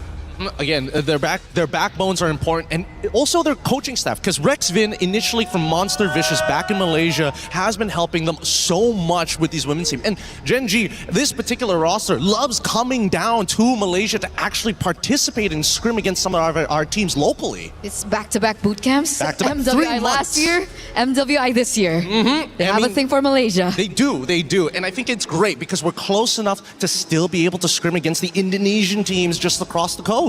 Which is very important, and that's why we're seeing them develop so quickly, so fast. So Esmeralda gets banned out there by Team Vitality, and it looks like the Minotaur has actually been left open. So was it the interview hinting at a second phase ban perhaps against Ashley for the Minotaur, or maybe do they have something completely different in plan? It's a tough call on this one. I think that the Glue and Atlas have been pretty consistent bans overall, but this means that both sides want to play for their mid lane, right? So they got their mid lane. The question is, are they looking to scale? Are they looking for control? Or are they looking to just play tempo? And I think so far with Abaxia, I would assume it's tempo, but we've seen many teams pivot right at the very end to show, no, we're actually going for a hyper-aggressive style. Okay, it really depends on how they're going to be able to draft around the Baxia, right? Because the thing about the Baxia is, the least I can say is Baxia is very dependable. Like, you can utilize it in a way for objectives and so on and so forth, but Team Vitality do really quick work, right? They pick up the carry to try and counter the Baxia later on in the game, and obviously the Akai that's also risen in quite popularity. I'm wondering if the Arlot might show up to find that combo between the Akai Arlot. Oh, it might be a little difficult now to actually get the Arlot, because again, yes, Esmeralda, one of her big counterplays has already been taken out. Same goes for Paquito, which is a little more 50-50, but the scary thing is, no matter what you pick first, the counter pick comes out immediately after. If they go Arlot, they go Phoveus. If they go Phoveus, they can go for some other lane bully like, someone like Uranus or something to outscale him or sandbag him. Okay.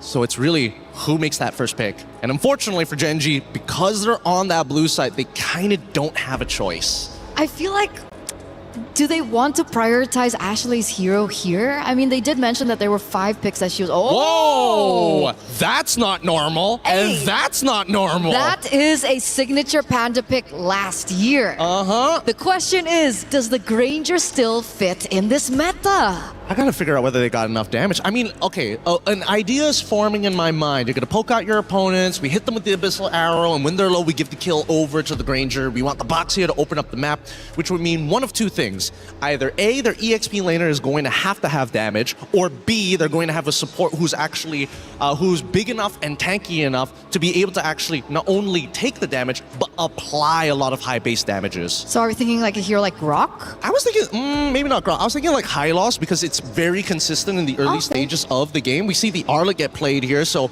perfect timing coming in for Team Vitality. Expect to see the Fulvius ban in the second phase. Yeah, they really want to be able to alleviate the pressure on the Arlet, make sure that the Arlet can roam around as fast as possible. And the fact that we see the Selena on the other side, it will also help the farming from Boxia. You know, like Boxia has been nerfed quite a bit.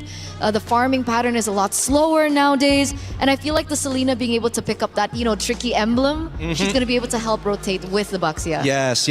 I'm getting the rough ideas in my head right now, because if there's anything that I'm most worried about, it's the fact that if you don't pair Selena with a concussive blast support, you're never leaving that lane quicker than your opponent. And so far, luckily, Vitality is focusing very much on this Arlet. Getting rid of the Uranus first, okay, that's totally fine. They're focused so much on this Arlet that, hey, maybe there's an opportunity that the mid lane isn't going to be as bad. Because all the options are still up and available. They're up and available. Right, Give is still open. If they want to go Jushin against the Boxia, they can also go for something of a similar route as well. They could even go for something like Gord. It sounds scary, but where's Selena actually going?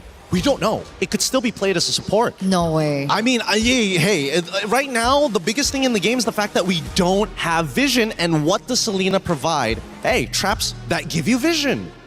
Is it really an Ashley pick? Ashley's been so, you know, synonymous with heroes that are, you know, big setters, finding opportunities, you know, like not a single target type of hero. Hey, maybe she's trying to look for a new moniker. It could be the possibility. But well, let's not forget, during the interview, we did ask, do you still want to take that title of Mother of Tanks? And she says, well, this year I might be trying for something else. Could be the... Oh, I got to come up with a good one here.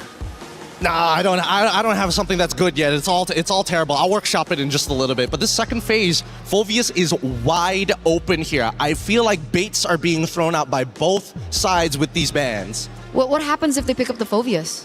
I mean, Arlet's not gonna have a good time. Like, I don't know what Arlet's supposed to do in that lane. He walks up, he just dies. So what was the bait from Vitality, though? Well, the fact is, they're already banning out things. For an example, they're already getting rid of the Uranus. They're also getting rid of the Freya. Again, both of these heroes, you would have expected the Freya at least to show up a little bit earlier. But now, since Gen G didn't have the opportunity to lock in their EXP, it made so much more sense to just get rid of the axe out the Scalers, because their composition just doesn't have enough damage. Okay. I was about to say, do Gen G want to pick up the Cho? But they're the ones that actually banned the Cho out. So now it all comes down to this. Red 4, usually the money pick here for Team Vitality. They could lean into their support first if necessary, just to kind of make sure they guarantee themselves a mid laner that absolutely destroys the whole composition, or just keep it simple. And I personally think that keeping it simple might just be Jushin rather than the Eve. I like keeping things simple, and I want to keep it that way, but I do want to watch out for the fact that the Akai could still be flexed. Just highly unlikely, so, well, but it still can be done for Vitality. I mean, if we're thinking that way, technically Arlet could be flexed as well. I mean, it's been many years since we've seen Arlet roam, but hey, I'm not putting it out there. And it's not flex. And it's not a flex. Phew. We see the Beleric come through, so that is going to be given over to the Mother of Tanks. Now for Gen G, Well, I guess they're anticipating that, the Selena will have to go dive in to do the damage, and then the Box is a very short-range hero. They go and opt for something like the Belleric. Honestly, I don't know why the Selena was picked up so early on. I would have imagined that this was like a last two picks type of scenario, surprise your opponents, Because what is the value of Selena if not for landing the Abyssal Arrows? If you don't hit the arrows, it's kind of like a dead hero. That's why I thought it was to aid Baxia in the rotations. Yeah, I thought that's the early games, but then what happens to the mid game, After, right? yeah. Selena kind of loses its power in the later stages of the game, but like you mentioned, the Phoveus being a good lane up against the Arlet, the Phoveus does show up here, and then the Gourd comes to play. That means the Selena is the roamer. Not too Ashley's on the surprised. Selena. Yep. So Yen, she's looking for some headshots here. This is gonna be real cool to watch because again, it's highly mechanical. You hit an arrow, they have to die. And Granger right now is gonna be their main win condition if they get the Sky Piercer. Looking on Vitality's side, they see that Gourd. It's a problem. I don't think they have the correct answers to it right now. Okay, so what do they need? Well, I guess they can't answer it because we're only waiting for the last pick for Shell, no? And I think that unfortunately, there's no way you can go for like a scaling style of mid laner. Could we go Claude? I no, mean, sorry. For mid lane. Yeve, Farsa? maybe Farsa. Outrange? Both of them are susceptible to this Selena. Kagura. Something lane dominant, something to say, you know what? We'll figure out a way. This is diving so deep into the archives of Team Vitality. I think it was even under a different org at the time that we saw the Kagura for this team. Well, I don't know about you, Taylor, but do you prefer the arrows from the side of Genji or the umbrella from Team Vitality? Gotta go with the arrows. Come on, you want the damage. This is the matchup we've been waiting for. The crowd has showed up. The Vitality fans are going crazy. Gen G fans, let's also get loud because this is a rematch of the Grand Finals from last year. The one we've been waiting all day for. Let's get it started. Brigida, Athena, take it away. And that's exactly why the arena feels so electric. It's a matchup we're all looking forward to see. And it's Gen G versus Vitality. The rematch, the storylines, they're all falling into place. But only this can determine what would be the next for these two teams now that they see and meet each other again. It's a Selena for Ashley. It's something that really took us by surprise. And I know it's a bit 50-50, a very mechanical hero, but I can't help but think it's also just Genji's way of speeding things up for the Baksha and making sure that it's not left behind in terms of farming, because that's one of the biggest adjustments we've seen happen to this hero. Especially if you've reviewed some of Vitality's earlier games yesterday. So Genji learned their lesson, and it's quite a bit of a refreshing thing to see onto Ashley's hand as well. It's going to be raining arrows here, but let's see if Shinny, or C rather, could dodge all of that with her umbrellas. Now, talking about Sayori as well, with a Gourd pick coming in clutch here, she wouldn't have a hard time clearing up the lanes, and most likely here for Vitality, they need to find a way to somehow set up the tempo here on through the early game. And that's exactly what they compensated for, right? The fact that they might have lacked wave clear and faster rotations, but Arya... Okay, being punished this early. Flicker already activated. Rui with a counter punch. Vivian and the rest will just disengage. It's Vitality with the discipline and clean disengages against Genji. And the fast rotations from Genji as well, so you just really couldn't go in for the full commit. It feels a bit too dangerous to do so. So fortunately, they're keeping everything in check. They're not too behind as well in terms of speed and farming. But Vitality, they're just making their presence felt. Look at how they're showing up even right here in the purple buff. It's all about the speed, right? So Genji wants it faster. Vitality could match up that speed. And now, right on cue, it's going to be the first objective here, targeted by Vival. And it looks like for Vitality, they have quite a good position here just to try and prevent Genji from ever actually taking this neutral objective. I mean, it's pretty tough for Genji if they want to contest. This is an Arlot Akai in an objective fight, but yet they still decide to rotate towards the turtle. But can they find trades now? Okay, the arrow will hit in onto Fumi Echo. Rowe on a tight spot. An early first blood here for Fumi Echo. Vitality with a chase down. It's Panda 1 and Ashley going in for the trade up. That's 1-for-1. Arya on the front lane. That is an early aggression here from Vitality as well. They seem to equalize things, and it's working out for Vitality still. Genji had to lose Rui, and that was the entire idea they were trying to fight against. The fact that the Baksha could feel a bit slower in terms of speed and farming, but then they had to lose her, so that slows things down a bit, even though they already had the presence of Vaselina in their lineup. So now let's see how they eventually bounce back and get back into the game, because we haven't really seen much rotations just yet. And when I say rotations, it's more on the more successful ones wherein you actually land these skill shots and make sure that they convert into kills, which you could get much more value out of. Maybe they could compensate that with the arrows that Ashley is showing onto, and that's a quick kill here for Genji. Vivian on the other hand, going in hard. Fumi Echo left defenseless here. Traps is there. Vival and Fumi Echo combination here, hitting on the right marks here. Double kill. Vitality with an immediate answer. Panda 1 and Shell 1v1 on top lane. But let's go back to that pickup for Vitality. Yep, they did not even need to rotate to find that pickup, but it seems like Vitality still got the better of them at that moment. They got 2 for 1, and it's still the mid duo that's constantly being shut down. Now Rui. Oh, it's making it harder for her to farm up. As you've mentioned, it's not even the complete word rotation. It's like, okay, and that's it. They're always being tracked down here by Vitality, continuously hunted down. Yep, it's tough. Genji is a team with a lineup that we kind of expected to activate a bit more early on because of the threat of the arrows, the gourd as well with the supplementary burst damage. But it's taking a while for them to actually find these targets, and now they might have to rely on some of the mistakes that can come in from Vitality. This is a very reliable comp in terms of objectives, and now they're trying to go for another contest with most of their teammates ready and nearby. Another way to look at it is if Ashley can be able to land those arrows on the perfect target. That is a hard thing to do, knowing that Vitality has the mobility as well. As a follow here for Fumi Echo, and right Q Arya is forced to go on the front lines. That's a free hit here for Chell, and now Genji is down on 1. Will they contest this one? I think they're trying to fight their way onto it. It's still Vival securing the neutral objective. Rui trying to run away with a shield unity. That is enough of a pickup right now. That could have been a flame shot highlight. Ooh. If that flame shot actually resulted into a kill for Rui. But can I just say, this is an interesting turn of events. It's not that we expected the matchup in the EXP lane to turn out this way, but Vitality have had a very good answer to the Phoveus, despite it technically countering the Arlott. Fumi Echo has had a much better time, and I guess it's primarily because of how Vitality have been able to choose their fights.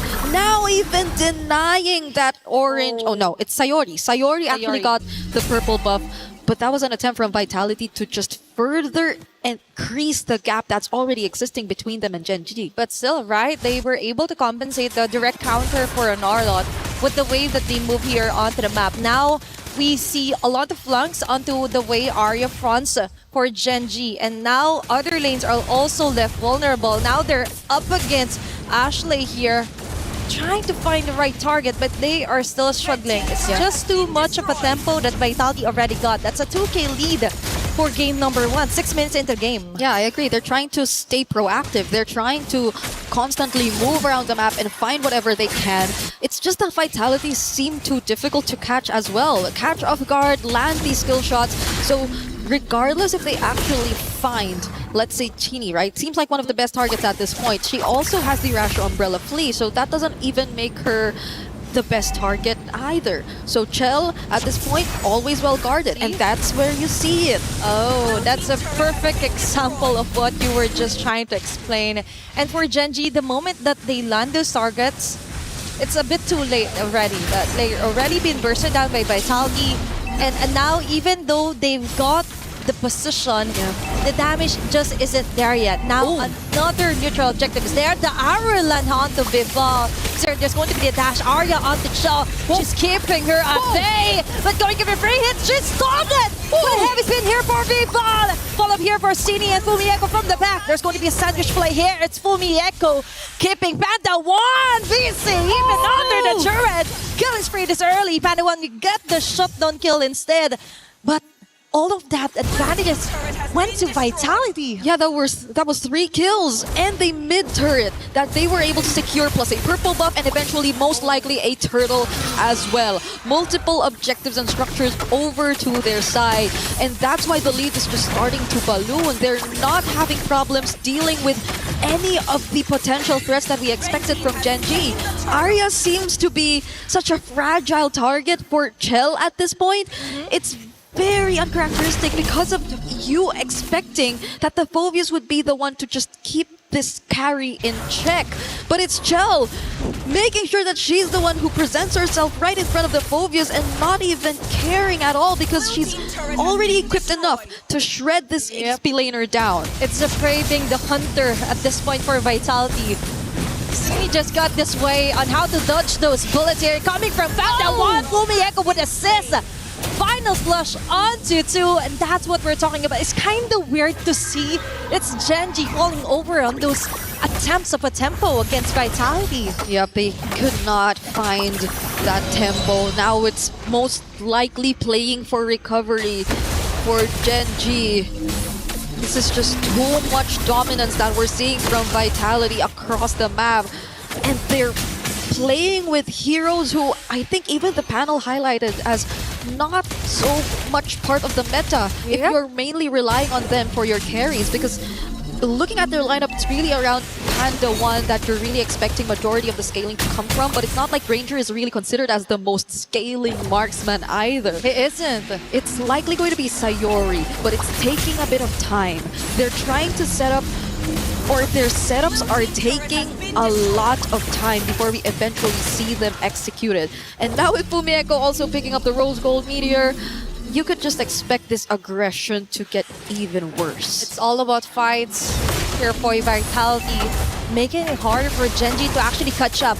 Even though Arya could land a great Dark Wave even onto 2 to 3 members of Vitality, but still, the damage isn't enough. We've mentioned it's Sayori that's taking a bit too long to really be activated to go for the burst.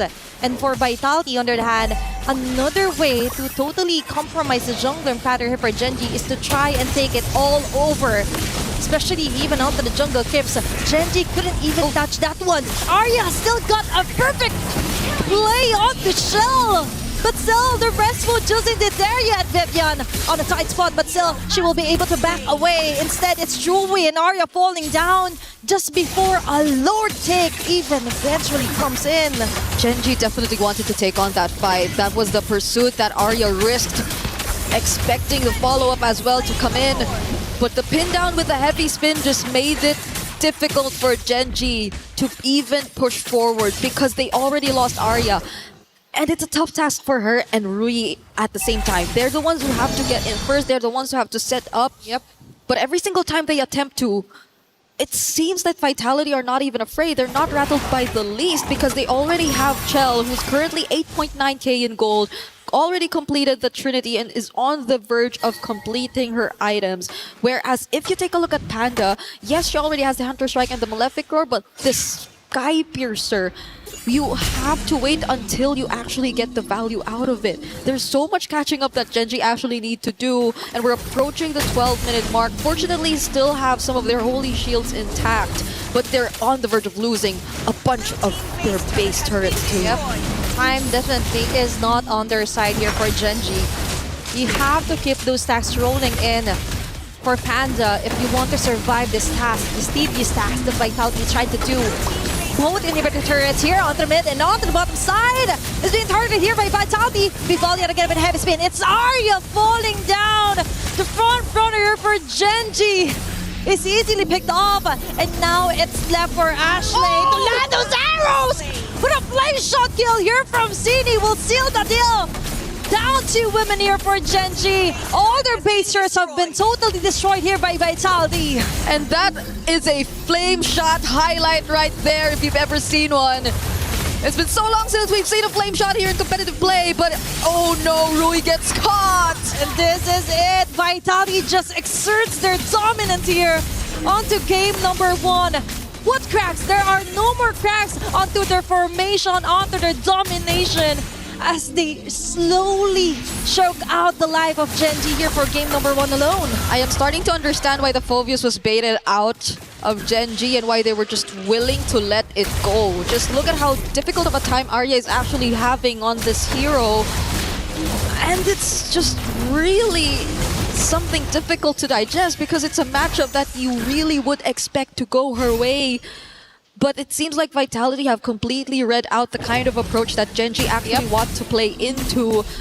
They pretty much let them play the early that they want in terms of speeding up the farm, but other than that, they are not landing any of these skill shots. They are not able to maximize the early threat and presence of a double mage mid duo that they actually decided to field here in this game, and they're just taking it step by step because we're 12 seconds away until the next objective spawns, and with an 11k gold lead, this was mentioned by our panel earlier, it's very difficult to find a way around this kind of situation. That is just too much to handle for Genji.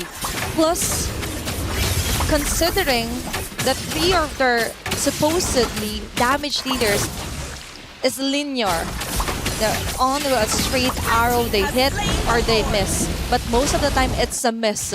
Because for Vitality, all they need to do is juggle around who will be getting the arrow, who will be getting all the skill shots here from Panda 1, and the rest could just go for the free hits. Now, Sini is still untouchable, by the way, with their Kagura pick. Yep. And it totally made sense. She has the mobility, she has the burst, and the flame shot, the cherry on top, just to finish things off here for Vitality. Yeah, none of them honestly even opted to go for Purify. At this point, it's just really them adapting through the heroes that they've actually picked up. And I think it's also very dependable for them to have the Sakai in their lineup, because even when Genji decided to go in for multiple times, they just had to use it defensively, push them away, or even better yet, find the perfect pin down. But this is a Lord Siege incoming for Team Vitality. Let's see if it ends here. Oh, another fight that's just connecting onto 2 members. Panda already down.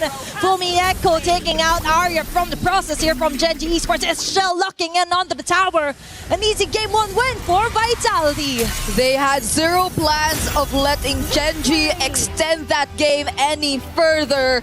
And Team Vitality are 1 step closer in securing their knockout spot. Genji decided to field a draft that required a certain level of execution in order to work. But look at how Vitality dealt with it. They were just very calm and they let it happen on their terms. Now we have to take a look at what's going on stage together with Damascus and Rob.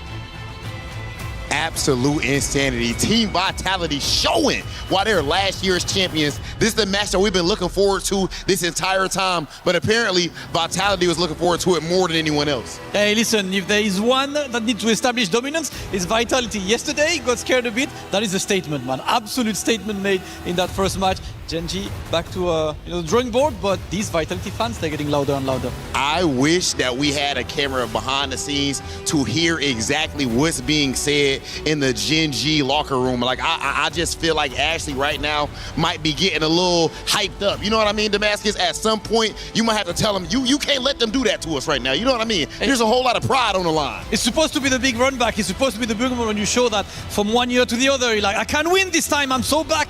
Unfortunately, not yet, but there is still a chance for Genji to bring it back. So let's wait for them to bring it back and take a look at the highlights.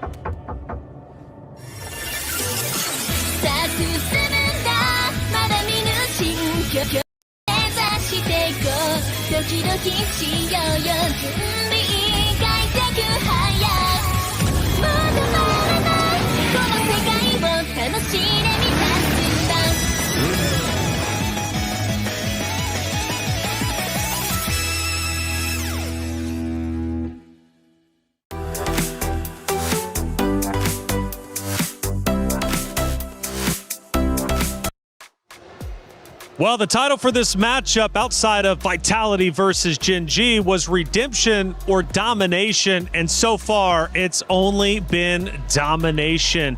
My goodness, that was bad. Gen G's got to go back to the drawing board. They really do. What the biggest gold lead we have seen as of yet. Before we really start breaking things down, however, let's look at some big moments throughout game number 1, starting with our first big moment, of course, and this is most likely going to show Vitality starting to snowball. We're 10 minutes in and already you could see that gold lead get in. Yeah, I mean, the big thing, we already talked about it, was the fact that, like, once you have this Selena, what do you do with it if you're not dominating, right? And that's the problem. When you're playing from behind on things that require a Sky Piercer, Granger in particular, not exactly the greatest against tanks until that Sky Piercer reaches a certain point, and Selena must hit the arrow. You saw it every single time the arrow missed. Guess what happens? Vitality pushes the advantage further and further. Yeah, the question was arrows, umbrella, which one do you prefer? Well, we got our answer throughout game number 1. Eterna, let's take a look at our second moment of game number 1, and probably getting towards the tail end here, and it might be close to the winning moment. We're now 11 minutes in. The gold lead now is well over 10K, and we're starting to enter the base. It was almost a 12,000 gold lead at this point in time. And the thing is about the Selena, it's very difficult for her to try and go for the defense on the defense, right? She needs to have a little bit more say when it comes down to map control for her to really get the shots down. And in this particular position, it's very predictable where the arrows are going to go, so it's easy to dodge. And then you see the synergy of composition between Vival as well as Fumi Echo. And technically, they do still have Panda and Sayori to try and clear, because they do have that, but at the end of the day, the firepower really wasn't there, and it was so difficult, I think, for Gen G at this stage in time. It seems to be the case, and I really want to pick your guys' brains about the hero selection as we watch the final moments again from map number 1. The hero selection clearly did not go too well. Before we get too deep into that conversation, though, we got our team comms from Team Vitality during the winning moments. Let's go guys.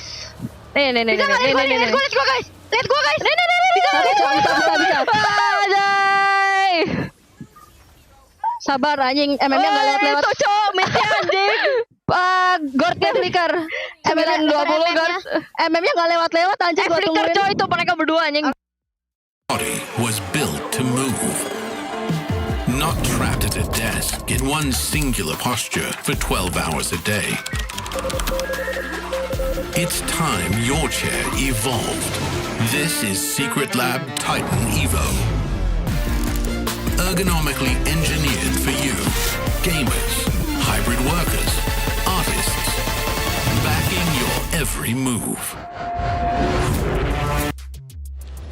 Man, there it is. They sounded very excited for Team Vitality, and rightly so, because when they get pumped up and energetic, you know they're playing an all cylinder. Not too much. I think not enough potentially. Okay, hey, look, Vitality looking good, and I tell you what, we've had coverage all day long. We've had Stream A, we've had Stream B, and we got our co-streamers as well covering all the action. Let's bring Rain in and have a little discussion. Rain, what's going on, man? How you liking the stream so far? How you liking the tournament? So far so good, guys. I'm having fun here. I think this is the most prestigious tournament so far, and I'm really excited to see quality from the rest of the players.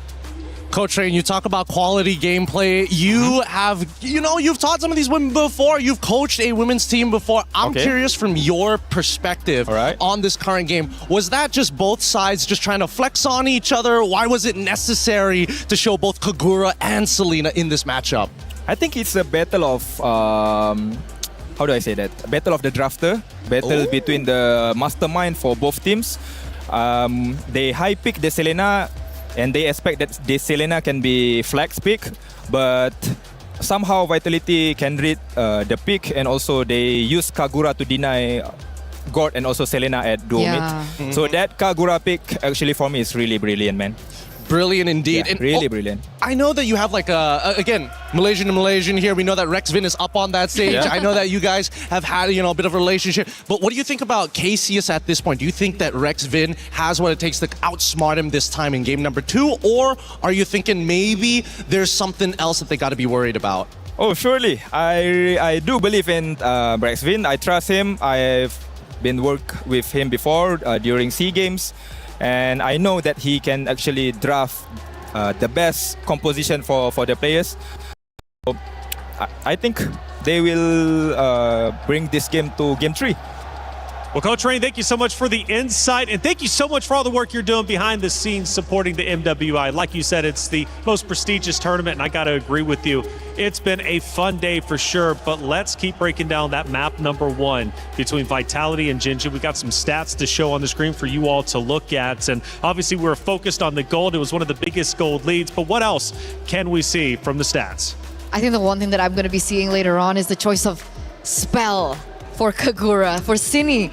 We haven't seen the flame shot in so long. I think the max we usually see it is like in our ranked games. And suddenly it comes to play here on a competitive level. It really shows how confident I think Cine is on the Kagura. Yeah, no, I agree. I think that this is definitely in Cine's pocket pick for a very long time. And as Rain mentioned, it is the perfect answer in this case. So again, yes, a little disrespectful. Could have gone for the Purified just in case you get hit by 2 CCs. But I think that the flame shot has already kind of, stung Ashley a little bit. That's 2 times getting last hit by a max range flame shot. Tough break for sure for Team Gen G. That definitely did not go their way. Now, one thing though, sometimes getting beat like that is almost a blessing, and the reason why is because short-term memory, you can let that go very quickly as opposed to like a grueling 20-30 minute matchup and then only to take the L. This time around, it was very quick. Back to the drawing board they go. Let's see if they can get their emotions in check heading in to map number 2. We head back to the stage. The ladies are getting set up once again. Now, Granger pick, traditional for Panda. However, the Selena obviously was a big talking point between you two. Going to Ashley's role, typically the tank, right? Typically the mother of tanks, or at least in contention with Vivian for the mother of tanks, decides to go assassin this time, which doesn't give enough support to 2 of the heroes on the side of Gen G. They cannot afford to make that mistake again. But more importantly, do you think you can see where their mindset was with those picks heading into map 1? I feel like it was ego. I'm gonna say it here. I think it was ego. I think after that interview that they had with Cine and Ashley, and Cine was like, you know what, your hero pool's a little bit limited. Maybe you can only play the Minotaur. And Ashley was like, no, I think I have something else. And that's why it was prioritized so early. But Coach Rain did mention that I think it should have been a flex pick as well, but they were forced into a position to take the gamble. They took the gamble, it didn't work out, it's okay, go back to the drawing board and maybe go back to what made them strong in the first place. So do you think there's anything though, like any justification outside of ego, whereas like this could have worked, or was it just too quick, too soon? Here's what I think. I think that they had a great day of scrims, and Selena was part of that lineup. I think that might have given them the idea that maybe this is it. This is the pick that's going to, shake things up here and make sure that we can't get our mid-trio targeted as hard as they did last year.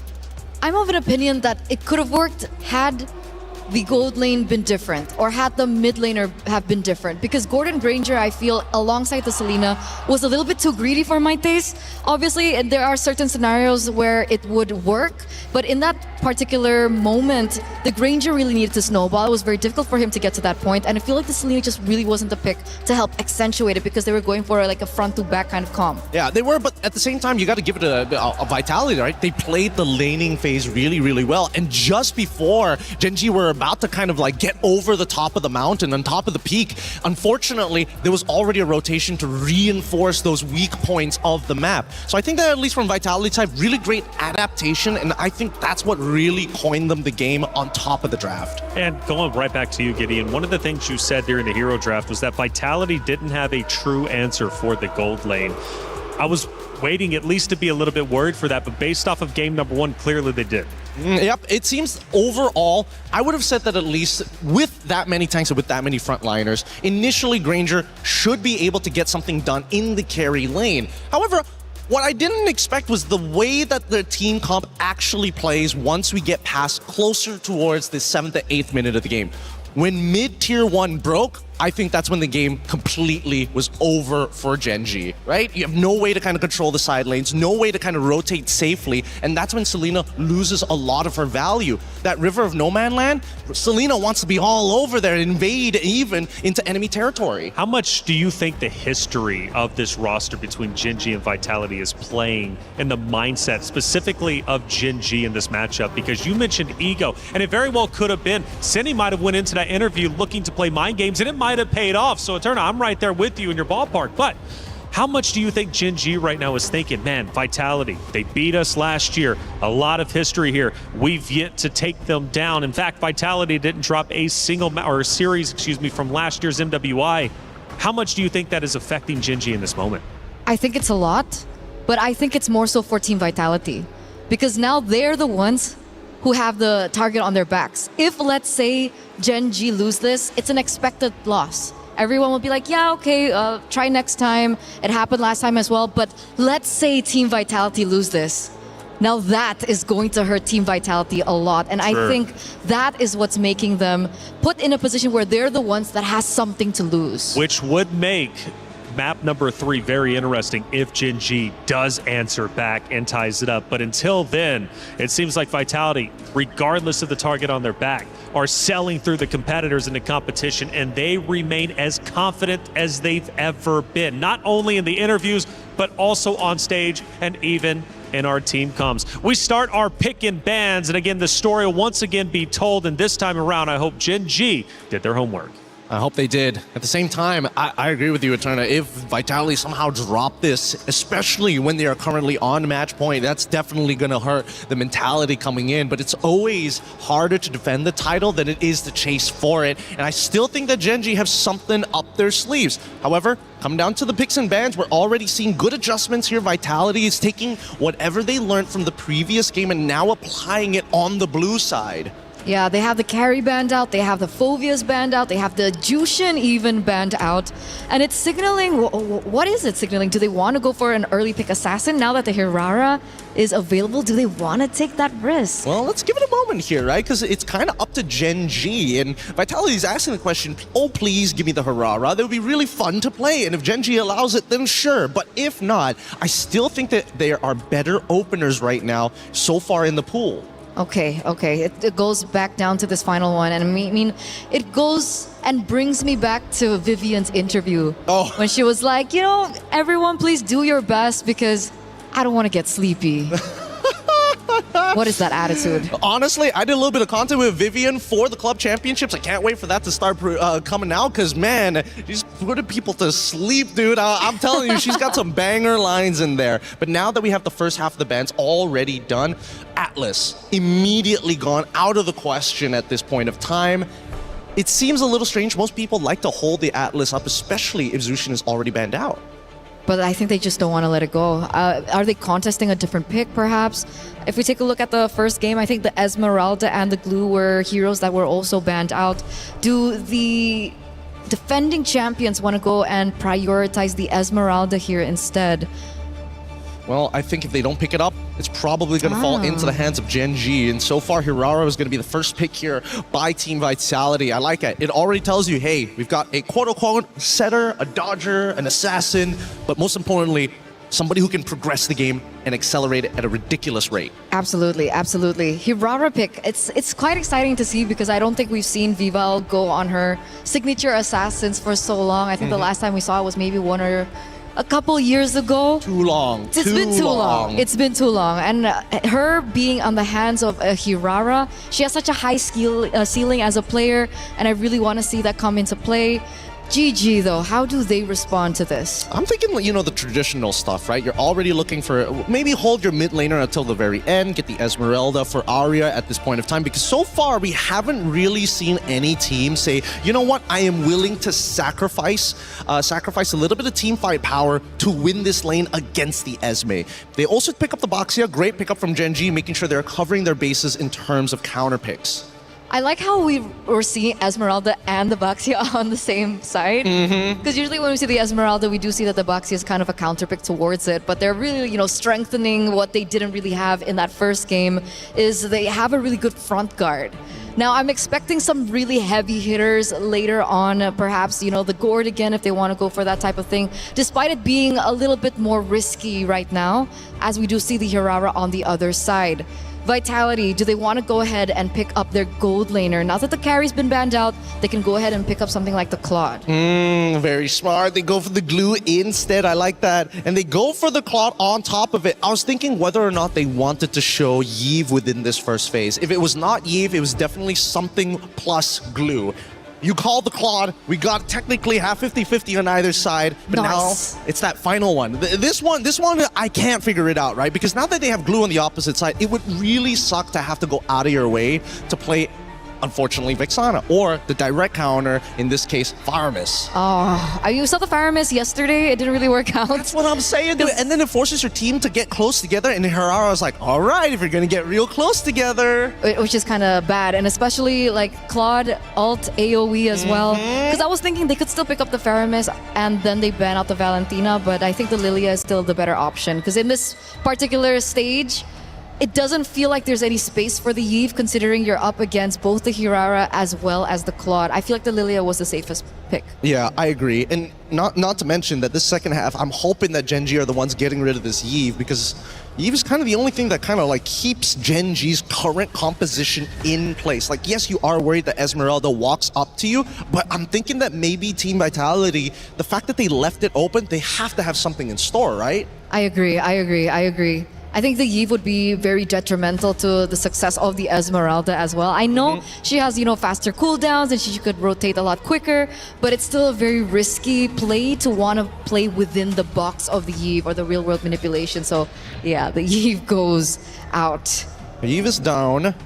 I'm thinking whether Gen G is considering leaving the Valentina open, even though we don't see many big ults on the side of Team Vitality. And that's the thing, those last two picks I think has to be the either big initiator alongside with the glue, because glue can technically be flexed into the EXP. Not the greatest matchup into the Esmeralda, but at least you won't die. That's true. I feel like Fumi Echo would like something a little bit more flashy though. Give me the Lapu. Yeah, she's been so, flashy with her Lapu Lapu. There's so much attitude as well in her gameplay. I do want to see that maybe come to light once again. I think the hero that I was really thinking about for Gen G to kind of ban out in the second phase, alongside the Yve, would also be the Valier. Valier up against the Esmeralda, I think it would be a problem for the Esmeralda alongside the Baxia, but I don't know if they want to go full both bans onto Cine. I would like to agree with you if I knew for sure that glue was going as a support. And that's the thing, right? No matter what, even if you have terrible mid lane matchups, your support makes such a difference in the 2v2 dynamic that it helps you say, you know what? If you take Concussive Blast, we clear this wave, let's just minimize how much damage we take. That's the way. It's Valier. Called it. It's just I'm in disbelief. You don't very often get these correct, but when you do, it's so accurate that there's no argument to it. It feels good. I feel like an analyst today. You get it now, right? You get why Wolf does this all the time. It's so satisfying. It's great. Wolf, clip that while you're at it. Now, Bruno, I think this is a little strange. Why go and look to get rid of a marksman bully in the Bruno?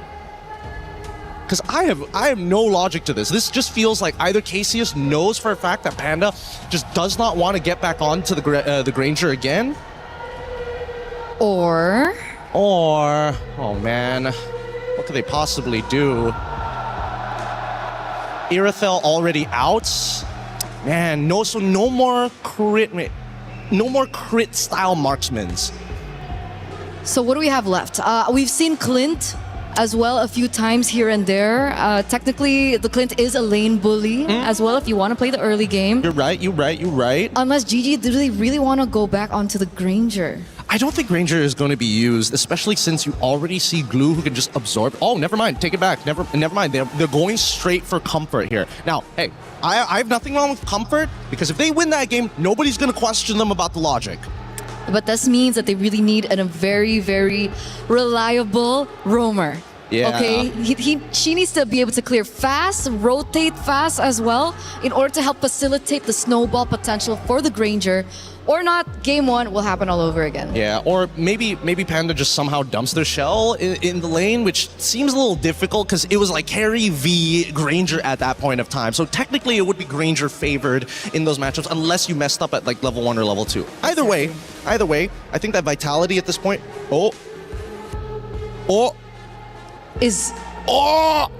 This is a statement. This is a statement. Are we expecting Glue then now to go to the EXP lane? No. Glue is going to be your support. Alice is going to be in the EXP because at least for Alice, she doesn't generate shields. And you know what this means? What does it mean? This means that Cindy, in her interview earlier with Ashley, was talking about like the picks, and now she's the one on the Selena.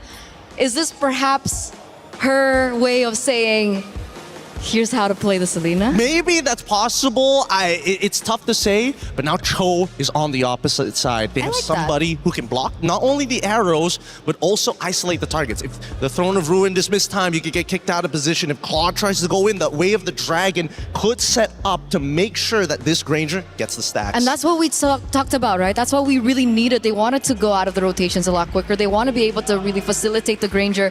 This is a spicy draft reflection.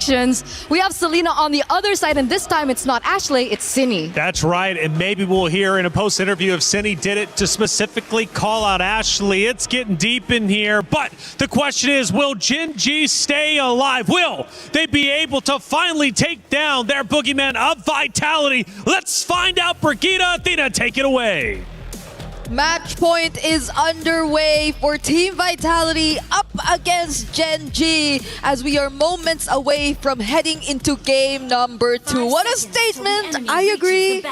What better way to close it out if not by winning through a pick that was unsuccessful for Gen G in game number 1. The Selena now in Cindy's hands.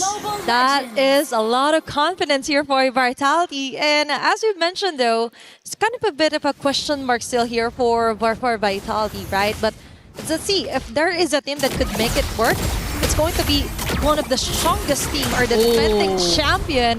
Now for Gen G, they go in for early aggression as well on the mid lane. Yeah, Rui actually stole away a green camp from Vitality's side, whereas Vival just decided to get a green camp of their own. So basically both level 2, but that was a stolen jungle camp, and we're seeing a skirmish in as early as less than a minute into this game. Gen G is trying to be a bit more active. They did not want a repeat of game number 1. They are playing right at where the level is Vitality when it comes to facing here on the early facing of our game, which is what we would love to see, right, for Gen G. Instead of them just going for the counter punches, we want to see them throw out the first punches and then do so onto punishing members here for Vitality. Now, looking back though here onto the composition for Gen G Esports, now they stay in with Ashley's show, and right on cue, she is forced out of her flicker. Yep, a resource already down for Ashley, but at least they got resources elsewhere. City, close call too, but we'll get to dash away from that attempt from Gen G. And there isn't a significant advantage that we're seeing from both sides just yet. I'm surprised to even see that slight lead in favor of Vitality, because Gen G were able to steal away a couple camps, even the Little Wanderer falling into Rui's hands for that first jungle rotation. But I guess this is where things change. Yeah, first turtle up, and we're seeing only Vivian scouting the area for Vitality. There's kind of a bit of a delay here for Ashley, only of level 2. But right on cue here for Arya, Falling Starman committing onto Viva. And that is how she keeps her at bay as Gen G attempts to get the turtle. It's going to be Sayori with the last hit, first blood as well. That's a great opener here for Gen G, chasing down onto Fumi Echo. But still, that is a great statement start here for Gen G. Arya definitely wants to play this time. She wants to be the EXP later. She wants to be seen. This is a different hero that you've handed over to her, and it's going to make a huge difference. The way that she just made sure Vival could struggle to get close to the objective, and if not even just get close, but even put her down to below half HP, enough so Gen G could actually get the kill. But Ashley though down bottom. Okay, Chell is forced out of her blazing duet, but that is it. They just need to survive the early facing Ashley's attempts. But going back onto Arya, we mentioned she's one of the best XP laners out here in the female team for female MWI teams. And so far, with her Esmeralda play yesterday, I think this also translates into how well she is when you give in a hero that could set up, could sustain, and as well give most of that punches in for Vitality. Yeah, she's just not letting go of Vival. Vival's struggling to be the very high mobility surprise type of Hirara in this scenario where Arya's just always trying to stay around her. That was close for... that looked like an attempt for Genji, but they didn't really push through. Probably also got to see Vivian around the area. And now let's see how Vitality are dealing with this rotation. This is how they deal with it. They just steal off orange buffs against Genji, and that's how they slowly build up their momentum. Sayori with a clutch black shoes. Vivian onto the back lanes. That was a really close call. High risk plays here for Genji so far. Yeah, but we're yet to also see how they're really able to convert the threat of the Selena yet again. Mostly, majority of the action is coming in from Arya. It's from Genji. Vitality seem to be waiting for that opportunity to get at least a grab or maybe even land an arrow. So now the plan for Vitality is to send in Fumi Echo, but that's not looking good. But oh, that is a great Throne of Ruin. Pandemon caught in the crossfire. Rui Force with a Turtles Passant. It's all over for her as Fumi Echo and Vivian doubles down. It's a double kill for Fumi Echo. The turtle is left untouched. Now there's an action here coming from Vitality. A 2-0 for an Alice early on. Arya still trying to be an annoying Esmeralda in her face, but this is Vival most probably still getting to secure the objective. No! She didn't have her retribution at the time. Okay, it paid off for Arya. Yes, it was very worth it. Now they do have the retribution, but the turtle is up. Genji and Vitality could both make their way to this objective if they wanted to, but things seem to be different for Vival. They might not risk it, not unless they find an opening. But it's so far just really Arya and Fumi Echo zoning them all out. They're really considering onto giving up the turtle altogether. They just want to interrupt the whole process here for Genji. If we could get the turtle, so can you. Right? And for Genji, they're attempting to somehow zone out the members of Vitality here.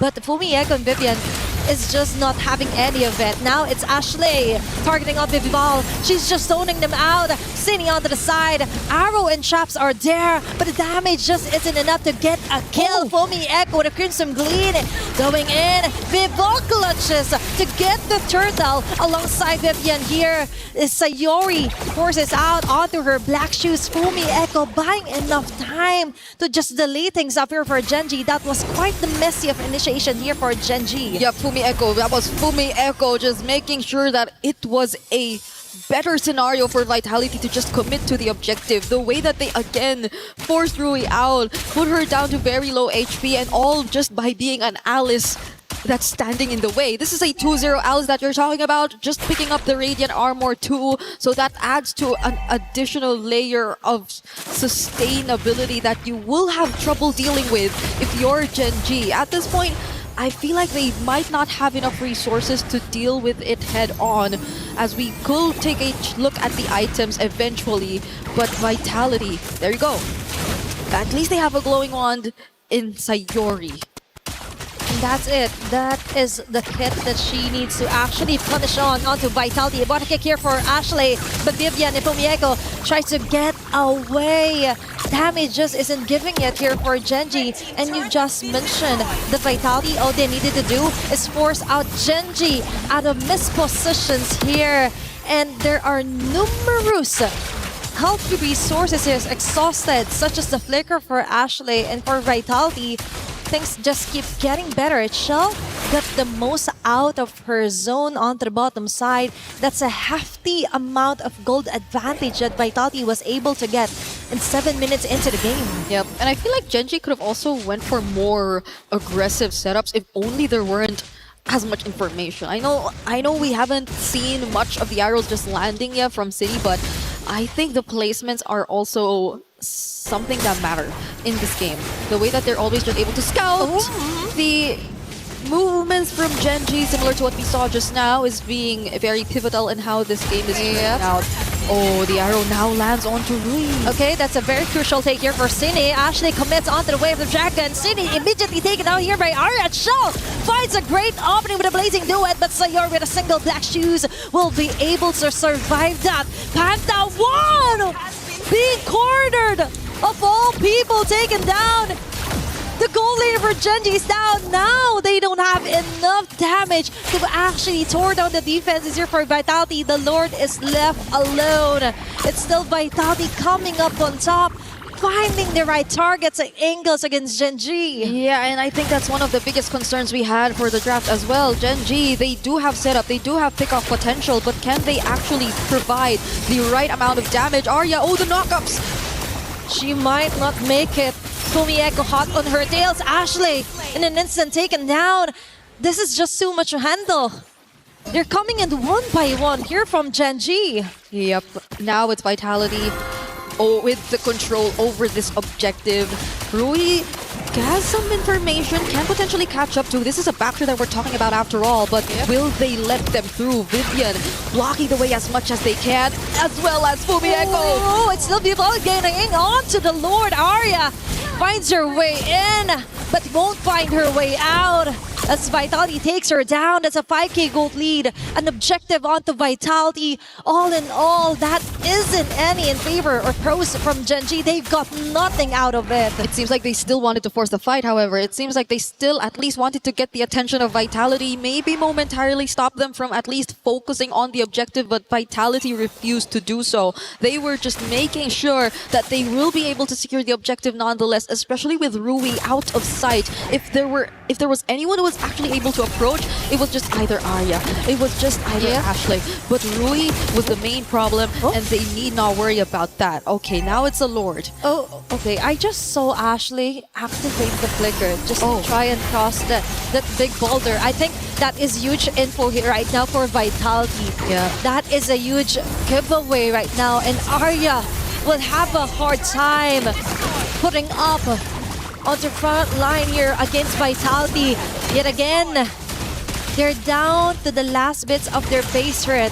It might even explode with the next bit of minion waves that Vitality was able to control. To BH, the macro isn't really that giving here for Genji. It's all about the map awareness, map control, all onto the side of Vitality. Ashley gets a kick onto Vivian. There's going to be a follow from Arya, but a falling star, but not the damage. The Respo, it just isn't there yet. Vivian goes in with a clutch play. Shaw with a free hit.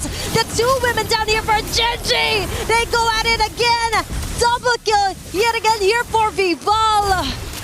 What a way to scout out the members from Genji! The coordination from Vitality, a single failed attempt from Genji is what cost them these 3 kills and possibly even a base turret that will go over to Vitality. The moment that they saw the way of the dragon already down and that multiple members of Genji were out of their base, they took that opening, that beautiful throne of ruin, that entry from Vival and the arrows from City, but Arya wants to fight again. Okay, that is quite a successful play here for Genji. They're just forcing their way in. It's Fumi Echo being cornered out. There's going to be a dashing out.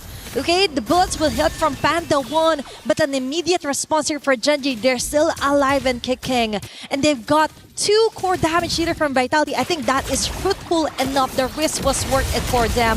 But still, for Vitality, they're trying to survive. Ashley from the back with a great wave to dragon onto Cine. But still, they weren't able to burst her down. Survival at its finest here for Vitality. The question remains, do they have enough to burst down whoever Ashley eventually finds? Because they burned the flicker for that kick. You would assume they could, because that was Cine who they were actually able to find. But even with the bullets landing, even with Panda actually providing the follow-up, it didn't seem like they had enough. What more if things get a bit messier in the team fights. And we're just talking about a 5k gold lead currently in the hands of Team Vitality. More so, once we actually scale into the latter portions of the game, once Genji actually gets to prolong it to that point, do we expect that the Ranger could actually deal with everything? The Skypiercer stacks aren't even handed over to him. It's not like he could just put herself forward. It's Arya who's actually just trying to force their way through, open up a bit more of the map, and try to create space when there are actually team fights going on. But other than that, this is going to be a tough task for Genji. That is the reality. And to answer the question on whether Panda will be enough, I don't think it will be. Because for now, Vitality still has most of the gold, most of the damages, plus they're really having a hard time committing onto getting the right targets. And now there's also Lord in the mix. They're burning it down as fast as possible, but Vitality is just waiting for those arrows to hit, and that might be it. Now Genji needs to be really careful on where and when they should commit Ashley's flicker, even the Way of the Dragon. 5 seconds next before they go in with a Blitz clutch play. It's Vival trying to run away. Arya getting caught in the crossfire, but Fumi Echo does it again. She forces out Panda out of position. Vitality brute forces their way in. Fumi Echo yet again on the front lines. Panda will be the knife down. Vivian Shell with a blazing no way. Panda and Ashley in a very hefty position, but they will do it. They will still survive, defend their fervor base, and Vitality won't be able to end game number 2. Vivian was brought back to the fountain, and Panda looked like it was about to really get bad for her, but even then, she was also able to just regain her HP back, and that was a successful attempt from Genji to defend and prolong this game. That's what we're talking about. Finally, they also get to pick up a stack for themselves for the Skypiercer. We take a look at that replay where it did feel like they were just trying to intercept and make sure that Genji weren't the ones who were actually going to start things up. And that was a beautiful way of just forcing Sayori and Panda out of position, as you mentioned. But Sayori was quick to also re-engage, get back, zone them out, and Ashley with the mobility too. But Vitality are not letting go of this. Okay, for Genji, they don't care how expensive it will be just to get a kill. As long as they get it, as long as they get the job done, they will take it. Vitality now has somewhat having a hard time to actually finishing off this round, because now Sayori and Panda is getting harder to catch from the back lanes. It is 30 seconds before the next flicker of Panda comes back. Sayori does need a minute to get her Purify back too. And there's only 10 seconds before we actually see the next objective. Genji want to get out of their base. Genji actually want to make something happen. But Cine already spots Arya, and they have a pretty decent amount of info. Enough to know that Genji are planning to do so. Plus, Vitality knows that Genji has to send someone over onto the top lane. They still have the control over the map. And for Genji, they have two things in mind. First, clear off the waves onto the sides. Plus, try and prevent things from de-escalating here from Vitality. But Arya goes in. Okay. That was a very risky call here. If she was caught, if she was dead, that would have been the end here for game number 2. Oh no! But that might be it. Rui! What an expensive overstay there. Just when Vitality finally gets a Lord. Taking advantage of the fact that they saw Ashley dealing with the waves up top too. They've just blitzed the Lord. And what better way to close that out by finding a kill onto one of their most crucial front lines, their jungler Rui on the backsha. How many times have we seen that happen? But does Vitality close it out here? Okay, that made it even better here for Vitality. Fumi Echo from the back. Panda is forced to flicker her way out for survivability. Ashley as well. They can do nothing but stare back into Vitality, brute forcing their way in again. And they go in. Ashley is being held over here by Vivian. And they focus fire onto the tower as Vitality secures the 2-0 against Genji. And the results of the rematch remain the same. Team Vitality sweep Gen G to punch their ticket to the knockouts. And they do it in a very dominant fashion. You expect nothing less from the queens of MLBB. But the way they had to do it with a Selena, I feel like I'm still going to be thinking about that until I get to bed. Imagine finishing off last year's grand finalist opponent with a hero that didn't work onto their favor from game number 1. And Vitality still is very dominant. They're just showing that yesterday, yeah, there were a little bit of cracks here and there, but today, they've all cemented each and every weakness that they found and found strength onto that. We have the winner's interview coming our way, so let's throw it over the stage to hear what they have to say.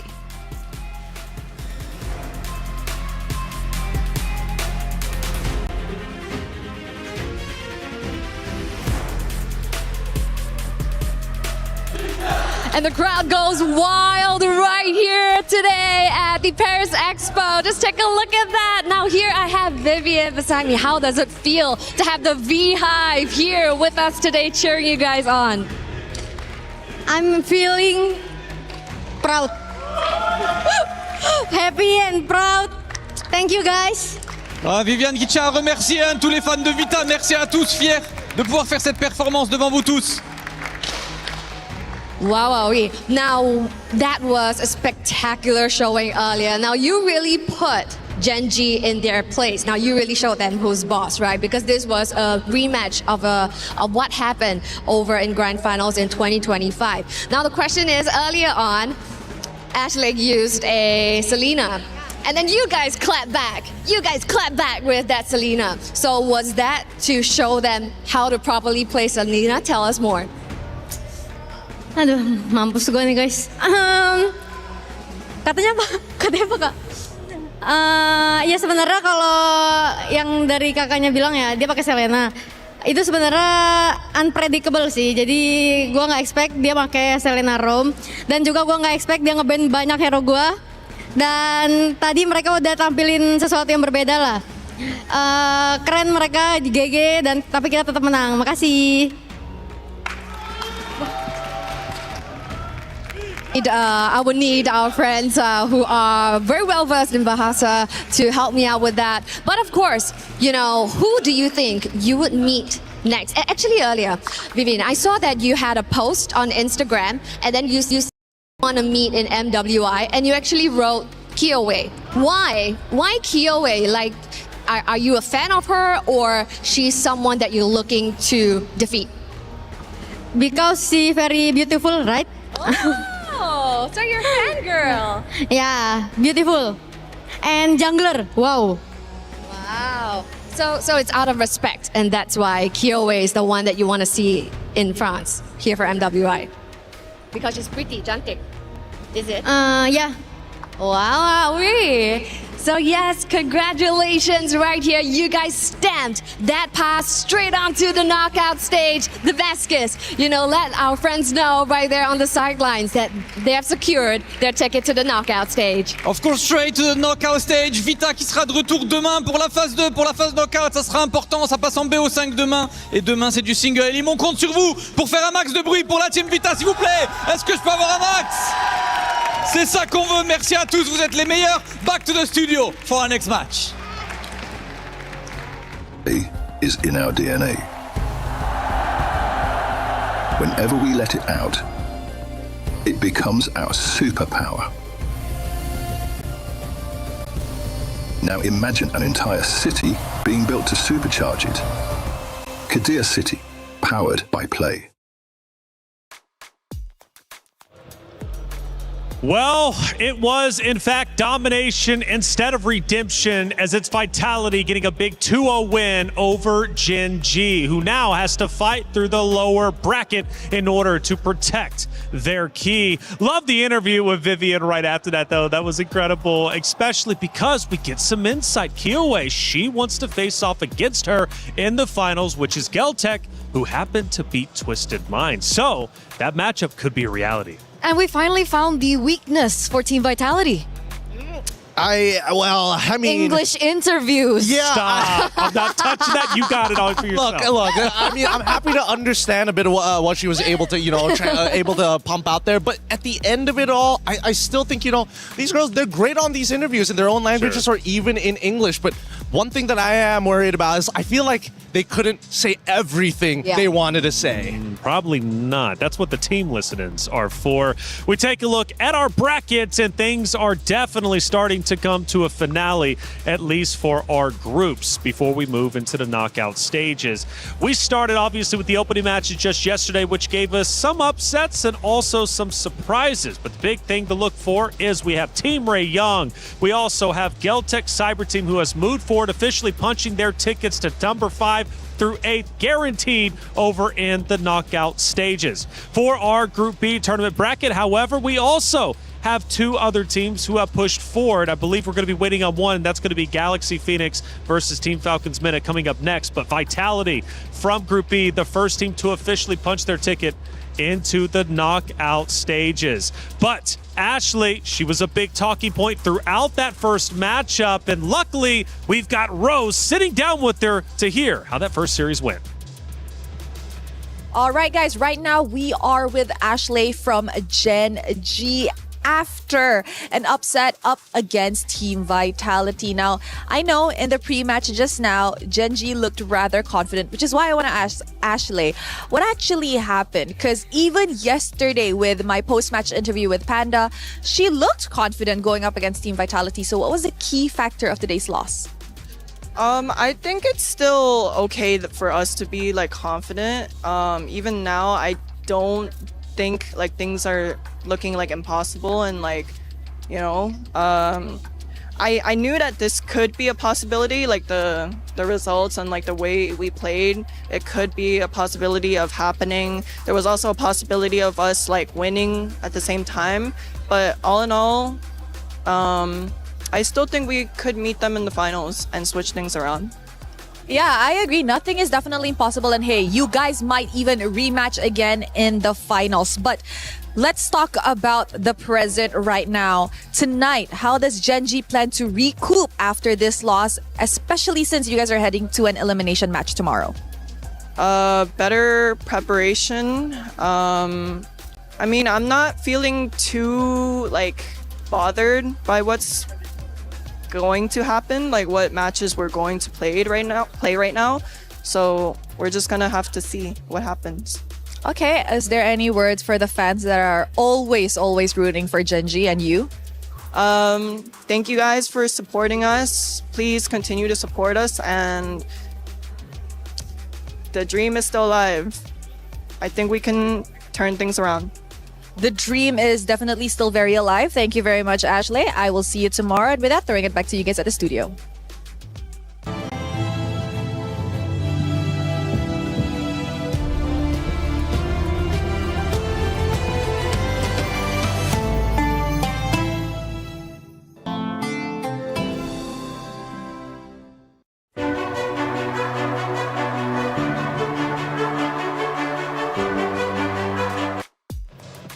Thank you, Rose, as always, for that interview. Ashley saying the dream is still alive. She's got full faith not only for herself, but also her roster of Gen G to make it into grand finals. This was only a roadblock, but I would say pretty big one. They take a 2-0 loss, and both times over a 10K gold difference. At least in this way, it was a little bit closer than that. But regardless, for Vitality, they just played around Gen G and did it well. They really did. And I don't know about your reflections, but after looking at that interview, it's clear that Ashley put on her big girl pants after a game like this of 17 minutes of grueling combat. Just look at the damage taken by Fumieko. Nobody comes remotely close except for Arya, and even then, Fumieko has half her damage. what are you supposed to do against that? It's an unkillable monster in the EXP. And that started in the early game, too, because I remember Gen.G was looking good in the early game until Fumi popped off. She really was able to find her moments, and it really just reflects how much she's grown as a player in the EXP lane.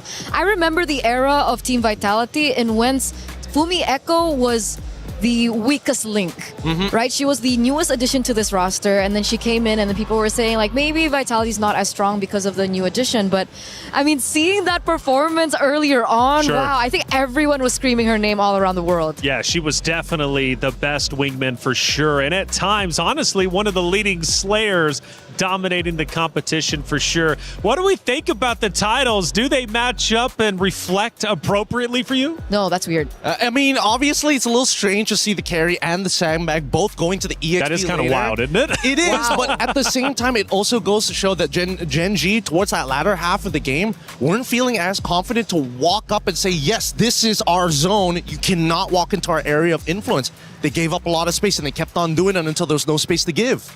And it also typically shows how the Grange just really didn't work out again. Like, they tried it back to back. They did it in the early game.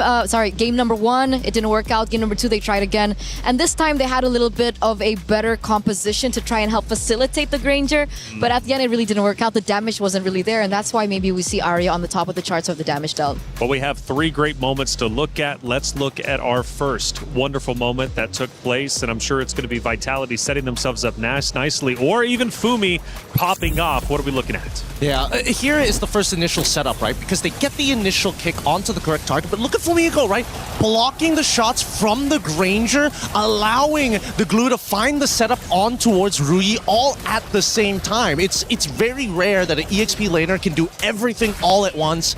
Yes, it's a little bit of a mistake on Gen.G's part for getting too close together, but how can you predict the trajectory from where the flowing blood is coming from? It's tough to say. It is tough to say indeed. Let's take a look at moment number 2 and see what ended up unfolding. We're now getting deeper into the match, towards the tail end, about 6-7 more minutes left. We're at 10 minutes and 45. And it looks like they're going straight for the throat here for Team Vitality. It looks like they're going for the push. Ashley here gets a good moment coming in from Vivian, but you will see, I believe, Fumi Echo being able to, there it is, the counter engage that always happens. So despite Ashley being on a hero that is way more active, she can look for more opportunities around these team fights and these skirmishes. There's always that counter engage coming in from Fumi Echo that really just ruins it for the rest of the team. And it's not just that, right? There's also the argument of like, wait, why isn't Sayori just kind of drawing the line in the sand and saying, you know what, you can't get past here? And unfortunately, that's where the Hirara suddenly appears, right? Again, the combination of locking down the target, forcing out the Purify as soon as possible, and if she doesn't have Purify, Sayori will die and will not be able to use the Black Shoes to get out. Well, moving on to our third and final moment that we'll be reviewing for this great matchup. We take a look now towards the end. We're now starting to pressure into the base. Gen.G knows they are backed up against the wall. The pressure from Vitality is unrelenting.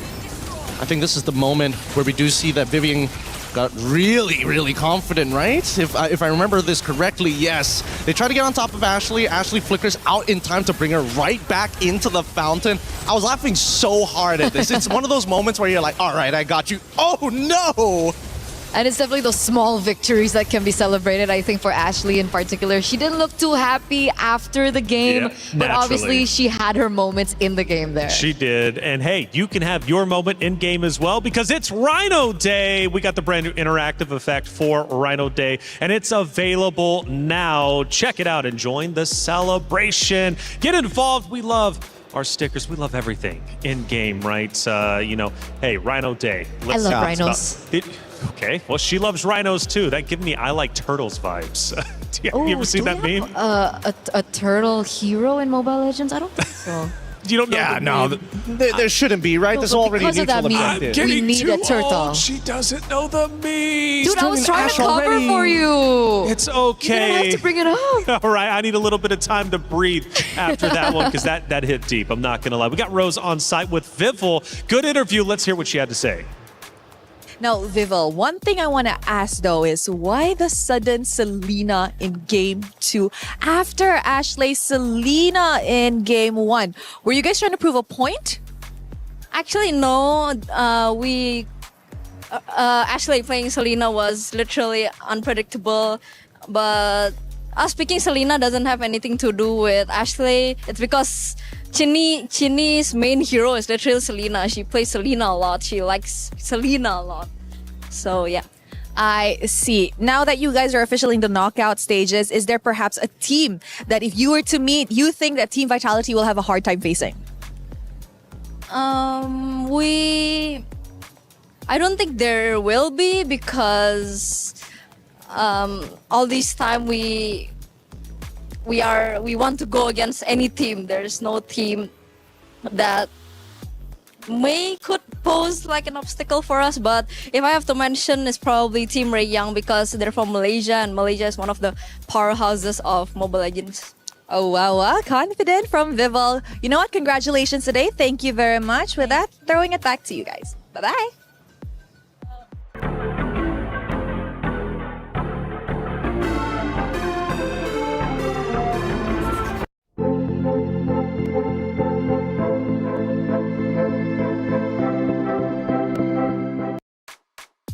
Good interview with Vival as always, Rose. Thank you so much for getting the coverage with the players as soon as they're off that stage, and before going up, of course, to hear what their mindset is like as they head in to yet another series. Final thoughts, right? We got the chat involved. Make sure you're tweeting out, or however you would like to talk, of course, on especially where you are watching the stream. Famiko, MVP for sure. Honestly, after that performance, I would say so. Real.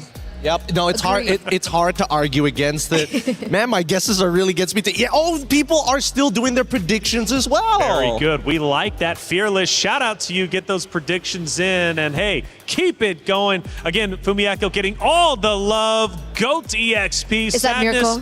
Sadness, I just want to say I hope you're happy. Seems about right. Feels like Mirko. Yeah, seems about right. I think Fearless is Mirko. It's his alt account or something. Is that right? Probably. Probably Mirko. Well, we did hear earlier that he was looking at chat for just a little bit during that Phil section. Maybe he is Sadness, but why are you calling yourself Sadness, Mirko, if that is you? We're going to have and hash that out and figure that out. We need to make him happy.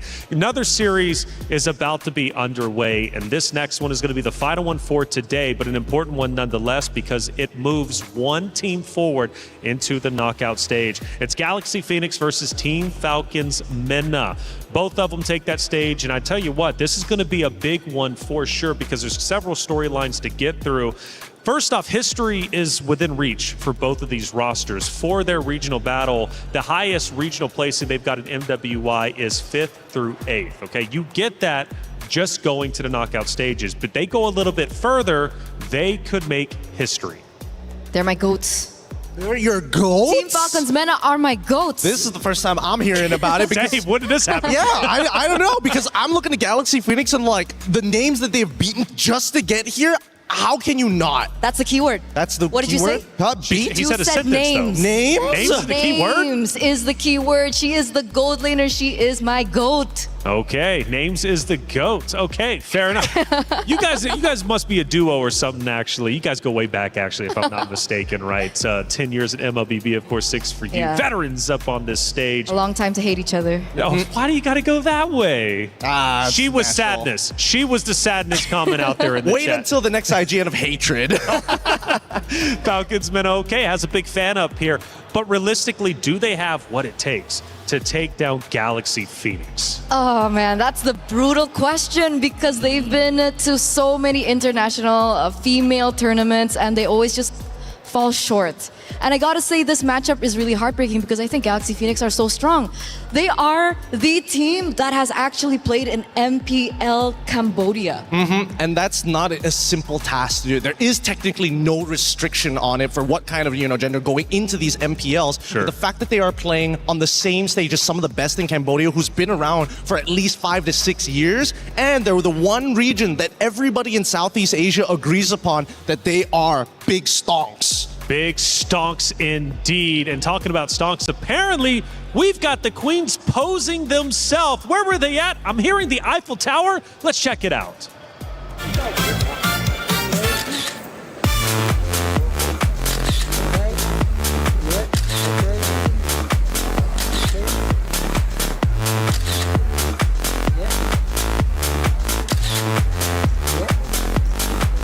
I want to go to the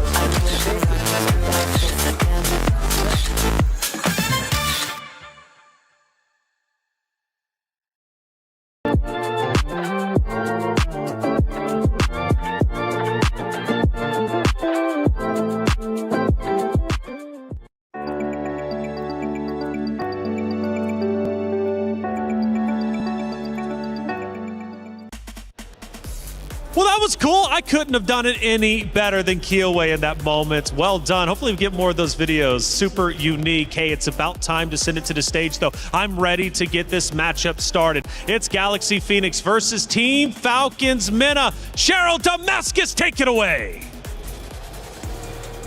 Thank you, Taylor. It's time to kick off our fourth and last match of the day here on the Stream A. On one side is Galaxy Phoenix, fresh off a great performance, sending Navi into the lower bracket, taking on Falcons Mena for a spot on tomorrow's knockout stages. What are we saying about this match, Sharon?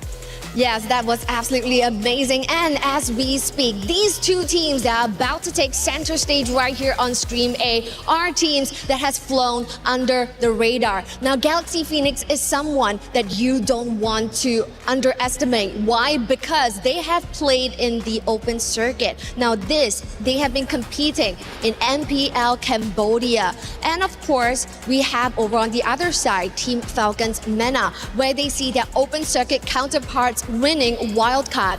Are they able to rise above right here in this match and secure their knockout ticket? Let's find out from you guys at the studio. Let's go.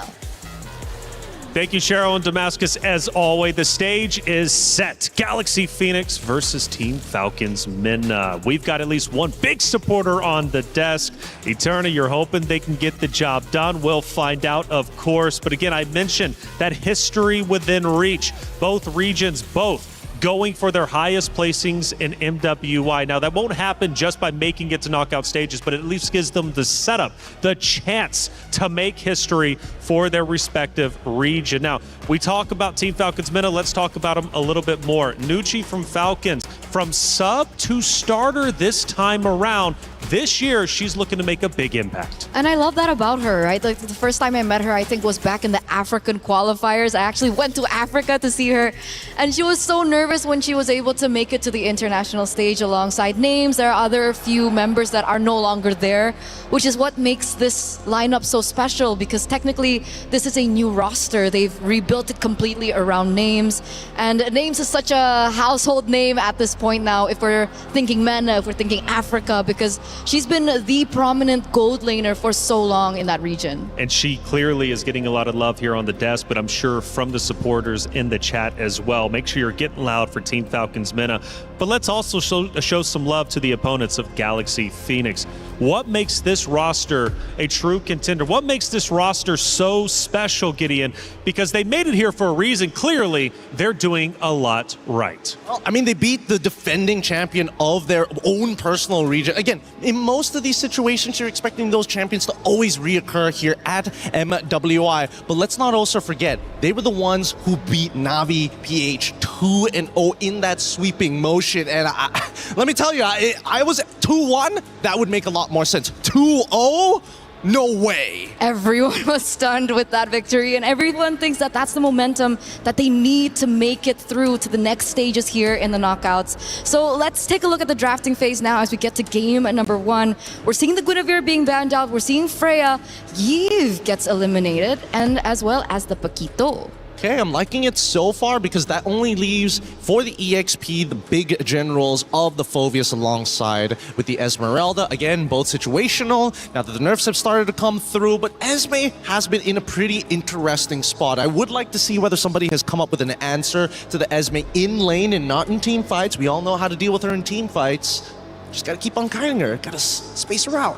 What was the counter to Esmeralda back in the day? Oh, so many, like the Dyroth, you have the Alpha. Dyroth! Yeah, there's so many lane bullies. Do you think there's space for a Dyroth? Okay, you know what? Sometimes when it's a good counter in lane, it is not worth to go for. And that's something we learned between Leslie and Claude yesterday. Yeah. Just because you can make it doesn't mean you have to. You gotta kind of space it out. Boxia, the follow-up band here alongside with the Matilda, leaving Marcel wide open. And now we're seeing completely different from what we saw earlier today, right? From big openings of focusing more on the Atlas, leaving the Freya open. It really goes to show that there is a wide varying hero pool that isn't standardized amongst each of the teams and regions. I really like that you mentioned that, because just yesterday we saw that Team Falcons Mena actually brought in a Carmilla jungle. Yeah. Okay. Yeah, we've seen a lot of bans yesterday against the Carmilla, and I was like, why did they go for Carmilla bans? And then I hop over to Stream B and I see a Carmilla in the jungle, and I was like, is this what they're scrimming with right now? Who's giving them these ideas and who's letting them think that this is right? But yet, they still are able to find these games. Hilda, an early call is an easy answer to Marcel. Marcel wants to go in and out. Hilda says, I'm gonna stick to you like glue and I'm gonna hurt you while you do it. Also a very strong showing with the Claude early pick as well. We do usually see the carry being picked up after, but we do see that Falcons MENA want to secure a strong lane of their own, right? They have the Esmeralda, very quick in. If they still want to secure maybe like a 50-50 lane, they do still have the option to go for Harith. So perhaps the mid lane priority pick was a more decisive decision there. They pick up the Lilia first in the first phase. Yep, they want to make sure that their mid trio is going to be decently strong. They're going to save their jungler for later, and I think the Esmeralda is very, very safe now, but it kind of depends when we see the turnaround. Do they want to reveal where the Hilda is going to go by showing who's going to be the EXP, or are they just going to keep her as a flex? That's true. Hilda can be flexed into the EXP lane. I thought it would be like a sure answer. I mean, technically we aren't on dangerous grass, so also it true. Doesn't really warrant that it has to go into the roaming position. Expanding rivers would also allow the Hilda to rotate a lot quicker around the map, so that's definitely something that we should still keep an eye out for. But insta-pick there, the Valier goes in 50-50 against the Lilia. Valier is not the best hero for clear. Yeah, it's not the best hero for clear, but he is the greatest hero at ruining a support's day. Try and engage. Try it again. Oh no, you're stunned. Oh no, you're trying to engage. I'm gonna push you away and then we're gonna do this all over again. It's a really frustrating hero, especially if you have no easy way to gap close against your opponent. And even then, you better have two options of gap closing, because that Searing Torrent is ridiculous. I could have sworn you were going to say gaslighting. I thought about it for a moment, but hey, look, maybe that... Did I say it? It's happening! Are you Mirko? You like that? All right, now, second half of it is where it gets a little tough, because I feel like Galaxy... Whoa!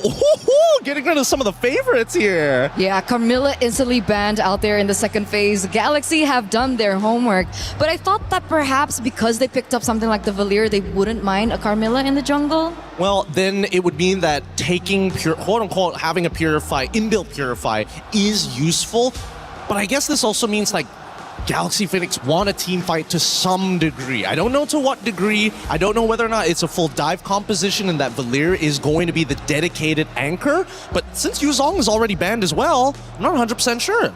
Yeah, how would they go about it if they don't have the Yuzong? Do they have to go for like a Uranus of the worlds? Ooh, I mean, yeah, the Uranus isn't the worst option, but at the same time, that means that the unfortunate truth would be that their jungler would need a scale.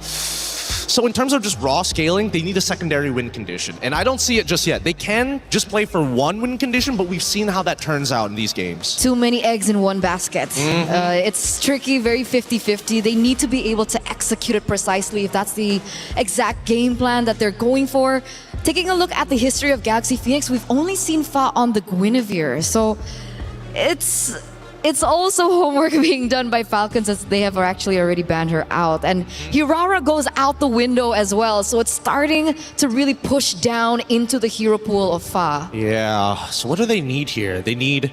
It's either they say, you know what, we're only going to play for the earlier stages of the game, or we're going to look to contest, or we're going to team fight. And it looks like they're leaning into the direction of team fighting because they haven't still yet shown who's going to go into that jungle. And they pick up the Sora to boot.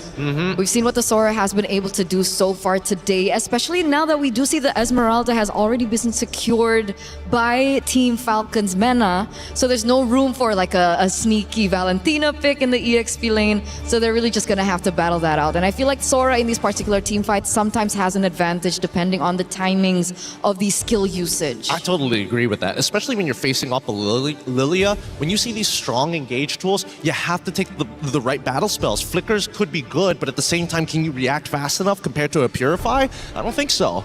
That's a big problem. So now we're waiting on the last two picks here for Team Falcons MENA. They need a jungle as well. They go for the Clint. This is a signature pick for names, by the way. And the Fanny! Oh, this is dirty. This is really, really dirty. Number one, there's not much of an answer to the Fanny at this point of time. The Cloud Shift is good at catching her, but if you can time it perfectly. The Searing Torrents is something that Fanny can force out of Sophia very early on, and there's no real running away. This Hilda has a lot of work to do in front of her. Show jungle. Show jungle? Show jungle.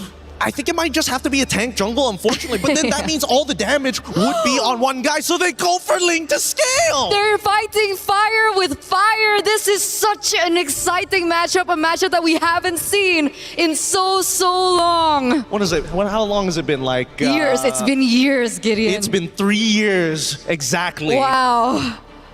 Well, not only was our hero pick historic, bringing old memories back, but both teams again are going for history themselves, trying to reach the knockout stage, trying to better their region than 5th through 8th. Can they do it? This is just one of those very steps. It's Galaxy Phoenix versus Team Falcons Mena. Miriko, Athena, take it away.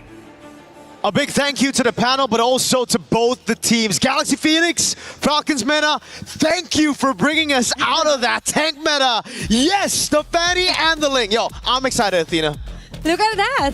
Our wishes have finally been answered and on our upper bracket semifinals matchup. Now I'm excited to see what Falcons Mena has to offer with Nana's Fanny. Nana's Fanny or Fuzz Ling. Fuzz Ling, yeah. Vice versa, right? And it's interesting to see it in a world full of jungler when it comes to the utility, but early skirmish here on the mid lane, forcing out the flicker out of Syrinx. Yeah, we've just been seeing this so much, man. Bargain Hunters on a lot of the mid laners. This time, even on the Valir. Sophia's gone over for the... That's interesting. Wait a second. Winnie's gone for the Festival of Blood and Vitality as well. Talk about playing it extra safe against already a lane bully in names and the Fanny in the enemy lineup. It makes a lot of sense. This is some good emblem choices from GXP. Yep, sometimes you just have to get that extra layer of protection just so you could ensure that you would not be bullied here, especially on the gold laners for GXP. Now, talking about Falcons Mena right now, we see some potential great simultaneous connections here, especially with the Marcel being picked up for the roam. Although there were some changes when it comes to the first and second skill as all. But now Nucci and Cyrex be forced on the corner, but still Nana getting a clutch first blood out of Sophia. Something you're going to have to take into account every time you go for any 2v2s or 1v1s across these lanes. The fact that Nana can just walk up. Oh, that is exactly what she's doing. Then Fa is forced out of her Tempest Blades, going for the direct answer. Strix immediately falls down. What a show match of our junglers right now. 1-1, but the junglers picking up kills. Nana. Okay, it's Lemma falling down hard, but still ensures safe escape right now for GXP. Now Nana safely transitions on to taking the neutral objective. She decides here for Ling. Nocturne trying to find a way out to protect Nana from impending danger. Fa finds Nana, following closely behind. It's Sophia getting the last bits of the hit. Nocturne with an answer right back. Syrinx with multiple gloops on the way will ensure another double. And Syrinx onto Lemma, following closely behind. This might be another kill on the hands of Falcon Mena. Yes, indeed, they're committing. Even the Falling Star Moon was actually activated, but now, okay, plan B, focus on the neutral objective. Falcons Mena, after a crazy skirmish where they got both Lings, they went for the turtle straight up. Objective conversion on the board. That's turtle number 1. I thought with a Ling and a Fanny in our game, we wouldn't be seeing a lot of neutral objective control. More on the battle for purple buffs. I thought that was the real neutral objective in this game, but so far it's been brawls across the map. Gonna have to say though, even though it's a Fanny versus Ling, it's the others who've stepped up massively. Syrinx, great rotation. Sophia as well to start things off, pushing Nana away from the first turtle attempt from Falcons Mena. But now it goes back to the slow game. I think for Falcons Mena, they gotta look at the other side of the map. Yes, they can play around those neutral objectives, but there's a big winning lane down below. A winning lane so dominant that it forced Winnie to go for Vitality and Festival of Blood. And you can already see how much respect Winnie has placed on names here down below. The whole team rotating down. They're really trying to choke Winnie out of this gold lane. And that's the thing, you have to capitalize on where you're good at, especially onto lane-to-lane comparison to the gold lanes. Okay. But now they focus onto the roamer still. It's Lemma having the hardest time of her life here. For game number 1, immediate takedown onto Sophia with that assist here. They want to go for the trade-off. Even the red V was activated to ensure a kill immediately. Nana and Nucci hot on their tails. What a great answer right back. Now focusing onto the bottom side, it's just Winnie trying to survive the first few minutes of this game and falling closely behind. There are non-stop MLBB actions right now. Nana's solo kill onto Ling as well. Wow. Lil up top. So much action. 6-3. We got 9 kills in the first 4 minutes of the game. And it's only as expected for an assassin versus assassin matchup. Nana now playing around the purple buff. Fuck! Now is the time that we see kind of a neutral objective take here onto the purple buff. Okay, there's going to be golden R, but they do not commit at all to ensuring a kill. But Names on the other hand, that is quite the hefty advantage that she got there solo. And now it's a turtle take. Slow but sure. Falcons Mana send Nocturne over to hold the turtle while Nana gets on the purple buff. Ling though. Okay, Falling Stormer right on track, but Ling risk it all. But that is just too much to handle. That's 4 women targeting her alone. Nana forced to back away, but she will be getting right back on track. It's Winnie and Fa ensuring the turtle take, and Nucci falling down fast, still alive and kicking. And it's Syrinx with a clutch black shoes, trying to force her way onto a kill. Too much things happening at once here. No can do now for numerous objective takes here for GXP. It's just all about distractions, all about who can play the chaotic game better. Galaxy Phoenix, it looked like they were tracking behind, trailing behind in the first few minutes of the game, but here you can already see how that chaotic nature from Ling, holding that side lane, going into Names, forcing the flicker out and the whole team to peel for her. Got the space for the rest of the team for Fa, Sophia, and Lemma to control the neutral objective now. Gold Crab still taken by Names, and look at the trade up top. Both Lings rotating towards the top side of the map. Nana versus Fa. Okay, 1-on-1. Will she be committing onto that? But before all of that, it's Nocturne caught on a very great vantage point on to win it. She will be backing away. Lemma taking it safely. Sophia. Disengaging. Sophia, on the other hand, just goes in with a Cyclone Eye. Clear advantage on to Falcons Mana right now. This is the moment, I'd say, for Galaxy Phoenix to try to look for those purple buff takes away from Falcons Mana, but it just seems like Frost is taking a safe route. Doesn't want to go over to enemy purple buff despite the Fanny already seen up top. Nana's getting the job done. Ling! Okay, Fa with the blades here. Going with a double. A kill is free on the bottom lane. Meanwhile, it's Feeny being taken out in the process there onto the top lane. Immediate cross-map trades here for full Falcons and Galaxy. That's all without a purple buff. Nana has gotten a turret and a kill on the Claude with no purple buff. Purple buff still up and available. She's waiting for it to be closer for the turtle to spawn before she actually takes it. So this is a prime time for Falcons Mana to fight now. Nana got purple, Turtle's up in 2, and Foz purple is going to be out just in a bit. Lemma targeted down again. They're trying to bait out the flicker right before the skirmish, and it just seems like for Galaxy Phoenix, they just can't stack up together just yet. The Claude's still up top, playing weak side. Sophia, Lemma, and Ling trying to find an opening for Fa. Okay, it's going to be a frame moment. Ling will be able to dodge out of her way in danger here from Falcons Mana. Nana will still be successfully taking down the neutral objective. Surprisingly so, she can do a lot even without the purple buff you mentioned. And even though some may consider it a necessity, it's like just an option for her. She just wants those kills rolling over here for Falcons Mana. But remember, as the panel mentioned, Galaxy Phoenix can just play the scaling game. They have a very good scaling composition. Sophia, though. Okay, jumping in here is Nocturne. Sophia was able to get away. What a clutch movement here from Nucci. Nana from the back will get a kill onto Sophia. Winnie with an opening, blazing, do it. Open up doors here for GXP. But Nana is still alive, ensuring a double. But there's a double here for GXP. That's 4 women down for the side of Falcons Mana. That is a tough advantage that GXP got. Look at the instant objective conversion. Nana trying to defend. Okay, it's Lemma saying bye here to Nana. But still, it's all about prevention, preventing the mid lane turret from being destroyed by GXP. But Fa will be able to get another turret down onto the bottom side. The instant objective conversion, another fight in the mid lane, and this time they play it perfectly. Nana on the Fanny has been the one to initiate a lot of these fights, going in first, trying to deal damage to the rest of the team to follow it through. But Fa playing like a true assassin, coming in late. Okay, this is a tricky thing. She has the skills to actually go out of her way to get a kill of all people. And Syrinx falling down. GXP, what a great move, ensuring the most crucial take-off. And Fab got a very assassin moves right there. That's exactly what you want from your assassin. Foss just moving across the map, taking Syrinx down, and then instantly getting away. I thought Nana had the cutthroat to take her down, but no.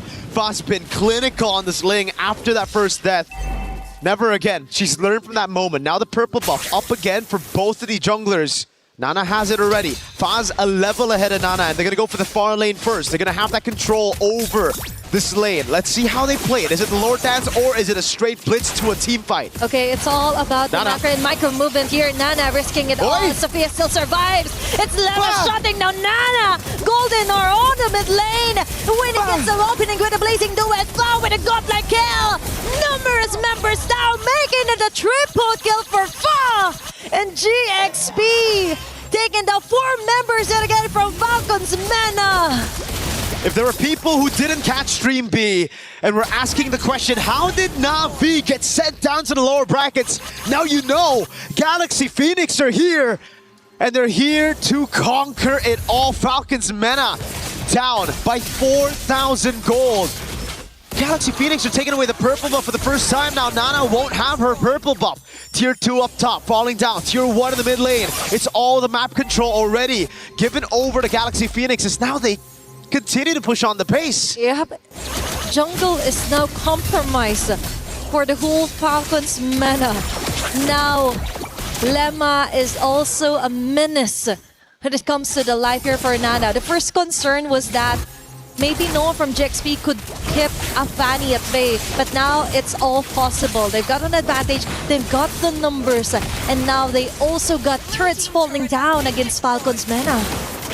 Now 5,000 gold lead for Galaxy Phoenix. The orange buff take, the purple buff was already stolen away. Now it's Fa with the purple buff in her own jungle. Let's see what they can do with this. They played the Lord really well. They delayed the push up top, waited for a build up on the waves. Now they have 3 to play with. Fa's gonna go in onto Nana. Final tier 2 in the mid lane falling. They still have a Lord, but Holy Shields should delay this push by quite a bit. Okay. Fa is ready to rumble if ever Nana commits to it. Nana falls down here hard. She has to back away. That's a great disadvantage. Without any purple buff, she can do longer team fights onto GXP, and now that is the next course of action. They have to level it out against GXP, but Fa right now targeting Nocturne, half an HP left. Purple is up, but they're risking it all. Golden R will hit or miss some of the members here for GXP. Fa on their back lanes, the Weapons of Blaze activated as well. Series falling down as well in the process. Fa has this wonderful way onto actually taking down Series over and over again without missing a bit. And there's just not enough damage from Falcons Meta to get the respect out of Galaxy Phoenix. They can do whatever they want. They can walk up, they can just dive in, especially with Ling on this Sora. Winnie is taking a ton of damage in the mid lane, but it doesn't even matter. Just walks away as Fa sieges down this turret down below. And with the first Lord, they've gone both mid and bot to a quarter of HP. That'll make things a heck of a lot easier as they wait for Lord number 2. Nana's doing a good job. Notice everybody on this other side of the map, so she goes for the counter jungle and takes something back for herself. It's all about improvising. Yeah, your jungle is compromised, but all you can do for now is go for the sneaky movements around the map and go for the best course of action, which is to push out other lanes across the map here against GXP. Now, Lord will be up for grabs. Will we be seeing longer Lord dances around this one? Is Mena or Falcons Mena willing to risk it? Now that GXP yet again, they're having the control over the map, and it's Oh. Nana yet again being the person to actually push through and interrupt the plan for Fa. This is scary. Fa knows there's no purple buff just yet on the hands of Nana. Yep. Okay, that's kind of scary here for Nucci. 1v1 up Because top. that is a very crucial play if ever Golden Ore will catch no one at all. Instead, it catches her. Falcon's men are at that, slowly crumbling down. It's fine, ensuring the lore tick. They could follow through for another kill. And that's 2 members immediately down for Falcon's men. And it's through not just playing the far lane, but playing the purple buff. She just waits around the purple buff, makes Nana sweat. Once Nana hesitates just a bit, Fa takes the route into the Lord that was already so low from the rest of the members holding it down. We have the damage L rankings and Names is number 1, but we have to take a look at the damage allocation. A lot of times, Names is just playing front to back. She's dealing a lot of damage, but it's to the main frontliners of GXP. Winnie, Sophia, even Fa, they've been safe, coming in late or even playing far back. Lord taking a tier, base turret down, and it's the bottom turret to fall next. Okay, it's all about where your bullets are hitting, because right now for GXP, it's all hitting onto the right marks here for Falcon's mana. Attempts to play that again for Fa, targeting Names and Nucci from the back. She has to back away. Nana chasing not hard there, but still it's Winnie ensuring a double kill. They're taking too much time out to chasing Fa that they forgot they have to defend for their base. Nana. Winnie clearing off the last bits of the minion wave here for Falcon's mana. Nana as well. They have to prolong this one, but GXP, they just want to finish this, get it over with, and it looks like game number 1 will be going onto their side. A solid 31 kills in game number 1 of our last series of the day here in Stream A, and my goodness, did it live up to our expectations. Ling versus Fanny, at this point, it raised the bar for the competition. If you don't have 31 kills at 11 minutes for an assassin versus assassin, you're doing something wrong. Yeah. This might be one of my favorite matchups so far for MWI. It's exciting, for sure. And it's just day number 2.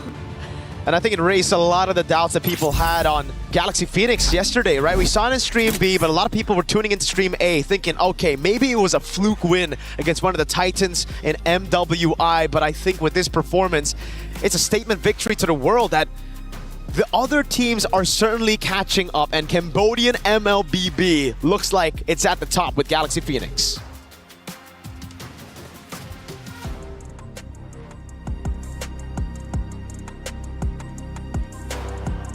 Is in our DNA. Whenever we let it out, it becomes our superpower. Now imagine an entire city being built to supercharge it. Kadir City, powered by play.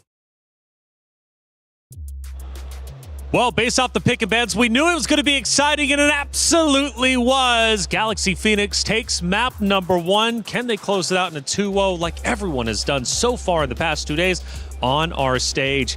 You guys were going crazy watching that matchup, much like the commentators were, for good reason. Tanks, they're out. Assassins are in. Gideon, what does that mean for our tournament? It means that this tournament might be super exciting now, because the day when Assassins come back in and the tanks start washing out, you get games like that. High KDAs, high intensities. Every moment cannot be wasted, and every second counts in moments like these. That's why that game was just so exciting. And becoming a color caster, so much easier. Fair enough. Assassins. 31 kills in 11 minutes. Let's see if any of the moments from those kills were actually in this big moment from that game number 1, because from what I was hearing, man, it was Ling versus Fanny the entire time. Fa was also getting a ton of attention, right? Plenty of just exciting, electric moments from the Assassins. But we knew coming into this, the new meta would bring potentially that conversation. Ladies have been a bit slow in order to develop that, and I understand that coming into this tournament, you want to go with your comfort picks. But getting deeper into the tournament, especially if you want to beat the high-level opponents you have to play against, you've got to risk it all and go for gold. And that's exactly what they're doing. You also shouted out names at the beginning, too. Let's see what, or let's hear from you, I guess, one of biggest supporter of names and how she did. No matter what happens, you guys are still my GOATs. I want to make that very, very clear. But I have to say that when it came down to the in-game execution, it felt like they were kind of outclassed. You can see it from even these highlights. The beginning of the match, oh, the Ling was just so well done. And we were talking about the drafts on how they really set up so well for the Fanny. But on the other side, they were also unprepared if the enemy picked up an assassin. And this Ling was just everywhere around the map. There was no way to shut him down. Yeah, just the mechanical prowess of this team is ridiculous. We saw the hand cam of Fa just now, and she's using the traditional, you know, forefinger and thumbs, not going for the spider six-finger activations, and still was able to precisely pick up every single one of her swords. Most people can't even get all four. Yeah, honestly, mobile gamers are just insane to me with how many fingers you're able to put on there. I've seen one player use 8 fingers, which is crazy, to say the least. But 4, 6, however you get it done, either way, she was doing it well. We got even a little bit of dancing on stage, of course, as Galaxy Phoenix and Falcons will take over map number 2. But seriously, the Assassins making things exciting overall speeds things up a lot. I mean, again, we mentioned that from the new meta, things would be sped up. I mean, 31 kills in 11 minutes. I mean, how extraordinary is that? It's huge. It's huge. We haven't seen it in a very, very long time. 11 to 20 maybe would warrant maybe a 30-minute game maybe, or like a late 20-minute game, but only a 15-minute game with that many kills on the board. It's already so special. Yeah, and I mean, keep in mind, right, because as many kills as she was able to put on the board, it's a contribution of the entire team. The assassin isn't there to just wipe out every single person. You're specifically wiping out the low targets on the team. You play as cleanup, and if you're lucky, you find a priority target that you could 100 to 0. Which is what was so differing about the gameplay between Nana and Fa, right? We saw Fa coming in the later portions of the team fights, understanding that everyone else on the team could get them a bit low. But for Nana, it was a lot more trickier because it seems like in her gameplay, she went in for the initiations a lot of the time. And unfortunately, there were moments where she got caught by the Sora. Yeah, unfortunately, that's just the truth of the matchup between the Fanny alongside with the Ling. Ling can clean up, Fanny can clean up, but the difference in scaling, Ling does much better in the later stages of the game with the items that he's able to purchase. Fanny, really, really good in the early stages. Like, under turret, you are not safe. Getting a lot of love in the chat, by the way. The stage is on. We saw you out there, Rico. It's so refreshing to watch, okay? Ling and Fanny. And that echoes the sentiment of what you're saying, right? It's nice to see the Assassins come out, see the high-octane play, see the fast action. This new meta, that's what it brought. Yes, absolutely, absolutely. I think so much fun. We've talked about it. The casters were also talking heavily about it, and hopefully coming to this next match, we'll see another assassin v assassin. But usually when we do see the first matchup be an assassin v assassin, game number 2, sometimes they resort back to safety. They resort back to the tank jungle. Well, hey, I tell you what, even though the ladies on stage are vicious, they had a little bit of fun with Don't Touch the Hero. Today we're going to be playing Don't Touch the Hero. Are you girls ready? Yeah. No. Aurora, Sora, Lilia, Freya, Lilia, Aurora. Oh, hell. Freya, Aurora, Sora, Lilia, Lilia. At this point, I'm just copying your moves. Oh my god. It's fine. Okay.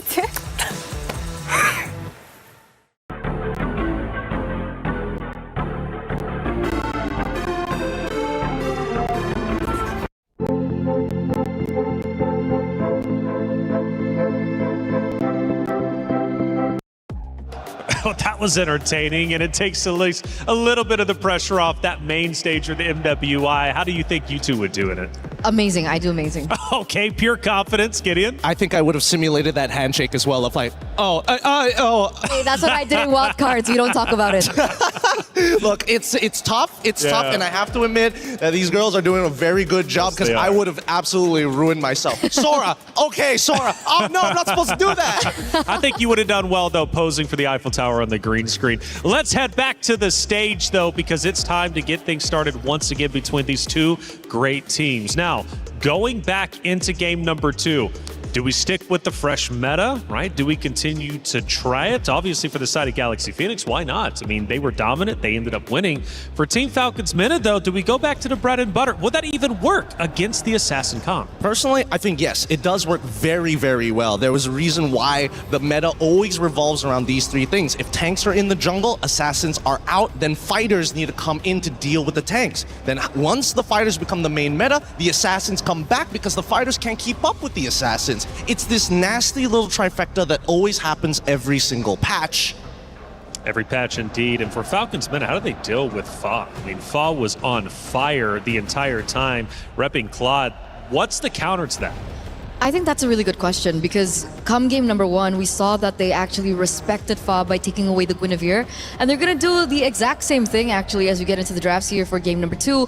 But would it warrant another Ling ban in the second game? No, I think let the Ling through. I really think that you have to tell your laners, you know what? You got to trust in the mid trio to make sure that Ling doesn't have as much impact. A lot of these assassin or purple buff assassins are dependent of, by the category of the name, the purple buff. When you have strong side on the correct side, if you are on blue, you want your EXP alongside, oh wait, sorry, if you're on blue, you want your gold alongside with your mid to be strong so you can instantly invade and steal away that purple buff. Once they have no purple buff, there's a lot more downtime where you can breathe and actually farm. And it's funny that we were actually talking about this before the broadcast even begun, unknowing that the Fanny would actually pop up here in this last game, this last matchup between these two amazing teams, I would say. Freya gets banned out, Baxia also gets banned out.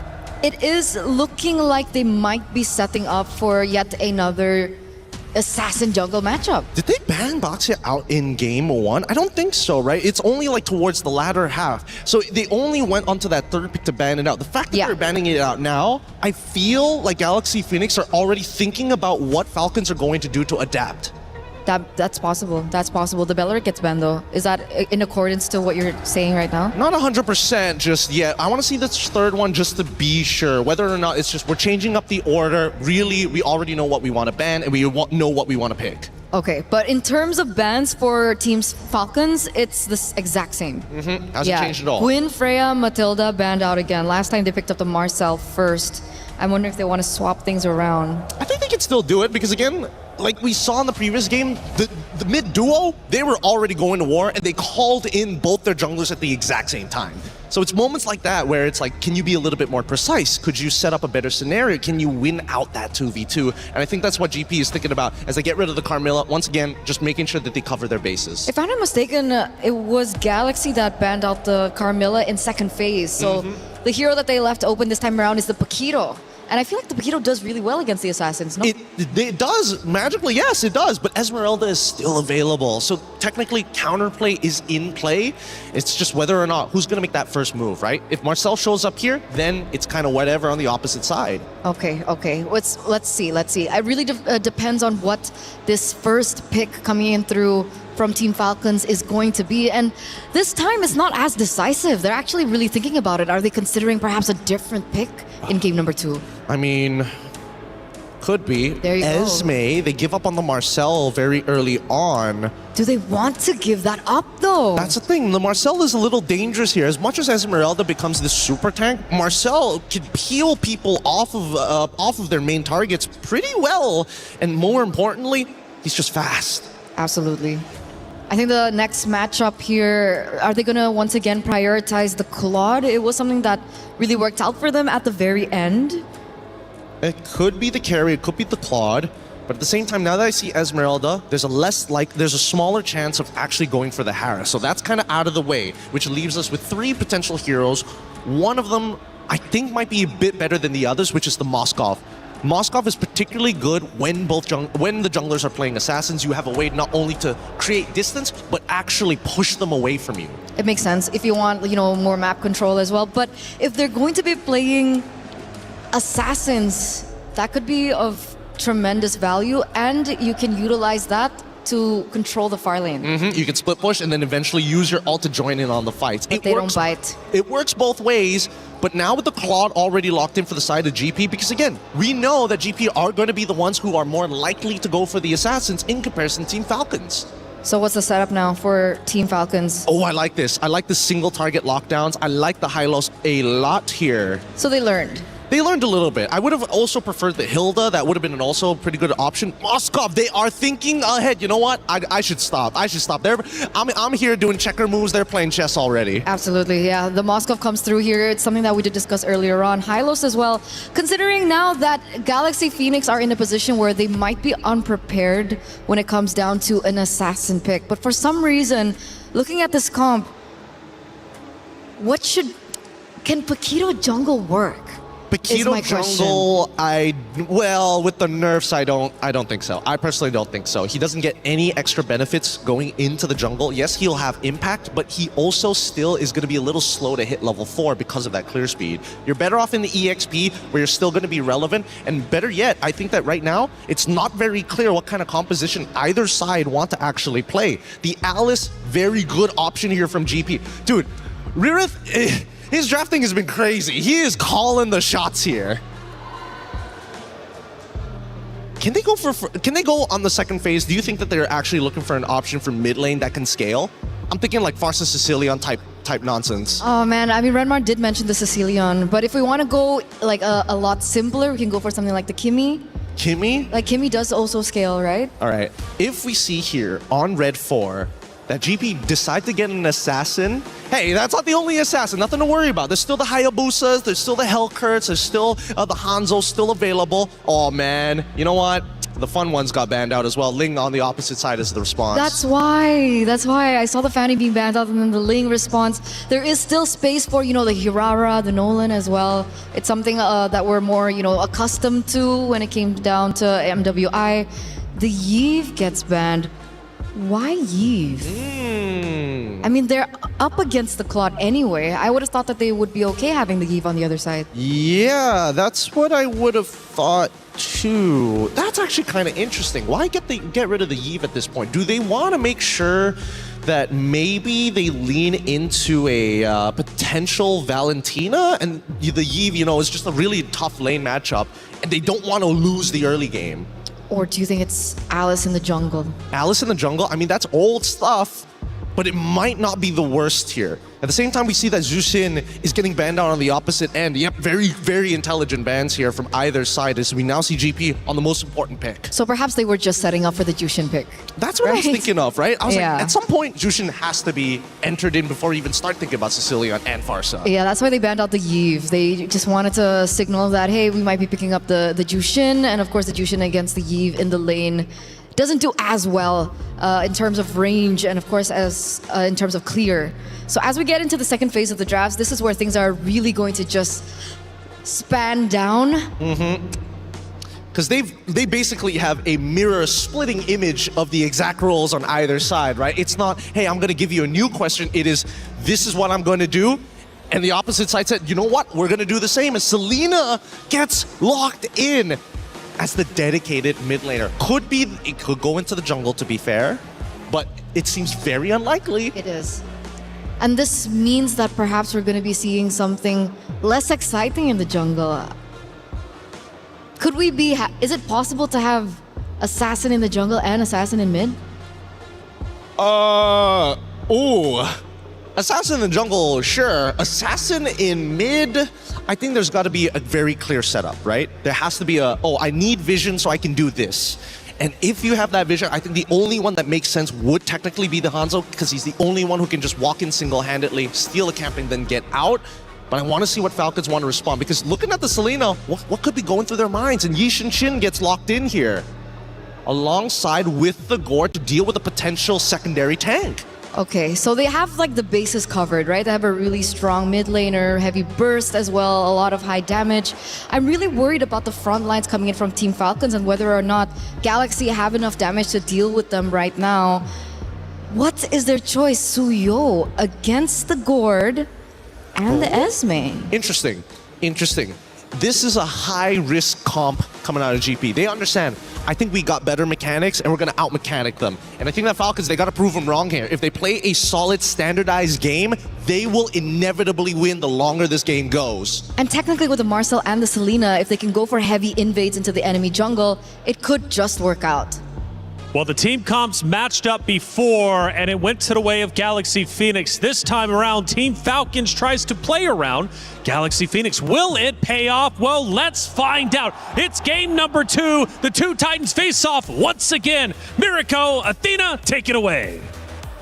Here we go into the Land of Dawn for possibly the final game of the day. At least that's what Galaxy Phoenix wants. For Falcons Mena, they're going to prolong the series all the way to 3 games, 1 each. Now, it's all about speed when we look at the composition coming in from Galaxy Phoenix. The Suyo, clearing fast in the jungle, together with the Season Hunter Selena. We have to take a look at the emblems later on. If it is a Season Hunter Selena, that means it's all about getting tempo, getting to the individual objective first, and then blitzing it before Falcons Mena can even react. Yep, it's all about snowballing here for GXP, and let's see if they will be able to do it. Because it turns out when it comes to our drafts earlier, it was quite surprising. Okay, now we confirm it with Galaxy Phoenix emblem builds here for the Selena.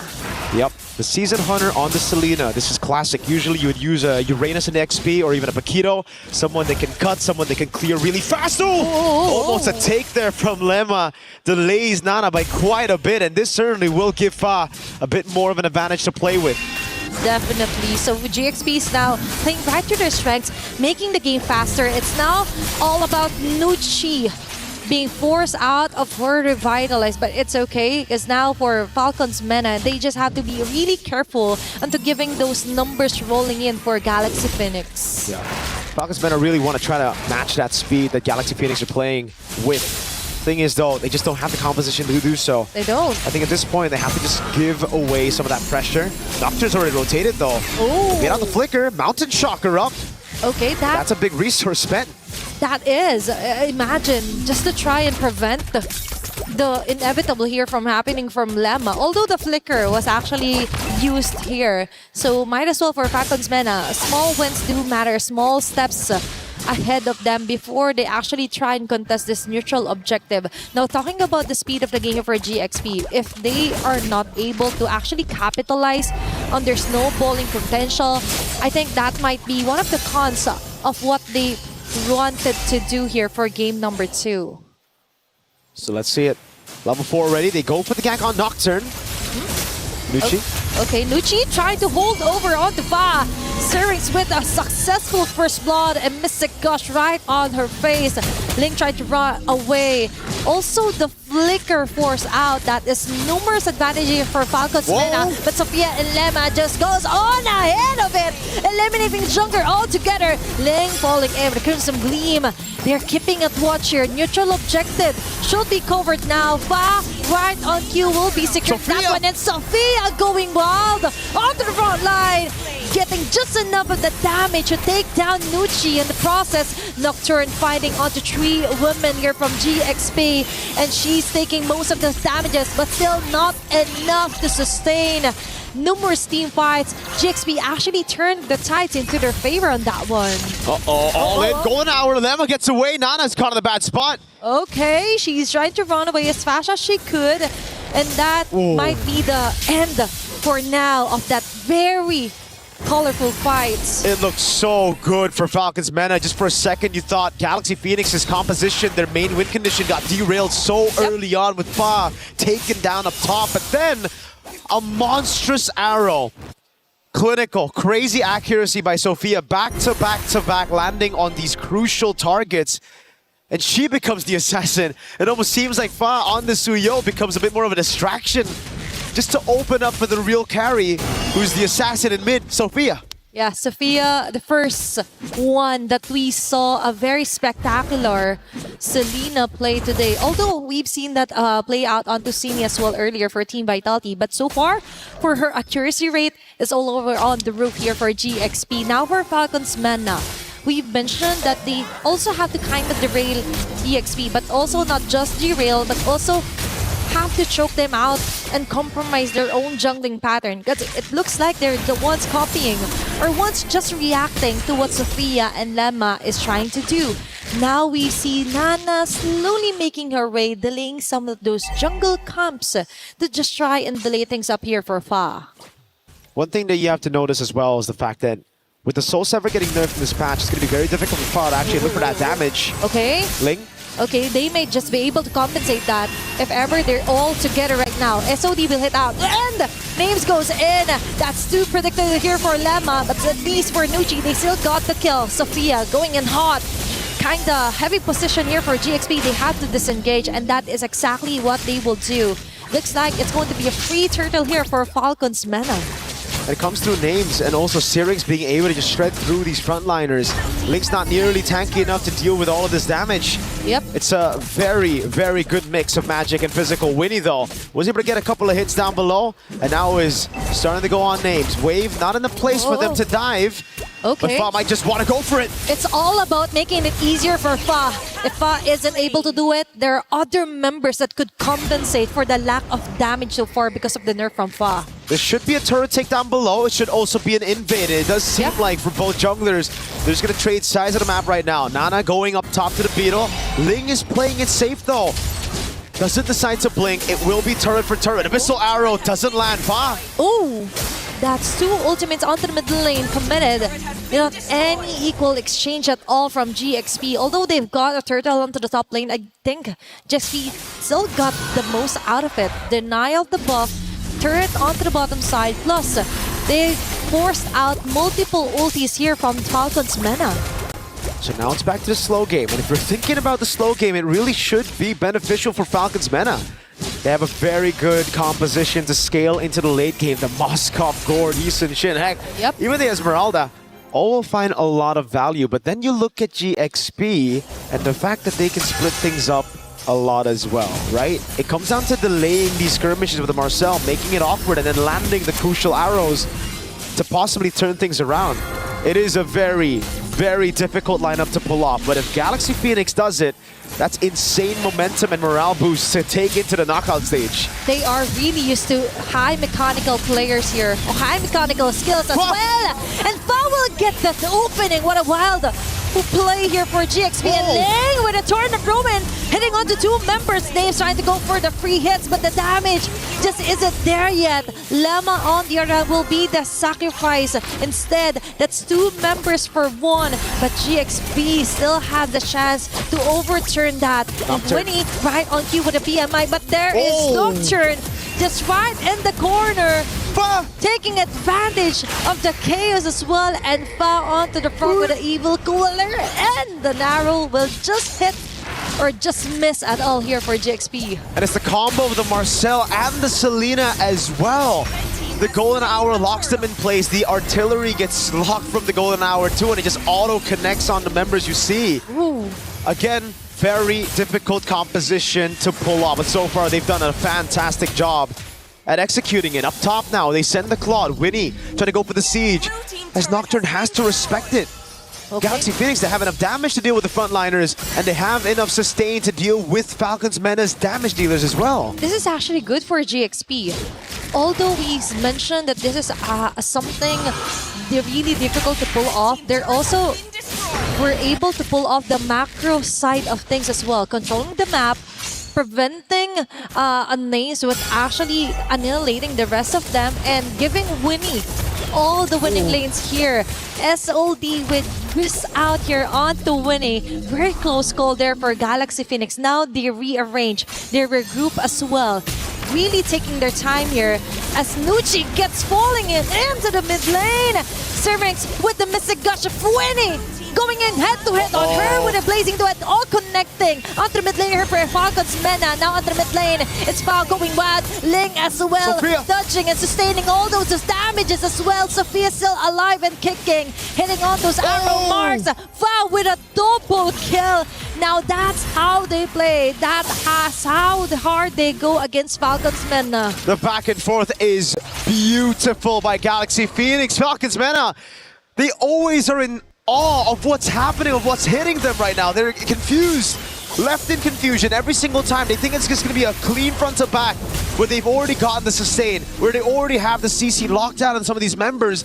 But then Galaxy Phoenix, they utilize this composition not in a way where it's just arrows coming in, clean up attempts as well, but also them outmaneuvering Falcon's Mena. You see the all-in happen here with the Glorious Pathway and the Mystic Gush, but then you see just how many of these resources are used to perfection. The Golden Hour to delay, the rest of the team utilizing those mobility skills to get out of harm's way and then to re-engage when it's all safe, when it's okay, when there are layers of frontliners coming in, and you get to see that final Blade Surge. Now Nucci, again getting desperate. Popping the Glorious Pathway early. Up top, it's a good lane. Throw to Ruin! Okay, that's 4-member caught again here. Balema and Lingfa with a mega kill. Immediate takedown onto the jungler. Now for the double. Wow. Lemma onto Syrinx. Hot on her tail. Lemma. Even with the flicker as well. Needs for the free hit. Now they go for the trade. But I think that won't be enough of an answer against GXP as Fa secures a triple kill. Now it's Names all alone here on the bottom side. Fa and Ling targeting her. And that is going to be a last hit for Sophia. 4 members are actually a wipeout against Falcon's Mena by GXP. Even when the arrows don't land, it plays such a crucial role in these team fights. Sophia with an arrow that didn't land but forced the step away from Names. She had to take that Blade Surge to the face and then the Purify desperately to try to get away. GXP are playing one hell of a game of MLBB. 5,700 gold lead. A Lord up top pushing in as well. And all this while, they've been able to get these turrets down before. It's a Holy Shield down below. Look at the items. They've been able to get so much, and Fa has a Sky Piercer. I believe it was 60 stacks earlier. This is massive for someone who died so early on before Turtle 1 to get 60 stacks. After a Sky Piercer, you usually start feeding. Oh my gosh, it's all about the QSG as well from the arrows from Sophia that made it easier for Fa to actually come back from the first blood suddenly from Falcon's Mena.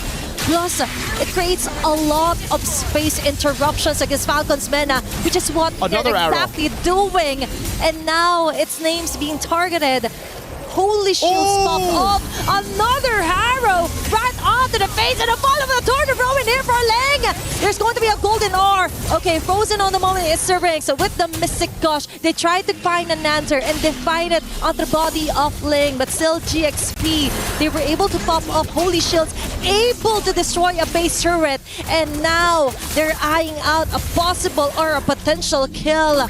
But still for Falcon's Mena, they're trying to force their way in against Winnie. With a blazing duet, now he's going back up again. And Nocturne onto the front line is not enough to sustain at all as Fa gets an opening with a mega kill following up for a moment as well. What a chase down here.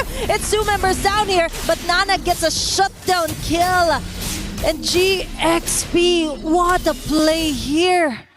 Woo. 80 stacks on the board. She's fully stacked up. There was a shutdown over to Sophia, but GXP got the base turret in the far lane. They won't even have to send anybody over down below to set up that slow push anymore. So it's all about playing it calm now. I know they've thrived on playing it chaotic, on just going for these chaotic brawls, but it's time for them to slow things down as they wait for the Lord to spawn. 30 seconds on the clock. The wave in the bottom lane will be slow pushing. It's all about taking prio in mid and top and then forcing Falcon's Mena to react, either by sending someone bot or by completely giving the Lord over to GXP.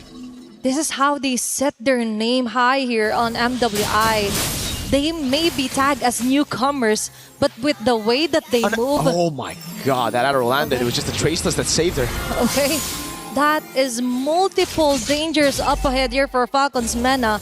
I think if they want to contest this Lord, they have to cross over onto Sophia, which in fact will land another arrow in the trap. And Fa yet again. Incoming attack. And Ling with a drone of ruin Fa targeting Names. Okay, there's going to be a mini stun here for Falcon's Mena. Syrinx with a Mystic Gush, but she will be caught yet again here by Ling. Nocturne cannot sustain the 5 members attacking them continuously from Galaxy Phoenix. Another arrow in the face of Nana. Fa with a finishing move. Double kill as well. Sophia might fall down, but still for Galaxy Phoenix, that is a huge win advantage. That is a huge kill advantage. And now they're slowly making their way onto the base. Mid lane base turret being targeted. There's going to be a Glorious Pathway to try to link things up here against GXP, but no. Fa? It might be the end as Fa closely survives. No, ranks and names, getting a name out of Leng and Winnie. Still defending for their life here against GXP. And they get 3 base turrets already. Everything stripped down to the crystal. I know I said to play safe. I said to play safe. I said to play it slow. You know what? Screw that. Just do your thing, man. Galaxy Phoenix, they like it fast. They want to go in. They want to just look for those chaotic duels. And it's facilitated through Sophia landing these arrows. It's just ridiculous how disgustingly accurate Sophia's been on those arrows. Finding these angles that makes it so difficult for Falcons Meta to react to. Another arrow again just lands on Nocturne. I'm surprised he doesn't have Wishing Lantern at this point. It's a poking tool. It's like you're playing Navaria. It's like you have an Astral Echo placed on all of them. The hitbox is doubled whenever Sophia's on the Selena. That will be the cherry on top if ever she plans to build up the Wishing Lantern at this point. Because now for GXP, they got a Lord. They've got most of the turrets out of the way. Now they just have to find a very good setup, which so far they have been landing onto the body of Ling, and with the use of Lemma as well with the golden hour. Not to mention, if you manage to dodge those critical ultimates, the arrow will still hit you. Just on cue, I just mentioned this one and it happened right before the Lord responds. Okay, Lemma might have been too early onto that fight. Okay, that was an overheat for sure. Yep. Okay, maybe now they need to play it slow because they got the Lord, they got everything, but they still have to respect the fact that Falcons Meta have a good scaling composition. If they're able to prolong this game even further, they might be able to contest the Lord. You can already see that clear with the Gord, Easton, Shin, and Moskov. This Lord is gone straight up. You need all 5 of your members with the arrows landing. Remember, if these arrows just land inside of the base, they can just walk back to their fountain, get all their HP back, and then reset all over again. That certainly has delayed things for GXP, and it's given Falcons Meta a second win. It's all about stretching out the game here for Falcons Meta.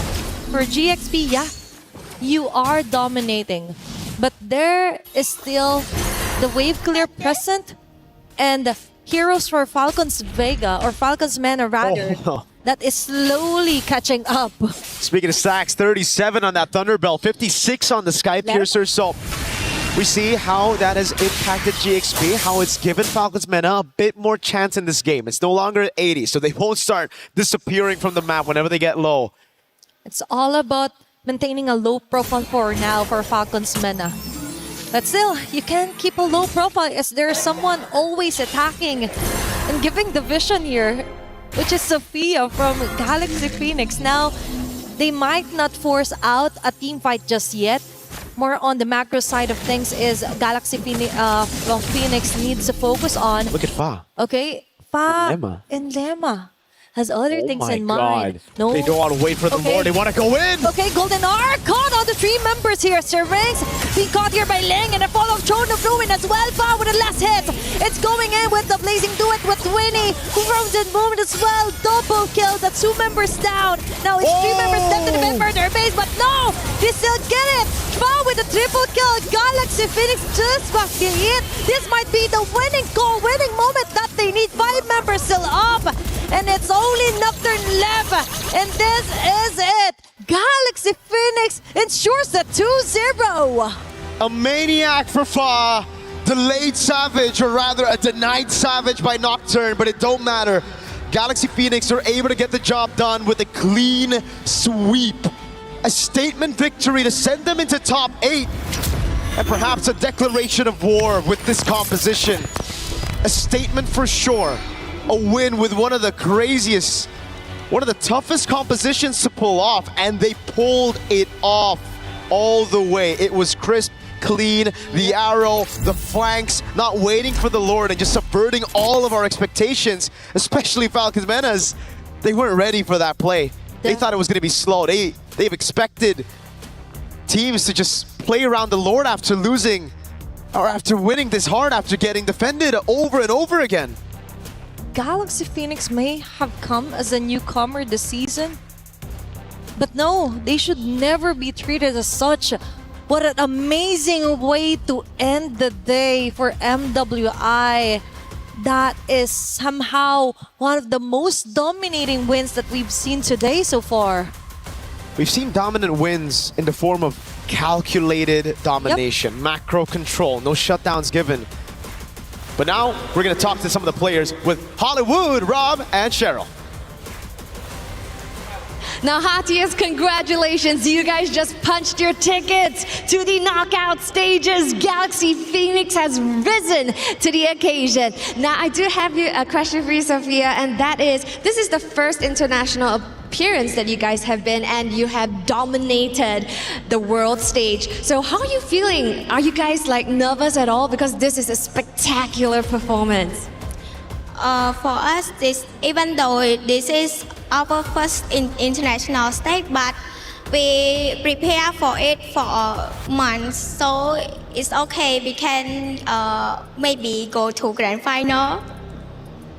And even on its own, this is potentially the best showing even, for Cambodia. Are you guys super proud? I believe a lot of our fans back in Cambodia are super proud from where you guys are right now. How are you feeling about that?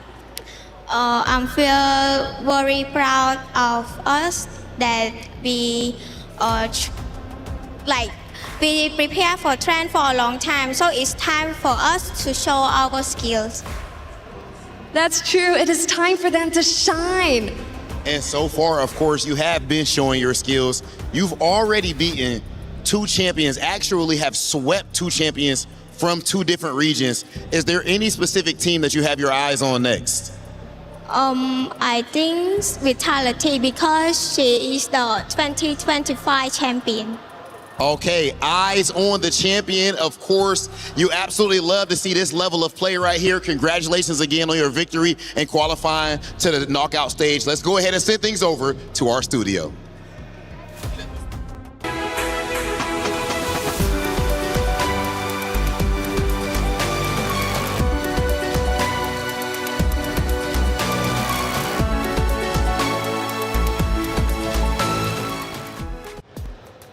Galaxy Phoenix pulls it off with a 2-0 victory. They did it very well, and they will officially be moving forward into the knockout stage. Congratulations to them. For Team Falcons Minna, however, I know you're a supporter. Yes, they take the 2-0 loss, but they're not down and out just yet. They move down to the lower bracket. So it's okay. It's okay. And luckily for us on Stream A, we don't have to, watch too many elimination matches today. Wait, do we have more tomorrow? Let's see. It's only going to get worse. I mean, yeah, it only gets worse, right? There can only be 1 champion, and there's still plenty of teams left. So at the end of the day, we are going to be crushing keys for the next 3 days after this. We take a look at our Group A competitors, and plenty of teams have now moved forward. We got Team Ray Young, we got Celtic Cyber Team as well. Now, for the decider matches, though, check those out. Gideon, we've got 2 banger matchups. Yep, we got Twisted Minds and Team Falcons ID. We also got Seda Esports and Virtus Pro, all of which I'm excited to see here because I think they're actually at a pretty even level overall. But man, I'm looking at Group B and I get excited. Yeah, Group B's looking great, right? And Team Vitality was just called out by Galaxy Phoenix. That could become a reality matchup in the knockout stages as Vitality and Galaxy Phoenix have now officially moved on. Still awaiting the results from Foot Esports. It might be our loss. However, Genji Esports, Navi face off against each other, but Team Falcons Minna, Foot Esports, it might be our loss. Either one of those opponents are tough.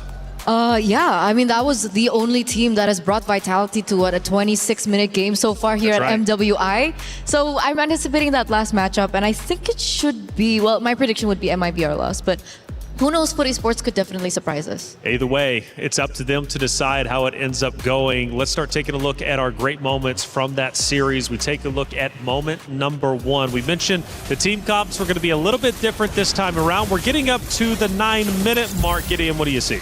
Oh, well, honestly, at first when you look at this composition, it just doesn't make any sense. There's very little synergies because it requires so much personal microing from each of the individual players. But Mirko mentioned the combo exactly, right? Golden Hour, set up the projectiles, and when they connect, everybody is going to pounce on them.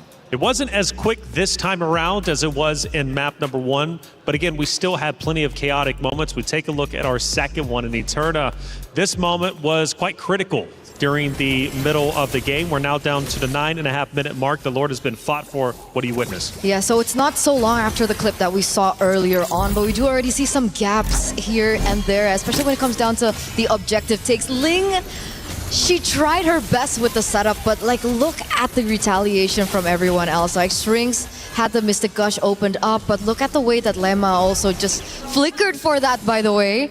Names also had some moments in this particular moment, but at the stage, Fa was already, what, 60 stacks on the Sky Piercer? It was really difficult for them to mount a comeback, and even Names in this moment also fell short. That was the wipeout, I think, that we witnessed from that game. And Fa was a name that we were saying consistently and hearing from the casters as well. We take a look at our final moment from that great series, and again, we get towards the end, I do believe. We're now at the 13-minute mark, and things are starting to look a bit grim for the side of Team Falcons Minnow. Yeah, I think this is the point where Winnie is having the time of her life, right? Because really, the team can kind of do whatever they want, and they seem to always be getting away with it. As Sophia connects another arrow upon another arrow upon another arrow, this is what we wanted to see from the Genji game previously. Those arrows, it feels like you're doing nothing if you don't hit them, but when you hit them, it's all me, baby.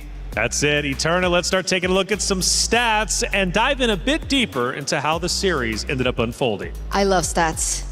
I love stats. That's my specialty. 18-minute game, like you mentioned, it was one of the longer games of the series, and you can see that Names did, you know, a surmount amount of damage. I mean, she was already getting to that power spike already. I believe the gourd was already online, but what was like the main reason why they couldn't get it down? Or were they just always in the area of effect of the combo from GXP? Yes, actually they were, because again, the Golden Hour covers a really large area, and with the help of the Abyssal Traps, they're making better decisions consistently because, hey, we don't have to worry about these areas on the map because we've already technically warded them. 26-10 also whenever it comes to the overall kill. Still a high kill game, not as much as the Assassins, though, that we saw just a little bit earlier. Hey, check it out. 2 champions, 1 game. My Champions Pick event is now live. From July 27th, submit your picks for the MSC and MWI champions for a chance to win 50,000 in-game diamonds. And you also have a chance to win the MSC 2021-2025 tournament skins. Don't forget to leave your picks under at MLBB Esports. Post for even more chances to win. Lock in your champions now and cheer for your favorite teams. My champion pick now live. Get involved, get active, whether it's skins, my champions pick. MLBB loves to throw you some stuff your way. So again, you can just love everything MLBB, which I gotta say I have genuinely loved each and every day so far. 2 days down, 3 more to go, more keys to crush. But as we look through our highlights, so many great games today that we ended up unfolding and going through. And obviously at the start, we had 2 talented teams take the very stage. And well, for some, their keys got crushed. For others, they moved forward. Absolutely, they do move forward. And I think that there were so many exciting things that we saw today as well. New heroes, new picks as well. Still going into the question of, you know, the meta in the jungle so far. Is it Assassin? Is it still Tank? But I'm really, really relieved that we did see that Fanny and the Ling pop up there in that final game. I agree. Now, usually, you know, they don't usually get me for the women's tournaments, to be perfectly honest. And I thought maybe this time around is like, this could be a mistake sending me of all people. I'm very critical. I come in here, the most I have to criticize is, oh, just a slight miss mechanic, and that's easy to fix. Their mechanics are good. Their compositions have solid ideas. I can see direction in more of their compositions than I do see in the men's divisions.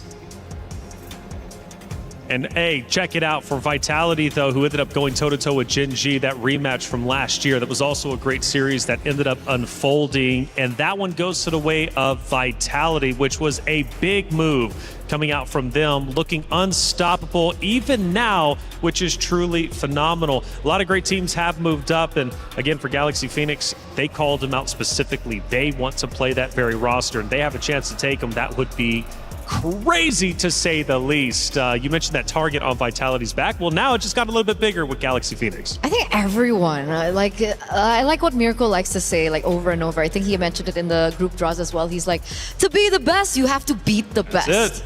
So I love that mentality coming in from all these players and ladies. And I gotta say, when it came down to the earlier match number 3 that we saw, it felt a little anticlimactic for me, honestly. I thought that maybe there would be more fight. It's so anticlimactic that I dropped my papers, but that's fine. But I hope in the coming days we do see like that comeback coming in from Gen.G, because once again, it's still one of the main storylines that we always keep building, especially after what they did last year. Well, I got something to cheer you up, okay? It's Rhino Day! Check it out. Brand new interactive effect for Rhino Day is available now. Check it out and join the celebration. So even though you chopped your cue cards, it's Rhino Day. Let's be happy for it. Hey, we got a post-match interview. Rose, who do you got?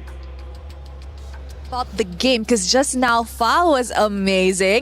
A maniac on the Suyo and a debut on the Lingdis MWI. Let's talk about it. What made Galaxy Phoenix bring out the assassins?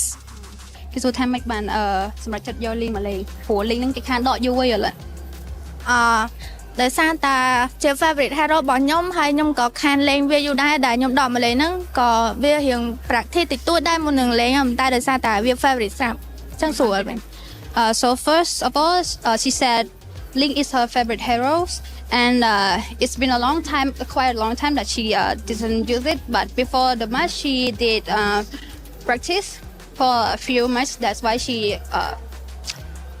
chose choose to play this hero because she feels so confident today. Yeah. Amazing. I love it. And the confidence definitely played off. And you know what? I know there's a lot of Khmer fans back at home that is supporting your journey here in MWI. Is there anything you want to say to them? ខ្ញុំពេលប្រាប់ដាំទៅ fan នៅខ្មែរអរគុណសម្រាប់ការគាំទ្រហើយសូមបន្តគាំទ្រពួកយើង Galaxy Phoenix បន្តទៀត Okay. She said thank you for the supporting and I hope you guys keep supporting us. Galaxy Phoenix fans represent Cambodia. Yes. Thank you very much, girls. Congratulations. And with that, that is it for this interview. Bye-bye. We were there. For every click, every clutch, every respawn. We were there for the years of grind. And we're here. Now. The proud founding partner of EWC. Powering the biggest event in gaming. Shoulder to shoulder with the world's best. Making history. Greatness deserves a stage. Lenovo Legion. Reach your impossible.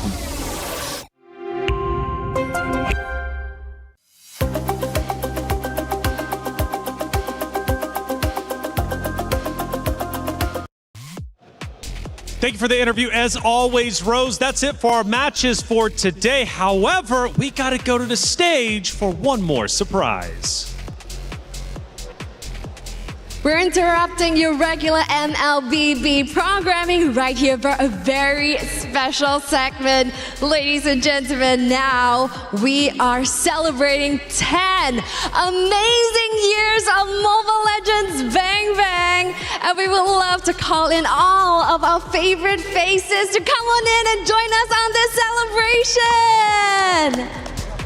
That cake looking mighty good, Damascus, I'm not gonna lie. That cake's looking really nice. 10 years creating one of the biggest gaming communities around. Of course, we had to invite all the homies around before we dive into this cake, yeah? Okay, 10 years, ladies and gentlemen. Can I please just get one comment really quick from you? Or it don't gotta be quick, whatever, however you feeling.